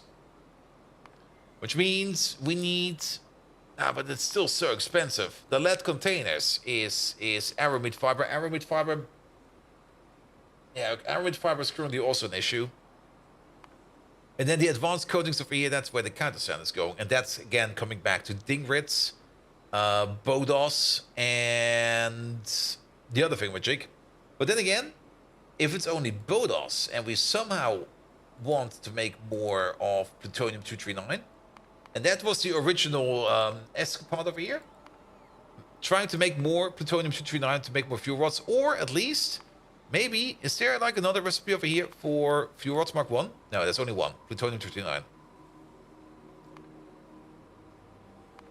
And getting it out of MOX plutonium oxide, we do get, not really a decent amount out of it, but we do get more plutonium out of that. This one over here would probably be the better one, but that is also energy intensive. Both of these are very energy intensive. Yeah, we don't really want any of these. Are there better ways of making plutonium oxide? Yeah, this part over here we can do by using up used up MOX fuel cells, but I don't think we can use the MOX fuel cells no more. And then Bodos over here as well. And then plutonium peroxide. These over here should come from... Okay, let's have a look at these reactors. It's been a while. I mean, it's definitely a good idea to start at least thinking a little bit about nuclear reactors. We also got now 3 nuclear reactors over here. We got the nuclear reactor Mark 1. Okay, no, that's the same recipe. It's just the loop recipe. Yeah, we got the MOX reactor and the nuclear reactor. The MOX reactor consumes plutonium dioxide. The nuclear reactor consumes uranium hexafluoride. And plutonium dioxide... That's plutonium oxide over here.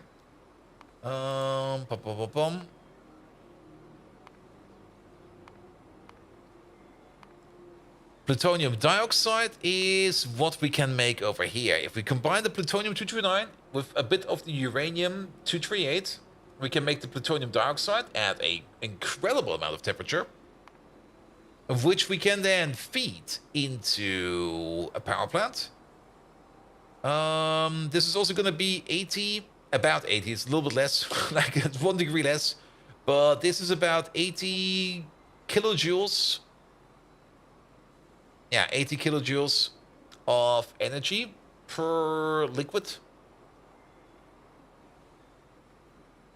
And we need 300, so we need about 250 per second. Basically, this amount. This amount gets eaten by 1 nuclear power plant per second. So we would need 10 of these to run into 1 MOX generator to turn that into plutonium dioxide. To turn that into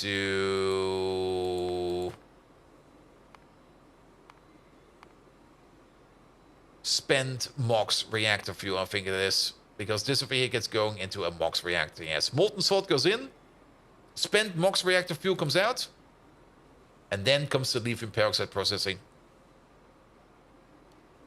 Alright.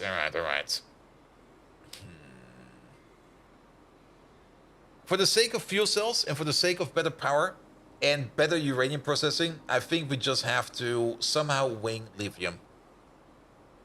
Lithium is going to be very much important. And for that, we do need to coat the containers. And that's the thing again. There's another... Okay, there's not a catch-22 over here. The lead containers themselves are pretty easy to do. But the lead containers require the aramid fiber. So, bottom crux, aramid fiber. That is the thing we need to improve, in my opinion. So, that's what we're going to do.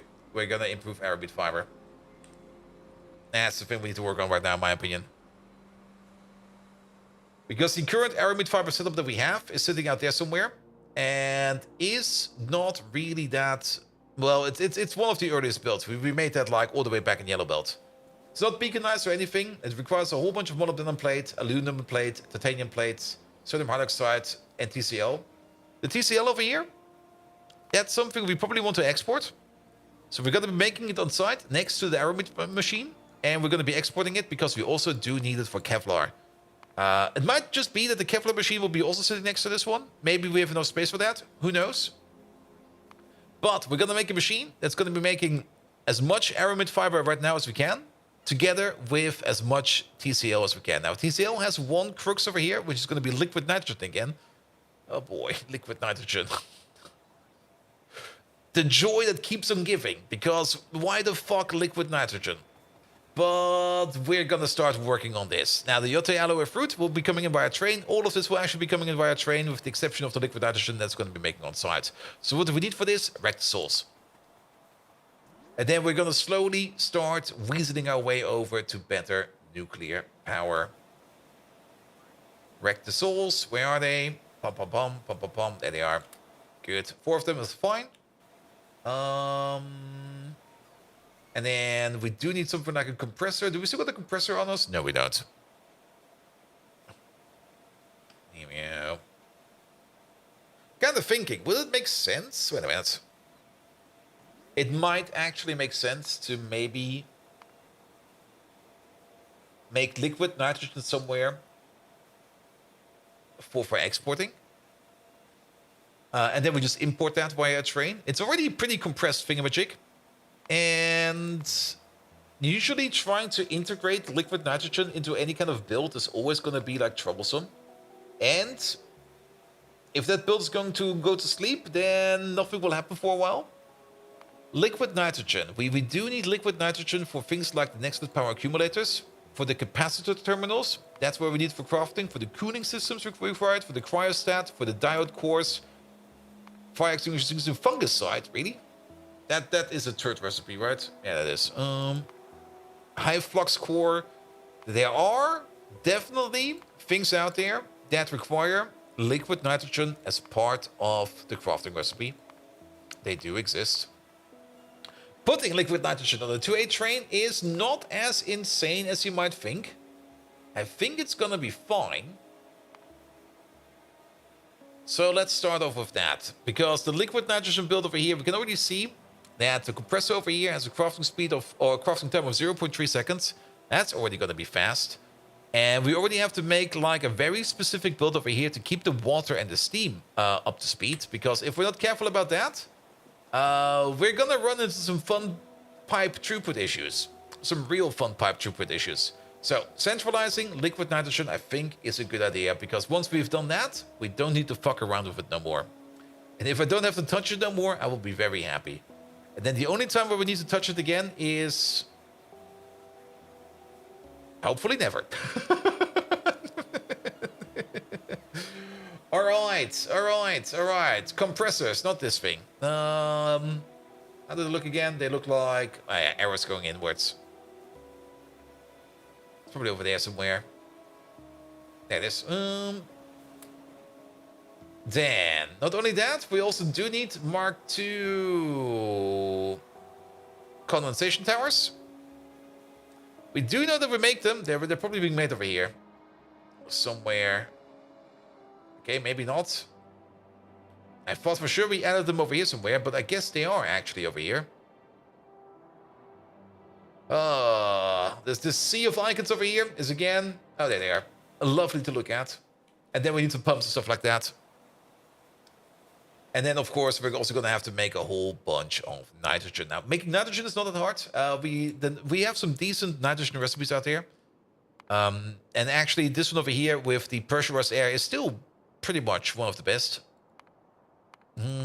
Technically, there are things like cold clean air, which we could use for this one as well. But I don't think we want to use this one over here for making the amount of nitrogen that we want to make. For that process. Also, cold clean air technically also requires liquid nitrogen. It would feel a bit weird to use that over there. We can get nitrogen out of poop. We can get nitrogen out of bitumen, but this is a very, very, very suboptimal trade in my opinion. Nickel plate and shale oil. This feels better, especially since you also get a little bit of sulfur out of it. And then yeah, purest nitrogen and filtration media is the way to go in my opinion. All right, we need a place where we want to build a bit. I guess we could make the liquid nitrogen build over here. Makes a lot of sense because we don't need that much water. The water system will be contained. We can make this wherever we want to make. But I guess over here will be fine. And it feels like a good spot to build it right over here. So, liquid nitrogen build. This time, a proper one. We have to put it into beacons, very important. And we will have to make sure that... we definitely do have to take a good look over here at crafting times, crafting speeds, and then we do not cap out on the actual machine cap at some point in time. Because in Factorio 1.1, which we currently have in front of us, machine craft or crafting speed caps are a thing where we have to be careful about. And how about we do something like this? This could work. Alright. And pumps over here. Okay, let's turn off our pocket bots. And we're definitely gonna do some of these insane things over here where we just double pump like this. Because we need that speed. But then again, now this is usually also the part where things just go a bit weird. We need to be able to connect this output over here with that input over there. I might have a stupid idea in how we could make this a bit better. Yeah, let's not think about beacons right now. I mean, beacons are fine. We don't need to think about beacons right now. I do have a very stupid idea that might work.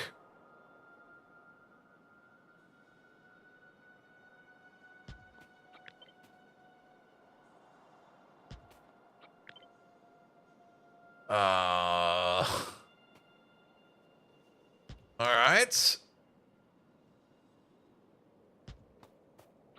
Getting there.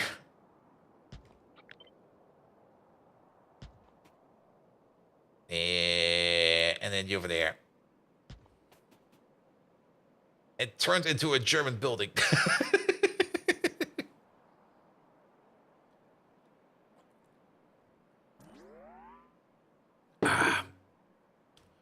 But you kind of get the drift. I mean, it's gonna be a cycle, and instead of going all the way around the building, we can go in a circle. This could work, and beacon in the middle, if we just move this around like a little bit, like you all the way over there.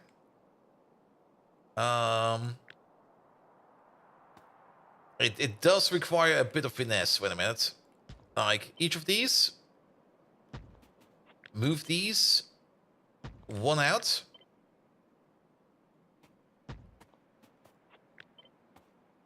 Then the beacon fits. It turns even more to a German building. God damn it.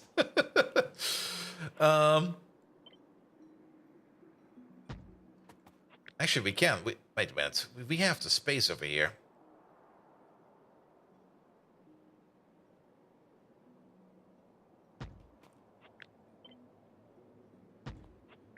Does it actually fit? Is there actually a spot for a beacon in the middle over here? Oh, it fits perfectly.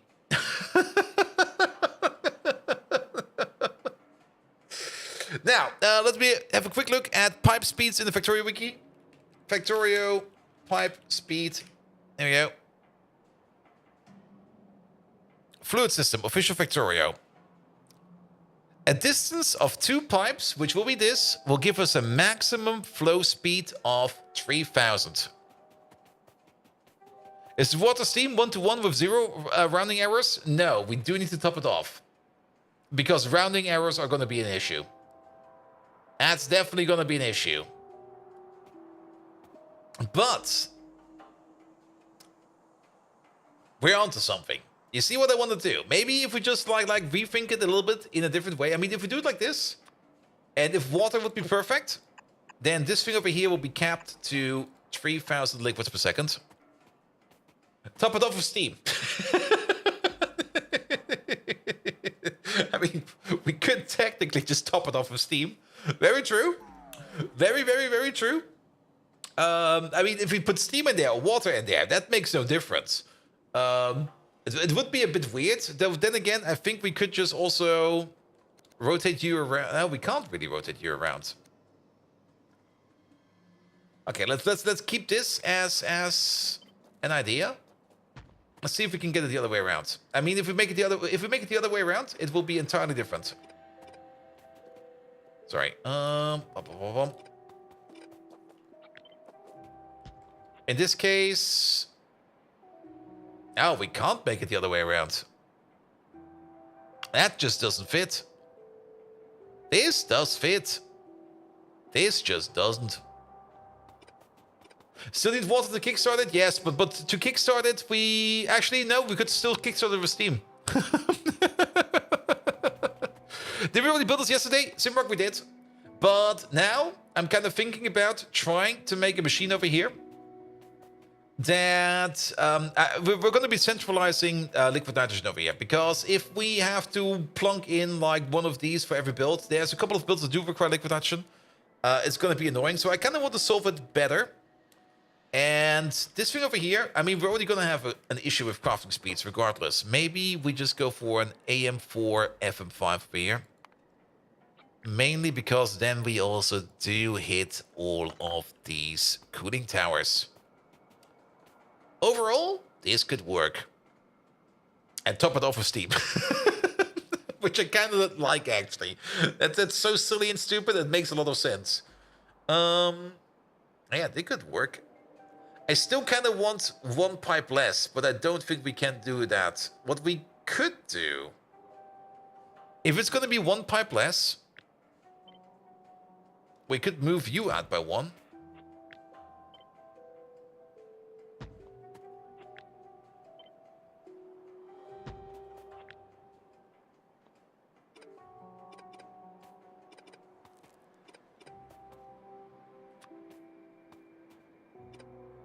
Pump, pump, pump, pump. Now we only got like a single connecting pipe, and now we get up to pipe speeds of 6000. That's the maximum we can get. Because I don't really see that it's not possible to use these over here in combination with these over here. Unless, what about the Mark 1 cooling towers? Pom, pom, pom, pom, pom, pom. And the Mark 1s are pass-through.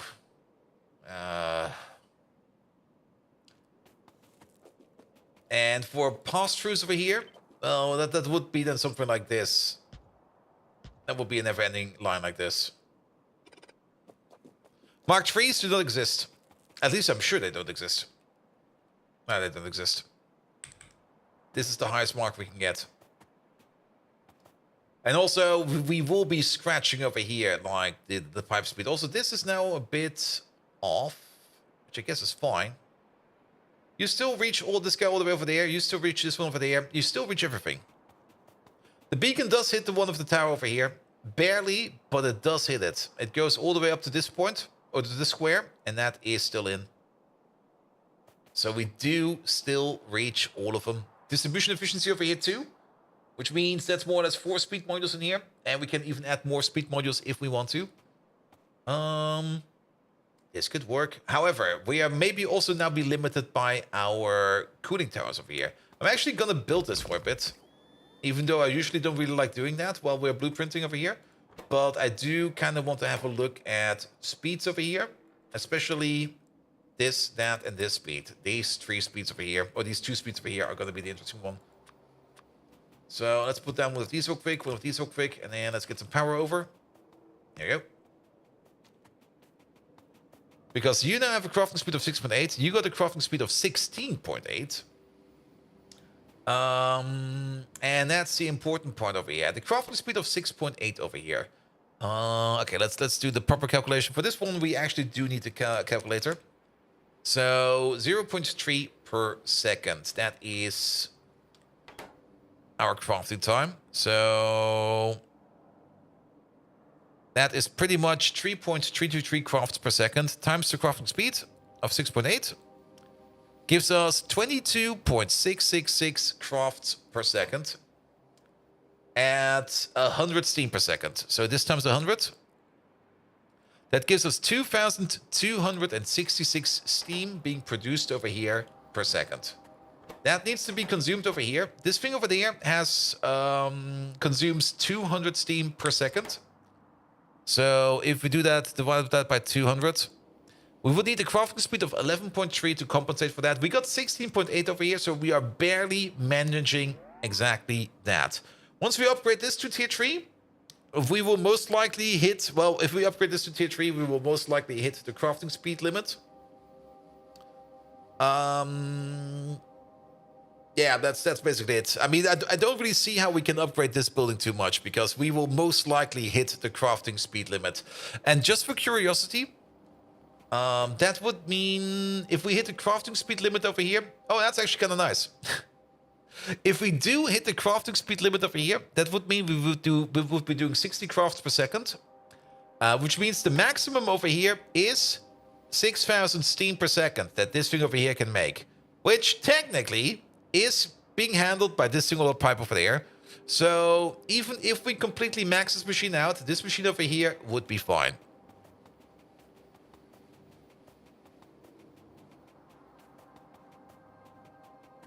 Feeds and speeds and the in and out of CNC machining? Yes. I mean, overall, this one could work. And once we upgrade this to a Mark III machine and Mark II modules, if we give this one some more Mark II modules and this one over here, it might... what's the base crafting speed of you again? Base crafting speed of you is not 10.4, it's 4.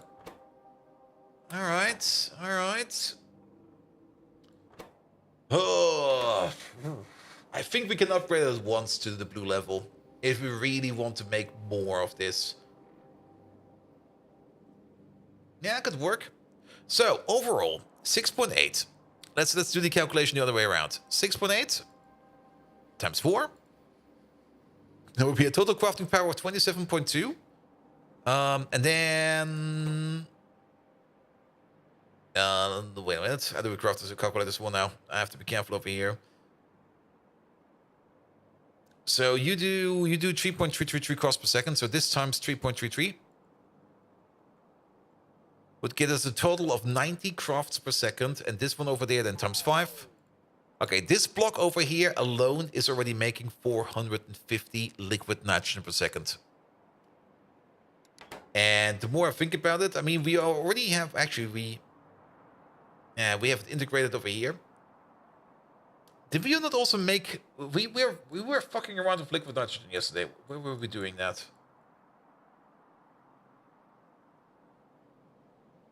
It's only been yesterday. How is it already evicted? Oh, it was over there. Yes. Yeah, it definitely makes sense to import liquid nitrogen when we need it for crafting, in my opinion. And just centralize this.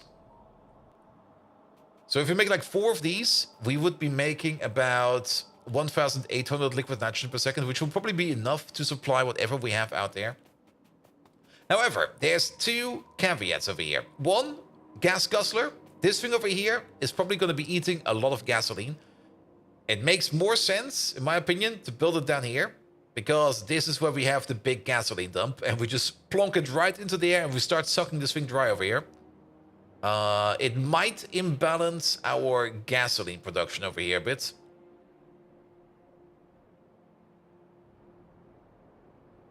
Which also kind of means we will most likely have to expand the coal power plant.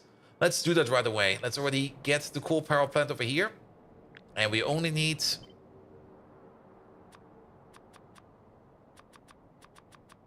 We only need the power plants over here, but let's expand the coal power plant over here, because I think we will definitely need to increase our coke consumption over here to be able to increase our gasoline production so that we are able to keep making liquid nitrogen. Good. But then the other question is, of course, if this thing over here is making about 450 liquid nitrogen per second, that does mean that we need to make about 4,500 nitrogen per second.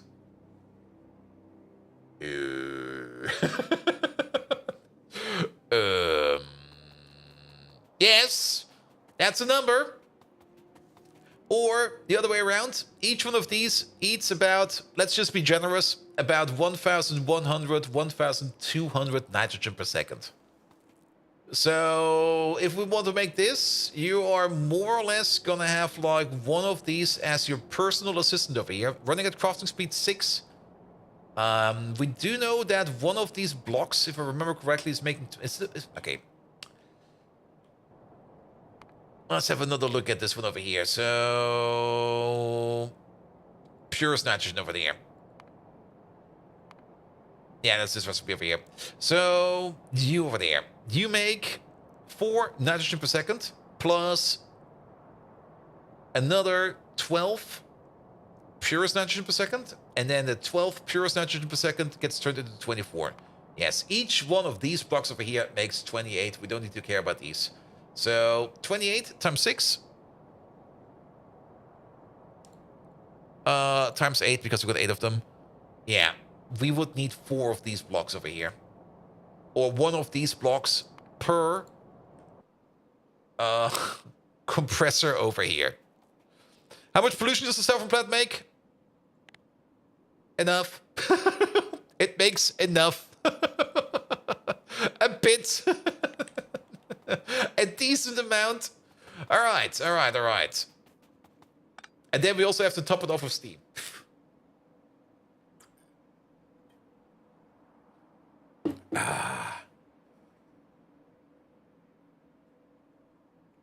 Yep, quick stretch.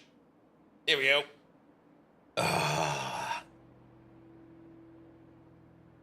Yeah, topping this thing off with steam is not going to be the issue. And keep in mind, we only need to top it off. So once it spins, it should be good.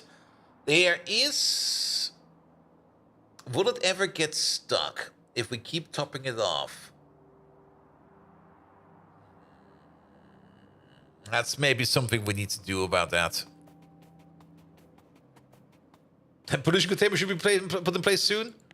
You mean just nuking everybody out here that's living? Yes, that is our pollution containment. What are the internal buffers?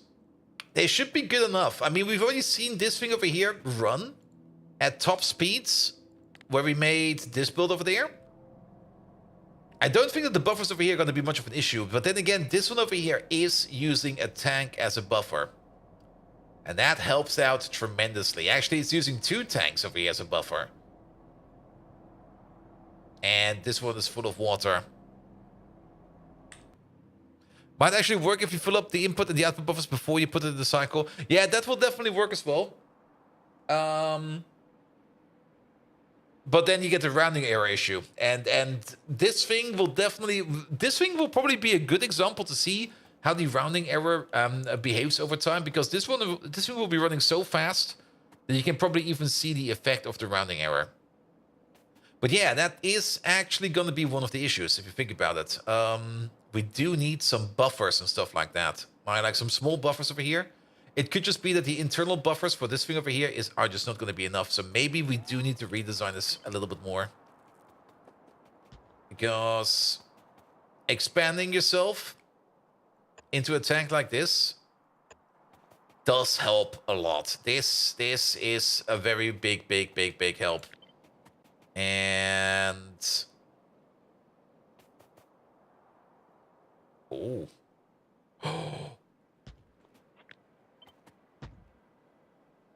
Oh, wait, does that not work? Oh, why can't we flip? It would be so great if we could flip. Flip would be the best thing ever right now.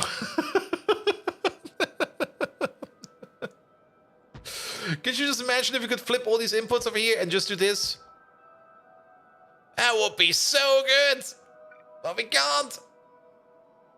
Because flipping is not in Factorio 2.0 yet. It works in 2.0.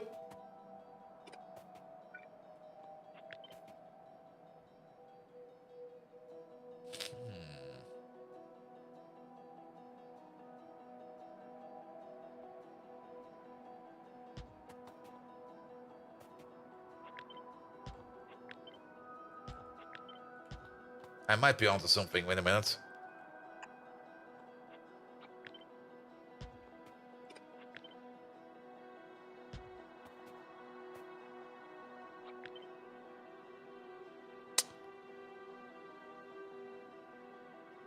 No, that's not gonna work either.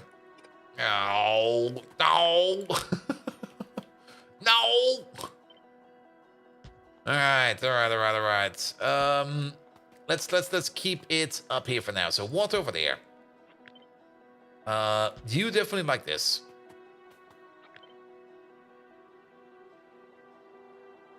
And then you go around. Ooh.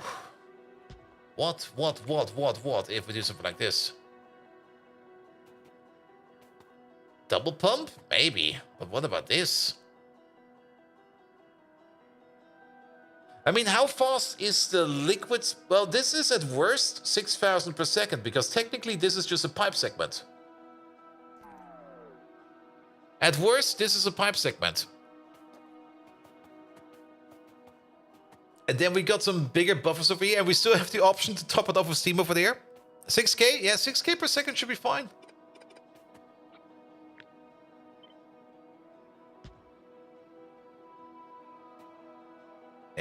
Wait a minute.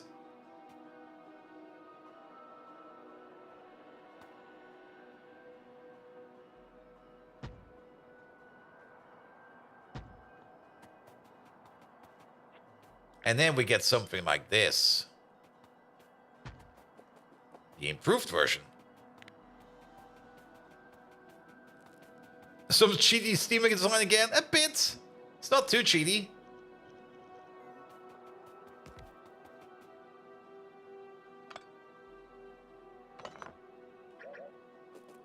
There we go.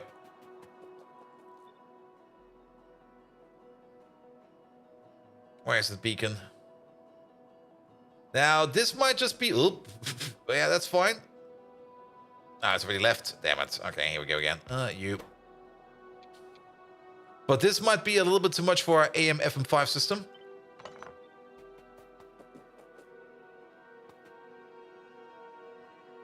It would be great for... oh... this comes with the benefit that we can put in a higher tier beacon in here over time. But this one over here will be an AM3 FM5. Less efficient, but then again, I think that's fine.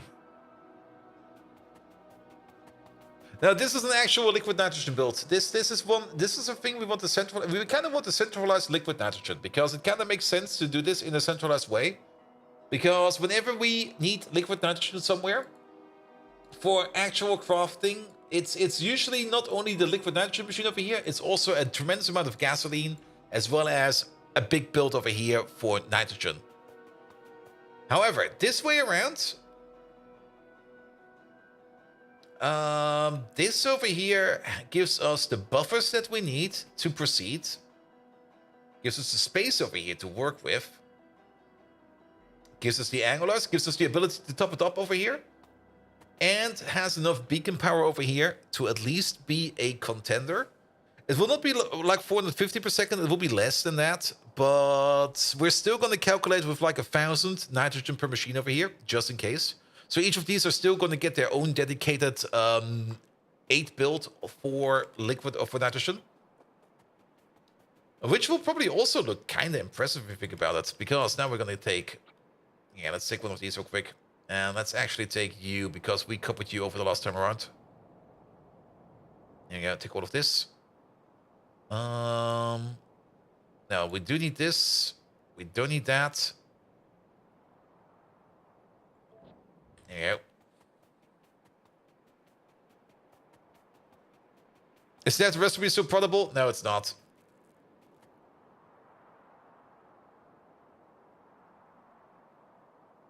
Like something like this. And actually, that makes no sense. Alright, we do need to sanitize this thing a bit.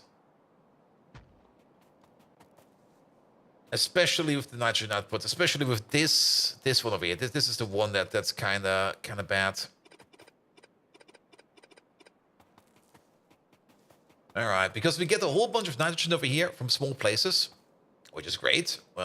Also, technically, this over here requires less of these pumps. So that's something we can fix as well.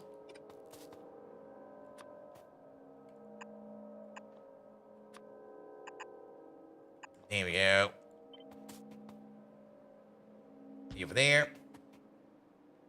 You over there. You over there. Okay, that's already one small fix.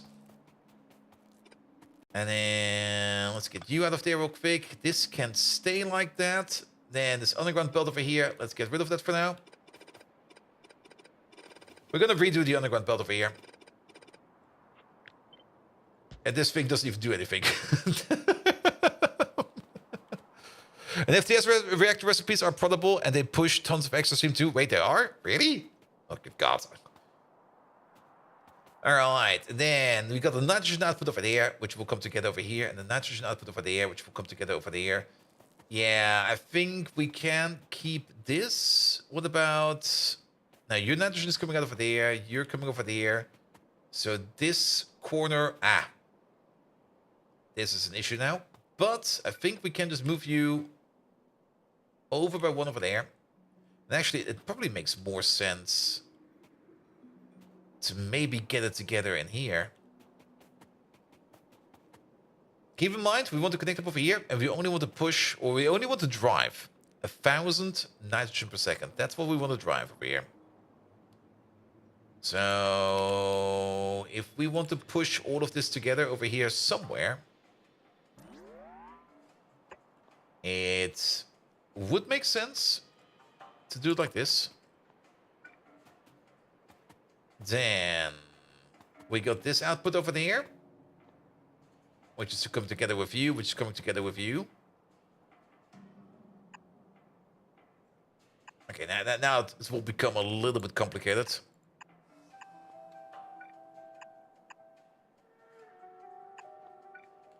Which goes into here. And then we got this output over here. We're going to remove these real quick. We're going to be re-putting them in at the end.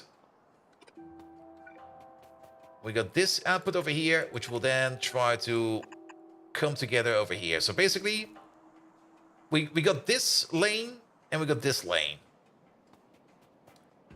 And we have to make sure and these lanes are connected. So these are now connected like a U over here. We also have to make sure that we don't put in an accidental loop in here. So these are all connected. That will be this machine, this machine, this machine, this machine, this machine, and this machine. And they all come together and go in at the top. And then this one over there, together with you. Loop over here. Together with you, you, and you. And that will be going in over here. And then it will be going out this way. That could work. And venting all that glorious oxygen that hurts your brain. We could still think about... well, that's the thing. I mean, we're not really making that much oxygen over here. Keep that in mind. The amount of oxygen we make over here, it's 4 per second per machine. And if we keep the crafting speed of 6, it's 24 per second per machine. Times 8, that's about... we only make about 200 oxygen per second over here. It's a lot. That's true. But yeah, if we're lucky, maybe we have something like an oxygen user right next to this one. In practice, that never happens. It just never happens. Alright, and then the only thing we need to resolve in here is the inputs over here for the filtration media.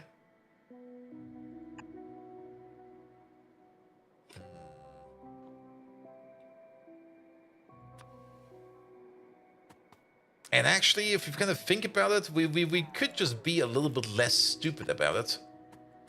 Let's just say we got like some kind of input belt coming in from over here. Just do it like this. And then just keep it super duper, ultra simple and stupid. Don't even go with any kind of fancy loop or anything like that. Just fucking do this.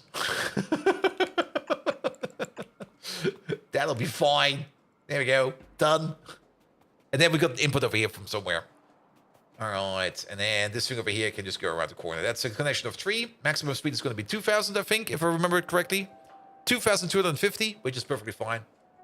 And then the entire build can then be copy-pasted over like this, which means we can pull this in a little bit closer. Let's get real tight over here like this. Yeah, it's gonna be great. Okay, let's make the full commit over here. I have to find a place over here where we can full commit for this one. And let's go all the way out over there in the boonies. 200 oxygen per second. No, it's 200 oxygen per second for the entire thing. Oh, but times 4. Yeah, you're correct. That's 800 oxygen per second. Yeah. I can see that. Alright, we got a little bit more space over here.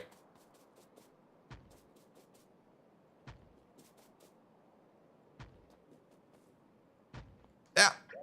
I beats it at the end. Oh. I think we need one of these. I think one of these will be fine. No bacon overload? Oh, good thing you asked. We're gonna be overload. Oh, that's actually pretty good. We're gonna be hitting this cooling tower over here, which is great. Mostly because... oh, and actually we're also... but that's fine as well. It's going both ways.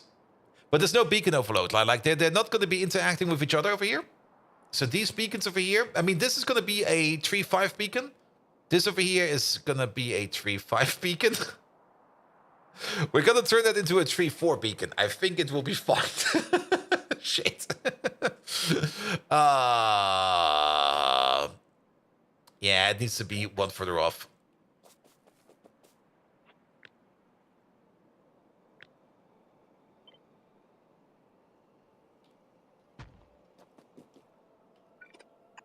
Yeah, the tree overload is going to be a thing, but now it should be fine.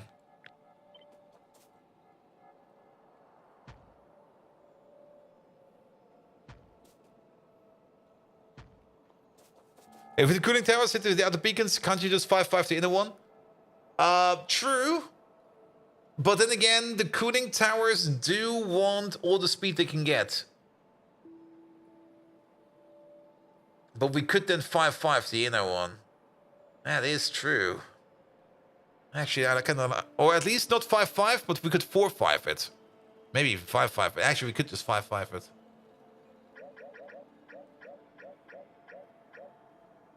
Eh.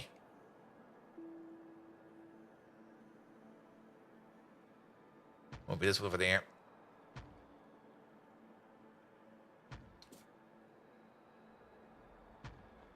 And then you over there. 5-5. There you go. Now it should be fine. And 3.5 and 5 and 3.5 and 3.5, so constructing interference double the wavelength. Yes. But this is now a 5.5 beacon, and this will only affect these 4 buildings over here. These are the 3.5 beacons, and they will be affecting all the buildings over here, plus the cooling tower. Good. So that'll be perfectly fine. And then these over here, I mean, we need about 1,000. We need, if these are running at 5.5 beacons, we need 1,000 and a bit. Or let's do the proper calculation. Proper calculation over here would mean that this thing over here has a crafting speed of 7.5. Okay, we're doing one more calculation one more time. So it's 3.333333 crafts per second at crafting speed 1 times 7.5. There will be 25 crafts per second. We need, what do we need? We need 50 nitrogen per craft. So this times 50. That means we need a total of 1,250 nitrogen per second. We do know that all of these over here are making 28 per second. So 28 times 8. That makes 224. And then these need to be at crafting speed 5. So 1,250 divided by 224. We need to be at the crafting speed of 5.6 over here for all of these buildings over here to match the input over there.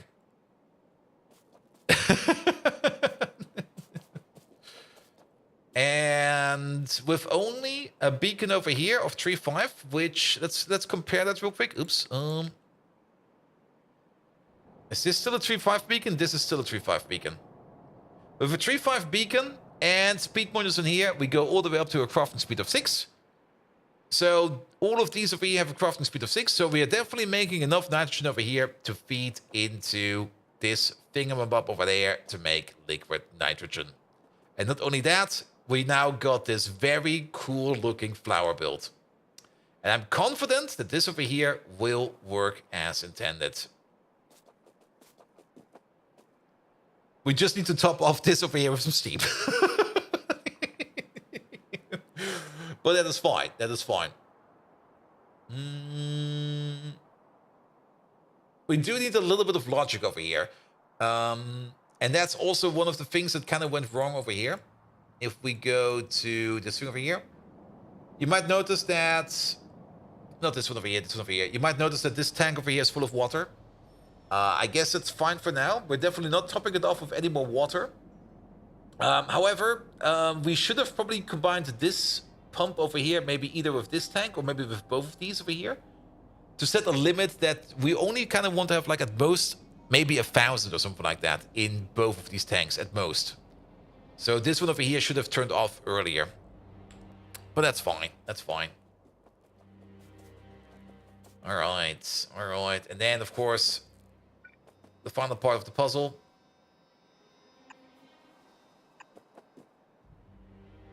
Don't do it like that. Then we don't hit the beacon.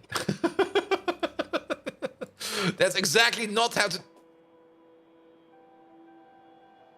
Motherfucker. That beacon? Wait a minute. Oh. All right, I need a quick bathroom break. I'll be right back, and then we're going to finish this thing off.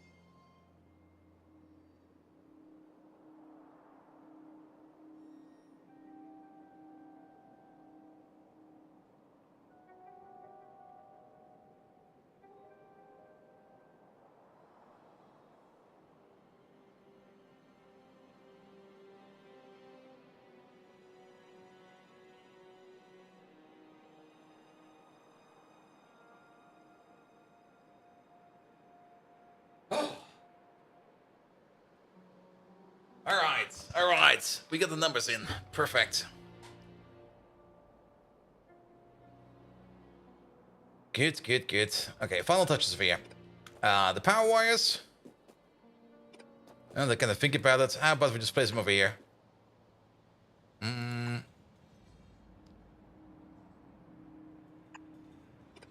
Wait a minute. Wait a minute.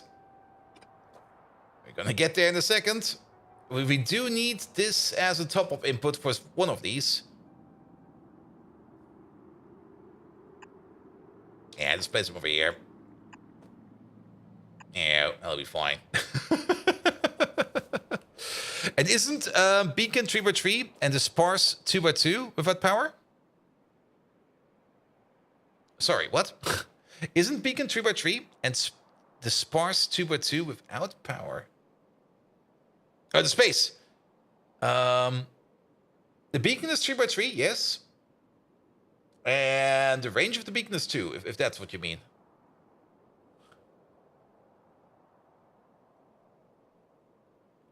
So is this supposed to produce something that you bring out? Yes. This is just going to be liquid nitrogen. And that's going to be over here.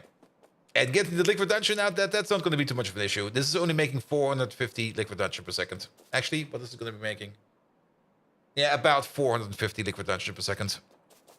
So we can combine... I mean, for the output over here, we can just combine up these pipes over here. Like, just do this, that, and then... Technically, we could do a cross like this, but then they're still not really connected. But that's going to be the output. All right. All right. Also, we're going to be doing 100 crafts per second over here, which does mean we need 500 gasoline per second. It's a gas guzzler. It's an insane gas guzzler. 500 gasoline per second. Into 500 liquid nitrogen per second. Yeah, that pretty much matches up. To think about it. And yeah, it's making 500 liquid nitrogen per second because we are going to be doing 100 crafts per second. Which does mean we're going to be making 10,000 steam per second over here. And we need 10,000 water per second. Yeah, that's a bit. That's a bit. All right. One more thing about the oxygen. Now, that it is quite true that we do... I will probably put in an oxygen system over here later on. We could try to export it. We could try to move it around. Maybe we do want to export oxygen. I'm always a little bit on the fence about putting oxygen on a train. Because it feels kind of silly. In my opinion. As usually, it's more efficient to make the oxygen on site. But then again, looking at some of these recipes over here, the oxygen demands are not that high. And maybe oxygen trains, well, oxygen trains feels just wrong. But maybe we find some recipes in here. I mean, rocket fuel, for example. Rocket fuel would actually be a good example because we don't really need a lot of oxygen per second over here to get that in. But oxygen trains definitely would be banging up the train network quite a bit because there would just be so many trains of oxygen running around everywhere. Groundbuster, hello there. Welcome, welcome, welcome. But what we could do, now this might be an option. We could maybe put something next to this where, and this actually, the more I think about it, the more sense this makes. We could put something like a coal bed gas extraction next to this one. Because that does require oxygen, which I don't really want to make, to be perfectly honest, by means of electrolyzers. But we could sink this oxygen over here with some pressurized water and some filtration media into coal bed gas. And then coal bed gas over here, we can either turn that into coal gas, we can turn that into... Coal bed gas has a whole bunch of nice... We could straight up turn that into refined syngas over here. Or into acid gas and stuff like that. Coal bed gas does have some really nice usages. And then just sink it into that. I would rather do that. Alright, alright. Lovely build. Gasoline still required. And just troubleshooting some SSDs that came out of the system IT sent you. Are they shaped like a banana? Because if they're shaped like a banana, then I might know the issue. Alright. And look at that. It actually fits quite well right over here. right? And it's gonna be like either Ragamuffin over here is gonna be very pissed off because it kind of looks a bit like that pissed off symbol, or it's gonna be a flower on top of Ragamuffin's head. One or both. All right. Not really the thing we actually wanted to do today, but I think this is gonna be very good for us to have. What do we need over here? We're gonna need... Oh, we're actually not too far away from that. And is that mostly covered? It's not even covered. We do need a little bit of landfill over here. Actually, I might just delete this train station over here because this was a stupid idea. So we're gonna empty out this train station over here. I think we have enough space and the landfill on site to get in a filtration media import over there. Yes, and then we can finish it off. No, they had 1.9 PBWs and they were rated for 600 TBWs. I guess petabyte writes and terabyte writes? I guess. Again, sometimes abbreviations, you just sit there and you go like, oh, could be anything. But I guess you kind of, oh, you more than tripled out the write operations then. Here we go, here we go.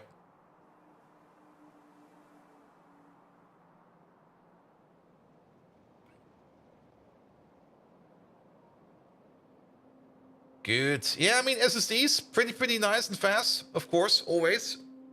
But they are kind of limited on their write operations. Which you rarely max out. Oh, we don't even need to do anything over here. Like, I'm kind of thinking of turning my storage server into an SSD storage server. Because magnetic disks, of course, are nice to have. And they're also pretty much robust and stable. But since I don't really have that many write operations... Bolt is more interested in BBWs. Oh, yes. Big, bouncy woman.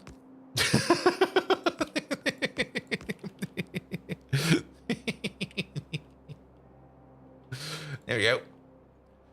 Good. Close enough. Shit, what is it actually? BBWs.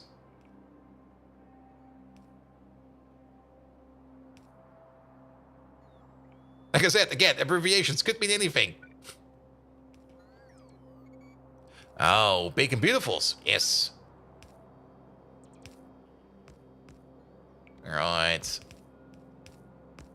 A big, beautiful woman. Oh, shit. Yes, of course. Beautiful, not bouncy. What the fuck, man?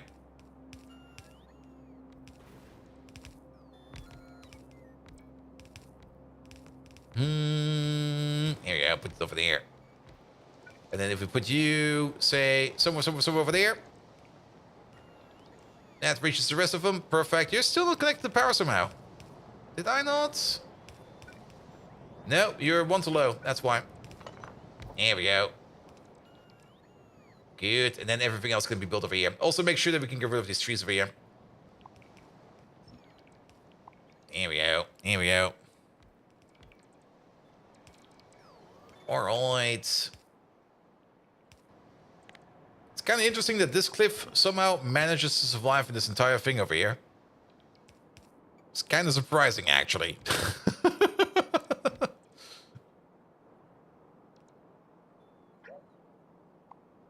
Yeah, I'll be fine. Good. There's more cliff over there that we can get rid of. Yeah, blow it up, take it apart.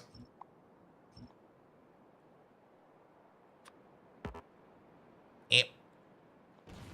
All right. Yeah, this looks like a proper setup. And we also only need a single water pump to actually make it a thing. All right.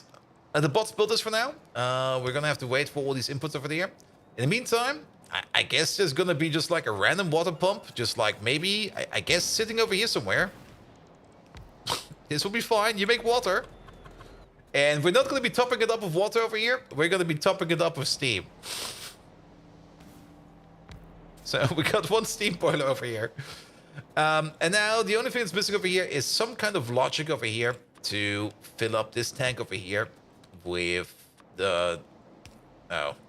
Yeah. I already see the issue over here. Then again, we can probably do something like this. But then again, I kind of like to double pump it. Nah, don't double pump it. Actually, the more you think about it, we do... just take out these middle pipes over here. These middle pipes over here, we have to redo these. It's kind of a bit of a stupid idea. Alright, alright. Let's put you over there. Yep, that will still work. The liquid nitrogen. Okay, let's use this one over here. We don't want to double pump it. But you come from over here somewhere. Doesn't really matter. You go over there somewhere. How long have you been doing Factorio gameplays? Way too long, man. Way too long. I mean, how long? This long. I've been playing Factorio. I don't even know how many thousands of hours I've played Factorio. Way too long. Way too long. But this over here is a gorgeous build, and I'm very happy about it. Alright, and this one will be going out straight, and then this one over here will be going around. That base, yep. That UPS tip over here as well. And yes, it drives the 3 times the related write operations. Are you sure about 3 times? It's more like 3,000 times. I mean, if you had 1.9 petabyte writes and they're rated for 6,000... Oh, wait a minute. No, you're correct. It's 1.3 times. I only looked like at Peta and Terra, and it was already like, wait a minute, that's already like a difference of 1,000. But nah, you're correct. It's 3 times. For some reason, I thought it was like 3,000 times. All right. Well, we could still do this. But how do we get you in? Let's do the top up first. Let's just keep working on the top up. So the top up. Oh, thank you so much for the follow. I mean, for the top up, I think the easiest way to do it is just to get all the information over here, make a big information loop, connect it up to the pump, and we're only going to be activating the pump if all input signals meet the conditions, the output will be true. It is true when there's no inputs. There's currently no inputs if everything in here is less than, say, 1,000. That means all of these need less than 1,000 liquids in there together. We might need to tweak this value over here, but as soon as we reach like 1,000 steam in here, or 1,000 water in there, or 1,000 water in general in the loop, or 1,000 steam in the loop, this pump will turn off. Will it though? Wait a minute. Let me go again. If all input signal meets the conditions, the output will be true. Yeah, but that's the thing. It's not going to be all. It should be something like anything. If any of the input signals meet the conditions, the output will be true.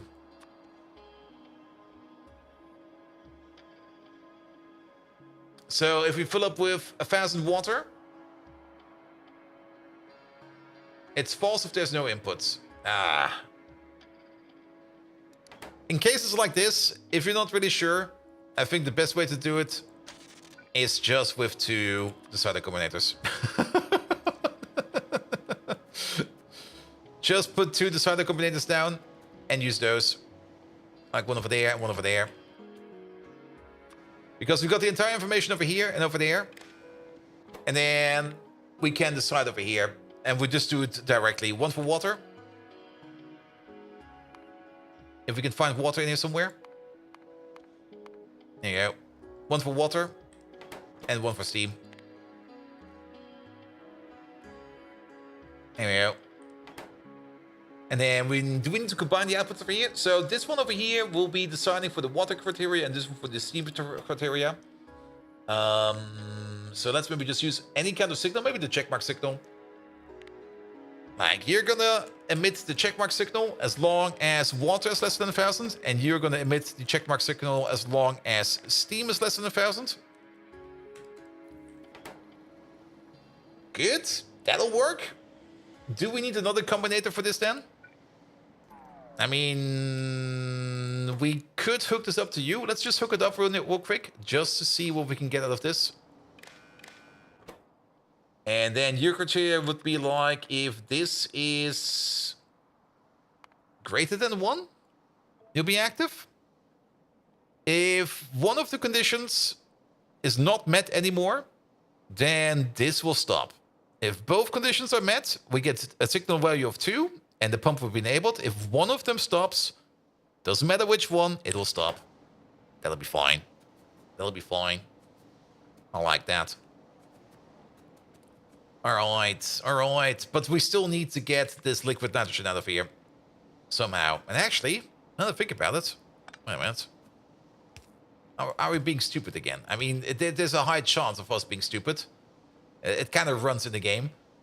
But let's maybe try this. Okay, you're connected now. Okay, we're back to these connections over here. The problem is we can't really get the crossover connection like this. But what we could do is just have 2 distinct pipes going up, and then we're fine. Then we don't need to worry about any of this. So we could just go up like this.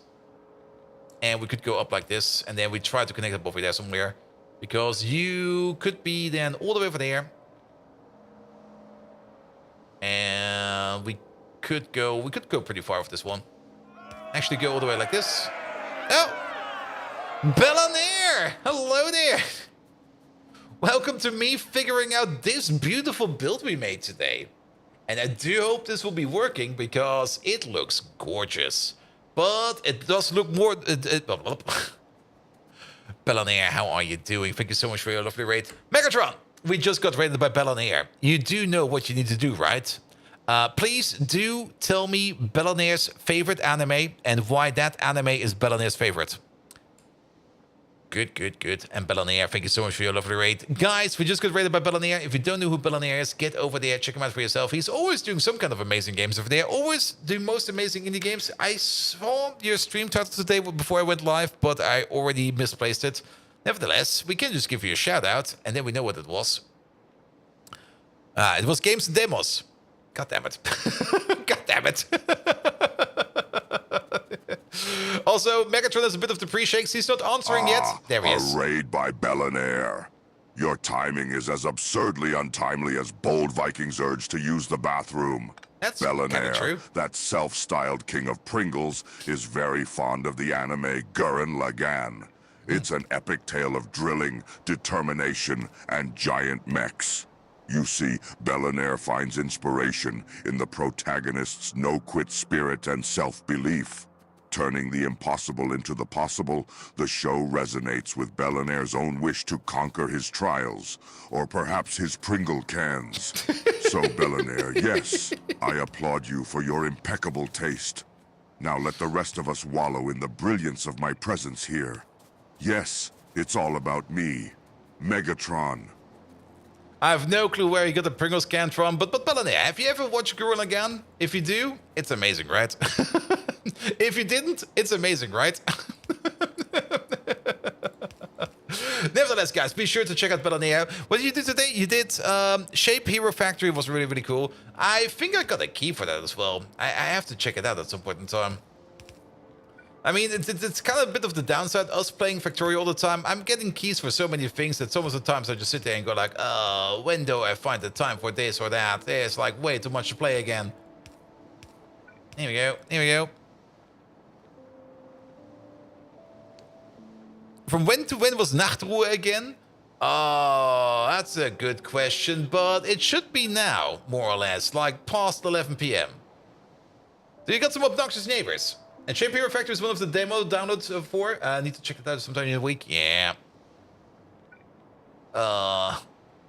Maybe if it's the time for it. I should probably check it out maybe before TwitchCon, because if I go to TwitchCon and I run into the devs over there and they go like, I do a lot of Factorio, probably the first question is going to be like, hey, did you check out my game? And I'm like, yes, it was amazing. Absolutely. 10 p.m. to 6 a.m. Yeah, that sounds about right. I think it's also regional, because sometimes it's like 10 p.m. and I think sometimes it's 11 p.m. Here we go. Okay, we want to connect to this thing over there. Good. But nevertheless, welcome Raiders of Bellanair, and welcome to our small game of Factorio over here. We've been building this map for, well, a bit.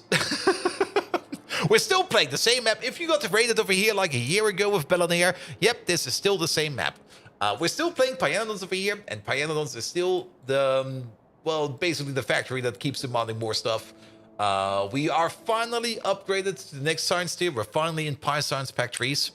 Though currently I think Pi Science Pack 3 is kind of a bit stuck. We didn't really look too much into it because we're kind of focusing some other stuff right now. But yeah, Pi Science 3 over here is still kind of stuck. And I do remember why that is. And that is because the production over here is kind of stuck of these brakes. And the brakes over here are stuck because we're not making enough aramid fiber. We need to increase our production of aramid fiber because currently this is where aramid fiber is coming from. And as you can see, well, it's currently not really moving because of lack of sulfuric acid.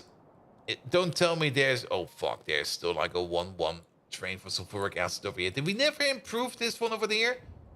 I guess we never improved your sulfuric acid over here.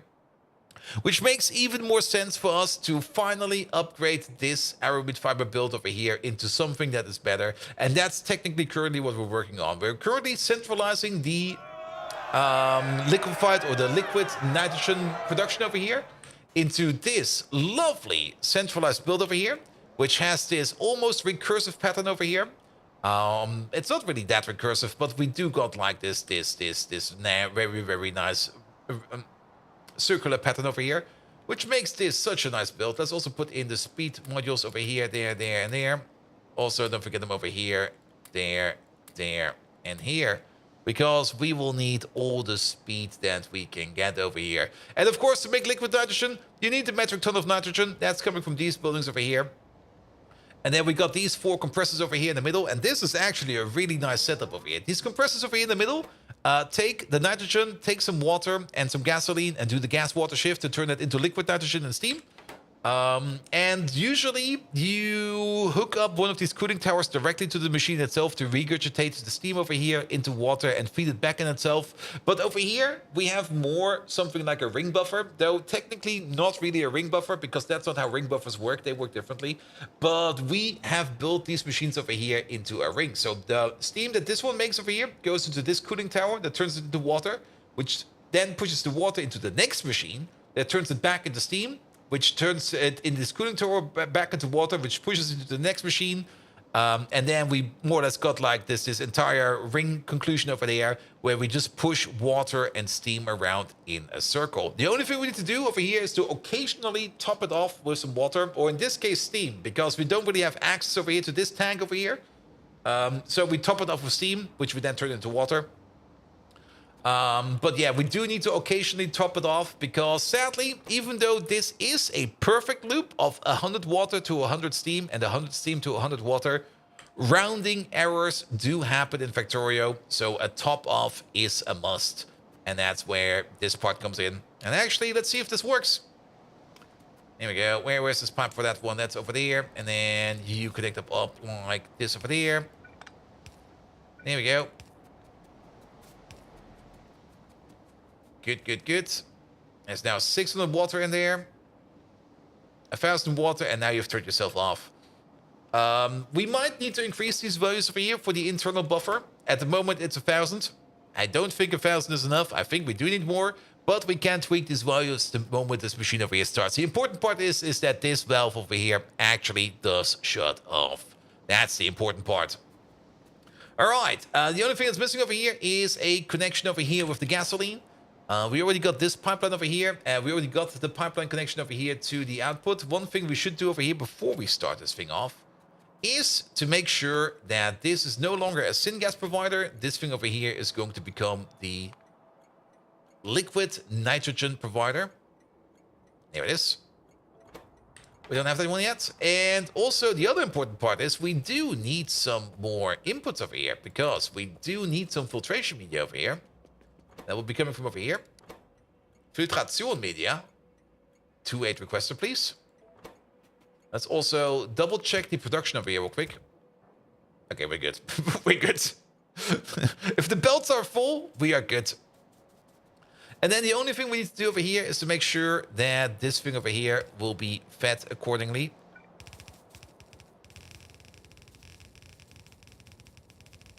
And there's also a very nice pattern for... Okay. There's also a very nice pattern for these filtration medias to go around in a circle. Well, we could move them around in a circle if we want to. We could still, I mean, it used to be that we had like a small circle inside of these buildings over here. And since we copied this template over from over here, we had this small circle over here. But now we are gonna move over to probably a big circle. Because we can just move you along like this, then move you down like this. You go straight, you go along like this. That was too early. And you move along like this, and then... Here we go. And now we got that basically in big. The load is the wrong direction, it is? Sure about that? This one's fine. And I don't think there's any loaders over here. So it should be fine in my opinion. Or do you mean a different loader, Fenring? Maybe I missed something. We will see. I mean, I will just hook it up, and if there's still an issue... Which one of the 20,000? All of them. Every loader. Every loader is the wrong way around.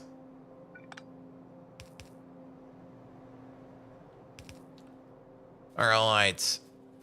And now comes the magical challenge of us having to connect up into this somehow. Maybe, can we use another? Oh, we could just use this one over there. This will be fine.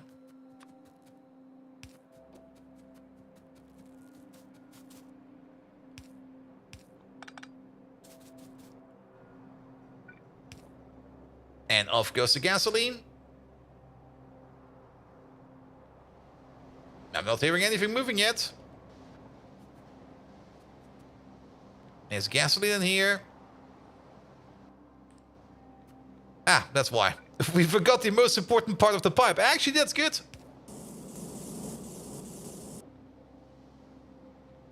Did it get stuck? I guess it did get stuck because there's now 100 water in here. There's 300 steam in there. There's a bit of water in here, but there's no nitrogen in here. Oh, that's the issue. Why is there no nitrogen in here? Oh, I see why.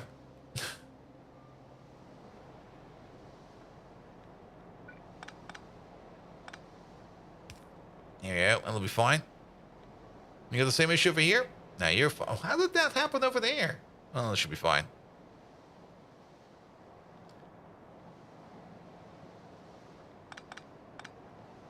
And there's definitely some... Wait a minute. That's this part over here. And then over there it's fine again. Alright, yeah, you got a little bit... You're missing that nitrogen over here. I do think we need more water in the system. I just kind of want to see how this behaves with a little bit more water in it. I'm actually kind of surprised.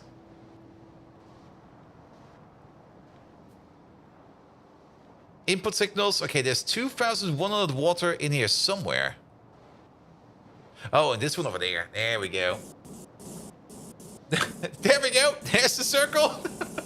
Oh, speeds up. Goes faster.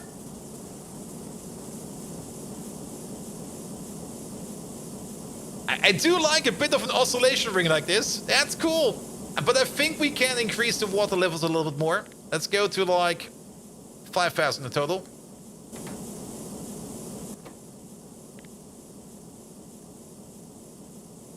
There we go. That's some nice oscillation.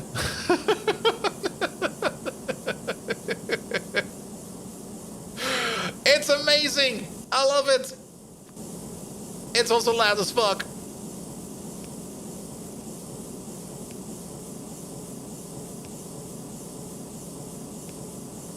There we go. Good. Let's have a look at that real quick. Liquid nitrogen. Nitrogen. There we go. Boop. Boop. Boop. Spoink. Spoink. There we go. Really? That's what's happening over here. That is such an insane number. Until you realize that you don't have enough filtration media production, I think we do. I mean, keep in mind, the filtration media production over here.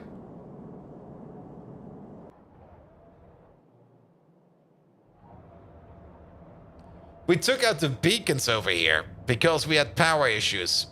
If we put the beacons back in, these belts over here will be full entirely.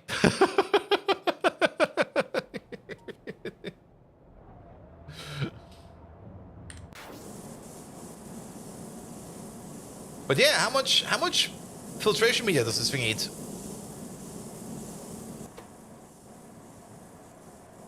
It's 1 every 4 seconds at crafting speed of 6. So it's 1 per second, 6. It's 24 filtration media. For the soft power, yes, but this fix over here, that is from quite some time ago. That is from like even before we made any of the new power plants. I just never put the beacons back.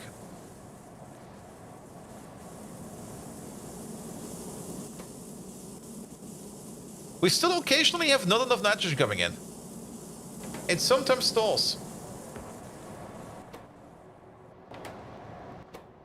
Oh, I see why.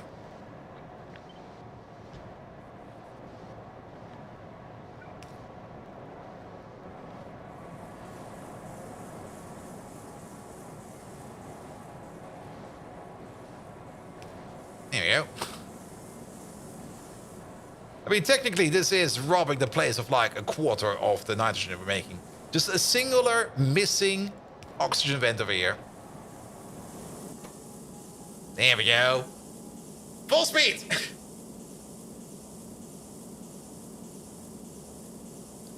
There we go. There we go.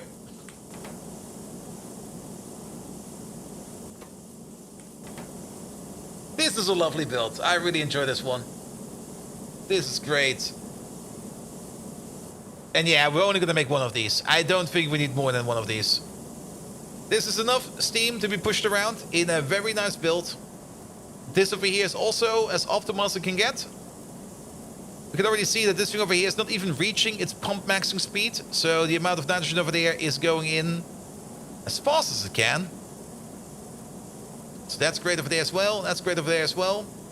Everybody's getting filtration media. And we should be backing up on liquid nitrogen kind of fast. Yeah, we should be making about 500 liquid nitrogen per second.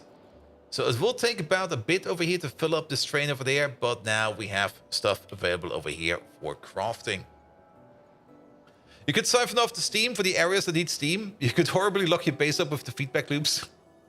I mean, keep in mind, we can't really use all of this steam for crafting over here. But to be perfectly honest, the moment we start adding pipes to this thing over here, this thing will instantly turn bad. Because pipe speeds, like liquid speeds and pipes over here are going to be an issue. Now, of course, we do have the tanks over here. We could grab from the tanks, very true. But then again, look at this. There's never really that much steam inside of these tanks. Even the water. Where's the water even? No, the water is being balanced over here. That's where the water is.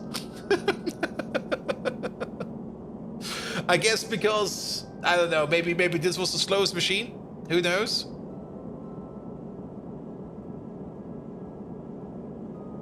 There we go.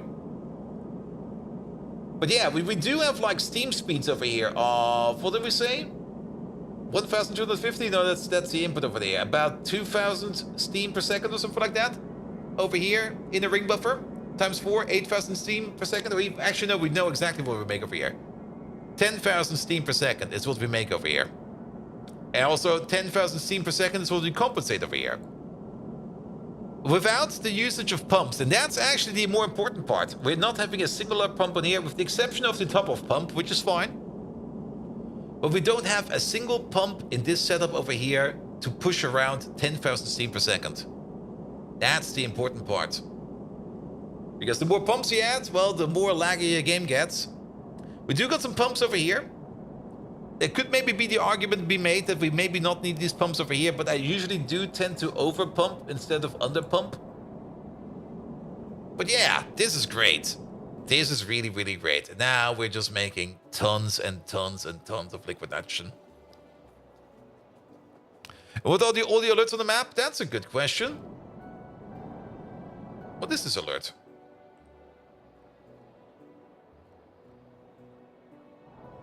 No way.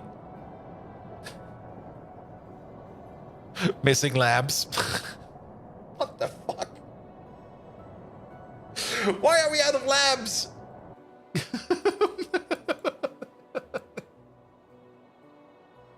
Are we not making labs? We are making labs over here. How the fuck? We are out of iron plates.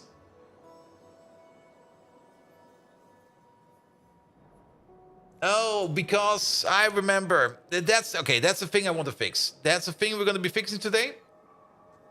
We got this one train station out there that has some issues. It's a requester and a provider at the same time, or I think it's a requester and a provider at the same time. But we're also pushing liquids into it, which causes a train that comes in from the outside to sometimes not be able to fully unload itself, which also causes the whole system over here to be locked up every now and then. And we need to fix that real quick. There we go. And let's fix that real quick, and then I think we're good. Because we do got an extra long stream coming up on first day. I mean, on first day, we're going to be starting off with some Factorio. On all the way up to probably 11:30 or something like that. And then at 11:30, maybe a little bit earlier, I do have to check out the GTFO 10 Chambers stream, or the 10 Chambers GTFO stream on the side. Because on first day at midnight, we will be joining up with some of the GTFO devs. Actually, probably whoever they left at the office, because it's also midnight over there. We got like the worst slot ever for this thing, actually, if you think about it. But then again, we got the opportunity to play with the development team and some other people of the testing team of GTFO. For the special event of finishing every map in GTFO in 96 hours. And currently, I'm actually not quite sure how good they're doing. Let me have a look over there real quick. All right, they're almost at the halfway point. They're at 36 expeditions out of 83. And they still got left 2 days, 12 hours, and a couple of minutes. Which means, yeah, in 12 hours, they will be at the halfway point. So they basically got like 12... they have to do 6 expeditions in 12 hours, which is not a lot of time if you think about it. I mean, do keep in mind, they do play with speedrunners and bug testers over there. So they do usually play a bit faster than the average persons. But still, they kind of calculated it up. I mean, it is about... It's exactly 83 rundowns or 83 missions. And they got 96 hours for it. So that's an average of 1.5 hours per mission. Which is not a lot if you think about it. Okay, we need to be... That's where we make the toll oil. Where's the thing we actually need to go to? It's somewhere over here, isn't it? I'm just flying around like an idiot. No, it's down here. There it is. But currently they're being covered with the speedrunners, so that's fine. But, and that's probably gonna bite me in the butt a bit. They did kind of say that they're gonna be doing rundown 8 all the way at the end. So they want to complete every other rundown first before they switch over to rundown 8. And since my slot is on first day, and it's kind of like in the last 12-hour bracket, we're probably gonna hit by something really, really bad, like a really hard mission. It's gonna be horrible. All right. Yeah, here's the problem. You're not really getting a lot of ammonia in. You are enabled. You're standing at a requester. You're not unloading yourself. That's one of the issues. Why are you not unloading yourself? Because that's why. There is a cable missing over here for these pumps. And... that was something that we've done last time around, where we tried to update some of these stations over here with the latest design. There's a problem. We can try to fix this locally, real quick. Just make a blueprint out of this real quick. Pocket pots. Pocket pot puts down the lamp. There we go. Now, we need a piece of train track over here. Not really? Okay. Sorry. Delete all of this. Actually, kind of surprised. Can you just copy paste train stations and place them wherever? No. All right. Never mind. Pum pum pum pum pum pum pum pum. But yeah, the ammonia train over here sitting around like this. That's not good. Yeah, copy it over a little bit better. Just copy it over like this. It'll be fine. There we go. And what we need is a green wire from over there to over there to over there to over there. And then we copy it over again. Actually, we just cut it out again. There we go. Have I played all the R8 missions? Nope. We're still locked, or I'm still stuck behind the second half of the rundown B4. Like mission B4. And it's only a B mission, so that might make you think like, that should be easy, right? Well, not really. It's like the final rundown, the last of the B missions, and that is already on a difficulty scale of like a standard E mission. Alright, you're picking up ammonia, which means we are hopefully getting ammonia over here, but we still got the same issue over here, where we are pumping in ammonia from the side over here, which could cause this place over here to lock itself up. Let's see, we need to solve this better. And the way to solve this is... yeah.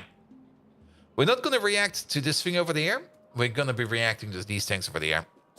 R8 is the one that has two-sided? Yes, it's entirely two-sided. Like, you got like the left side and the right side of 108.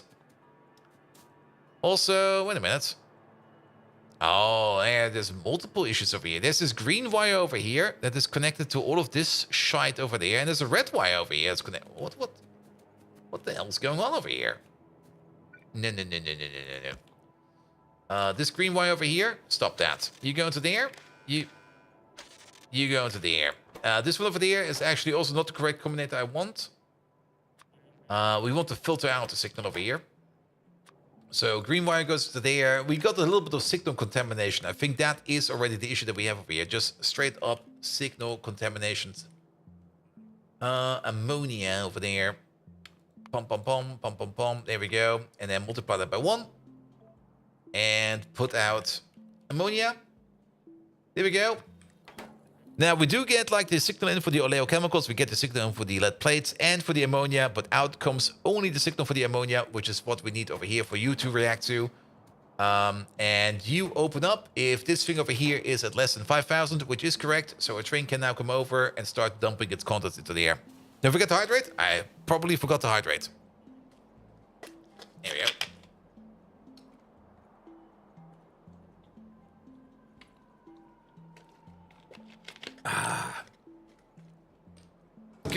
Good. But that should be fixed over here as well. But we did do some more of these fixes over here for some other of these liquid train stations over there. You seem to be fine. You seem to be fine. Actually, no, you're fine as well. They do seem to be fine. But we have to be careful when we update these over here. That's the other thing. We can't just update these train stations willy-nilly. We do have to make sure that things over here do kind of fit. And if they don't fit and we have to force it, we have to make sure that we are forcing it in a good way. Good. We are also completely and utterly backed up on guts. There are so many guts over here. Like, there are so many guts over here. Wow. Lovely. Look at all the creatures being butchered over here. It's amazing. The rocks over here. The rocks... Did we not put the fix in for the rocks over here? For the acid over there? We did. For the formic acid.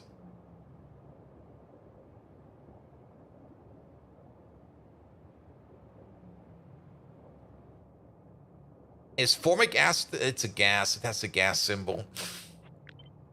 It's a gas. It's not a liquid, even though it looks like a liquid. It's a gas. Wait, why do we get gas out of... Well, never mind. I'm not asking questions. Good. Where's the vent pipe? There it is. Oh. Good. How is biomass doing over here? Biomass is still being picked up. I think it was a very good idea to switch these around from requesters to providers, because now we got way more biomass moving around. How is the Yotoi doing over here? We got a bit of everything over here. You're still complaining about an ingredient shortage. You're mostly complaining about biomass. I'm actually kind of surprised that biomass over here is actually now an issue. And you're complaining about that because we never set you up as a requester. That's why you're doing that. So good thing we double checked over here. Which also does mean that we will... Let's just take you out real quick. You're going to open up if everything over here is less than 6,000.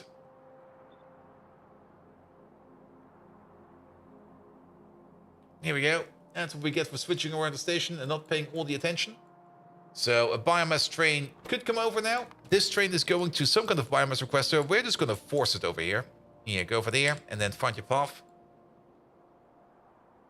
There we go. So that we can at least make the Yotoi plants over here. How about the Yotoi aloe seeds over there? Or the trees over here? Or the fruits over here? Not all of them are running. So we still have an issue over here with not getting in. Now it's gravel. Now we have an issue over here with a certain lack of gravel. We do bring in stone over here, which we do turn over here into gravel, but it just seems that we are not providing enough gravel over here in general. You need to dump the copy somewhere? Sure. Where's Groundbuster Original? Where's Mr. Buster Ground? You're over here somewhere, aren't you? Where are you, actually? There we go. That's Profispieler over there.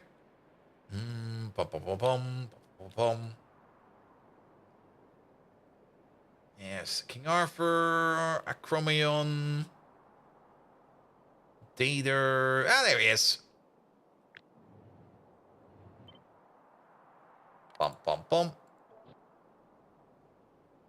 Yeah, let's put you... Hey, where do we do a lot of ground pounding?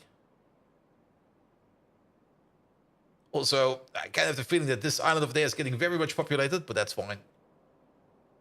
Oh, here's a nice spot. Look at that. Perfect. It fits like a charm. Good. Excellent. Very good, actually. So, things to do that I might do on the side, things to do that we might do on stream. We definitely do need to increase our titanium production, especially if we go into more of the aramid fiber production. That's definitely something we need to increase. Let's have a quick peek at what we need to do for titanium in the future. So, we're definitely going to be switching over from titanium ore into on-site processing all the way up into, I guess, titanium grade 3, maybe even titanium grade 4. Yeah, titanium grade 4 seems fine. So titanium grade 4 is going to be the thing that we're going to be exporting. So whenever we have a titanium mine out there, we're immediately going to be turning that into titanium grade 4. Because that is just physical ore processing over here. Even though that is for the residue, that is for a later stage. That is part of tier 3 processing. So, but it's mostly just ball milling, sorting, crushing. There we go. What do we do with the grade 2? More crushing. It's mostly crushing until we get all the way up to titanium grade 4. And then the only thing we're going to be exporting is titanium grade 4. Good. And then we get into the first stage. This is already something we do where we combine that with Mibic into powdered titanium and titanium pulp stage 3. Or what else do we do over here? Yeah, that's what we do. The powdered titanium over here, that is what gets into titanium enriched dust, which we could then either turn into the pulp or straight up into molten titanium, but we should turn that into the pulp. And then the pulp over here, is there anything better we can do that? Okay, we do need grease for that. I'm not quite sure if we actually already have a proper grease setup or not. But we then go through the pulp stages over here with more grease over there, all the way into tier 3. Then titanium pulp stage 3, we turn into titanium overflow waste, which I think is also the stuff that we already have quite a bit over here, which we then can start to recycle. The waste over here, we can cook that into pulp stage 4, which we can cook into purified titanium pulp. Good. And then titanium pulp, purified titanium pulp over there. Yeah, we want to get to the purified titanium pulp regardless. which we can then turn into high-grade titanium powder, which we can then turn into concentrated titanium. And then at the stage of concentrated titanium, we can turn that into high-grade titanium. And that's then the last step we can do for now, which we can then turn into even more molten titanium. Good, good, good, good, good. You need some decision help? Ruskaya, Inagia, or Barada? Inagia. Definitely Inagia. And then we already go up to a very good level of titanium. But if we go back down the steps over here, anything that is in here that is going to be scary. Biofilm, we already have quite a bit. Sulfuric acid, doesn't really matter too much. Mimic is already something that we do over here, that we already have available.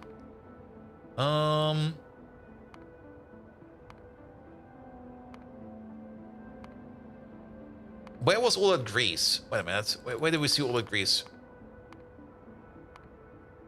That's for the stage 1 stuff.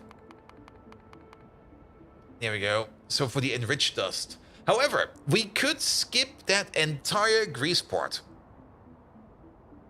The titanium enriched dust over here, it's fine, but we can just already we can just go this route over here and just turn that over here into molten titanium, or alternatively, we go into pulp stage 1, where we then need some grease to move along. Pulp stage 2, where we need even more grease to move along. And then we had pulp stage 3, where we need sulfuric acid to go along, which does give us... this does give us most of the purified titanium pulp over here. This is actually not too bad. I mean, that's the thing. We've got like 2 paths over here which we can go with our titanium. And we're definitely gonna have pulp stage 3, which we just need to cook in the purified and titanium overflow waste. And then the powdered over here. Yeah, it's not gonna be that much grease. I think it will be fine. Now, I'm pretty sure we don't have a grease train. Nah, we don't have anything like a grease train. And I think we have not even remotely set up anything in terms of grease yet. So as the final step, let's have a quick look at grease production. It's not too bad, actually. I mean, to make grease, you can either take some tin chromium alloy, some low distillates, and some lubricant to turn that into grease, or alternatively... we don't have that one yet. Nextlet plate, lard, and lubricant. Or we can get it of toothbrush as part of a third recipe. So this one over here is the way to go. Low distillates. And lubricant. Funnily enough, we could just make grease out of bio oil. I mean, we only need a good amount of low distillates. And currently, well, then we also have to handle medium and high. Making it out of bitumen makes the most sense. Low distillates. There is the issue over here that low distillates is not really something that is backing up over here. I mean, we do turn our low distillates over here occasionally into kerosene, but we do require the kerosene. Thank you so much for the follow, mate. Yeah, kerosene is definitely something that we need. And we don't really have much over here in terms of... Wait a minute, that's over there. It's over here. In the old refinery. Yeah, we're not really backing up on low distillates. We do have a bit over here. Very true, and there's actually quite a bit going in over there. We do export it. Do we import it somewhere? We do. Really? Oh! Oh! What's this? I guess we do make grease! We're just not exporting it. Because of the diamond production, of course we do. And 100 low distillates and for lubricant, and then another 100 to make the lubricant to grease. Yep. So we just need to beef this up a bit. This is still a very simple setup.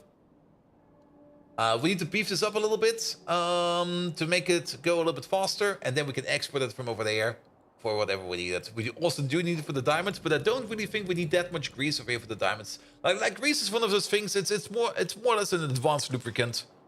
that we have sitting around. All right. But I'll think we're good for today. That will be it. I'm very happy with what we have achieved today. Even though, again, it feels like we didn't really do much. But then again, we made this beautiful flower over here, which will make us all the liquid nitrogen that we need for quite some time. The redeem reminder? The redeem reminder? The redeem reminder. Marius 8. Sure. Here. Marius, I will put you in. We'll do it right now. Let's do it right now. Good. Did we already put you in, mate? I thought for sure. Wait, are you not over here somewhere? No. Alright. Yes, the redeem reminder is good because I was blabbering along so much that I completely lost track of everything again. Which is fine. That happens. Yeah, let's put you...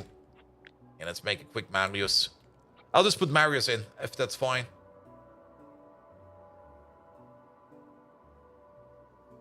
There we go. Yeah, get some more letters. That should be enough.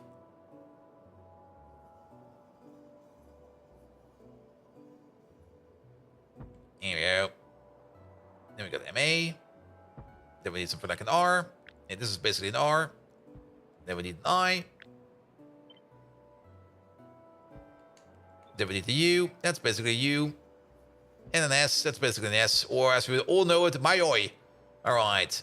Let's turn this into an R. Pom pom pom pom. Pom. Pom. Pom. Pom. Pom. Pom. Pom. And then remove these. Remove these. Put this one in there. Remove you. You. That's an R. Turn this into a U. There we go. Turn this into an S.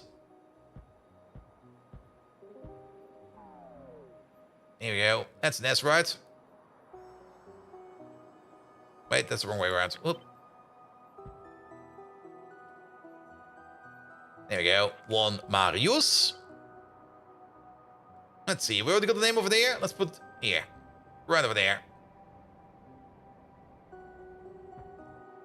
Good. And Simrock, yeah, yours. I remember yours, but we kind of did not do yours. Let's find the original Simrock. There must be a Simrock around here somewhere. Simrock, you must be in here, right? Yes, you are in here. You're probably over here somewhere.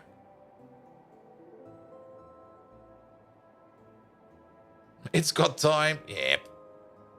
Let's see. Yes, Simrock. Tiles, please. Then set tiles.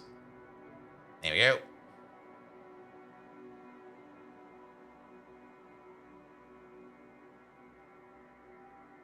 Right over there. Good. You wanted the water feature. Yeah, I've not forgotten it. There you go.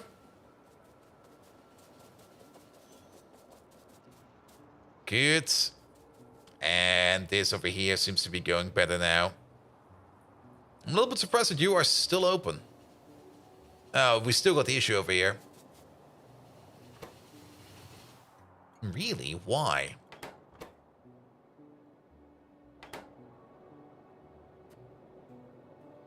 Oh, because you're connected with the red wire over here. The red wire is causing havoc, I think. Yeah, now you're off. Perfect. That's fixed as well. Anything else I missed? No, I think we got it all. Perfect. Perfect. Off we go. Last objective of the day, who we're going to raid. Actually, we already know who we're going to be raiding. There's only like one channel we're going to be raiding all week, and that is the 10 Chambers channel. Where are they? They're currently in between rounds, and they're currently sitting over there with the speedy team, the speedrunner team. And they're already way into night shift mode, so... wait a minute. That's the wrong channel.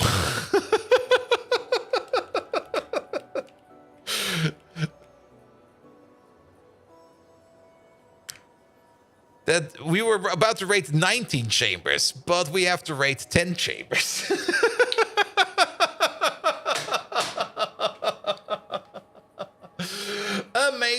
Amazing. Nevertheless, thank you so much for tonight. I'll be back tomorrow, 7 p.m. German time, with some more Rimworld, where we're just going to be playing Rimworld until the colony ends, and then we're probably going to be good again.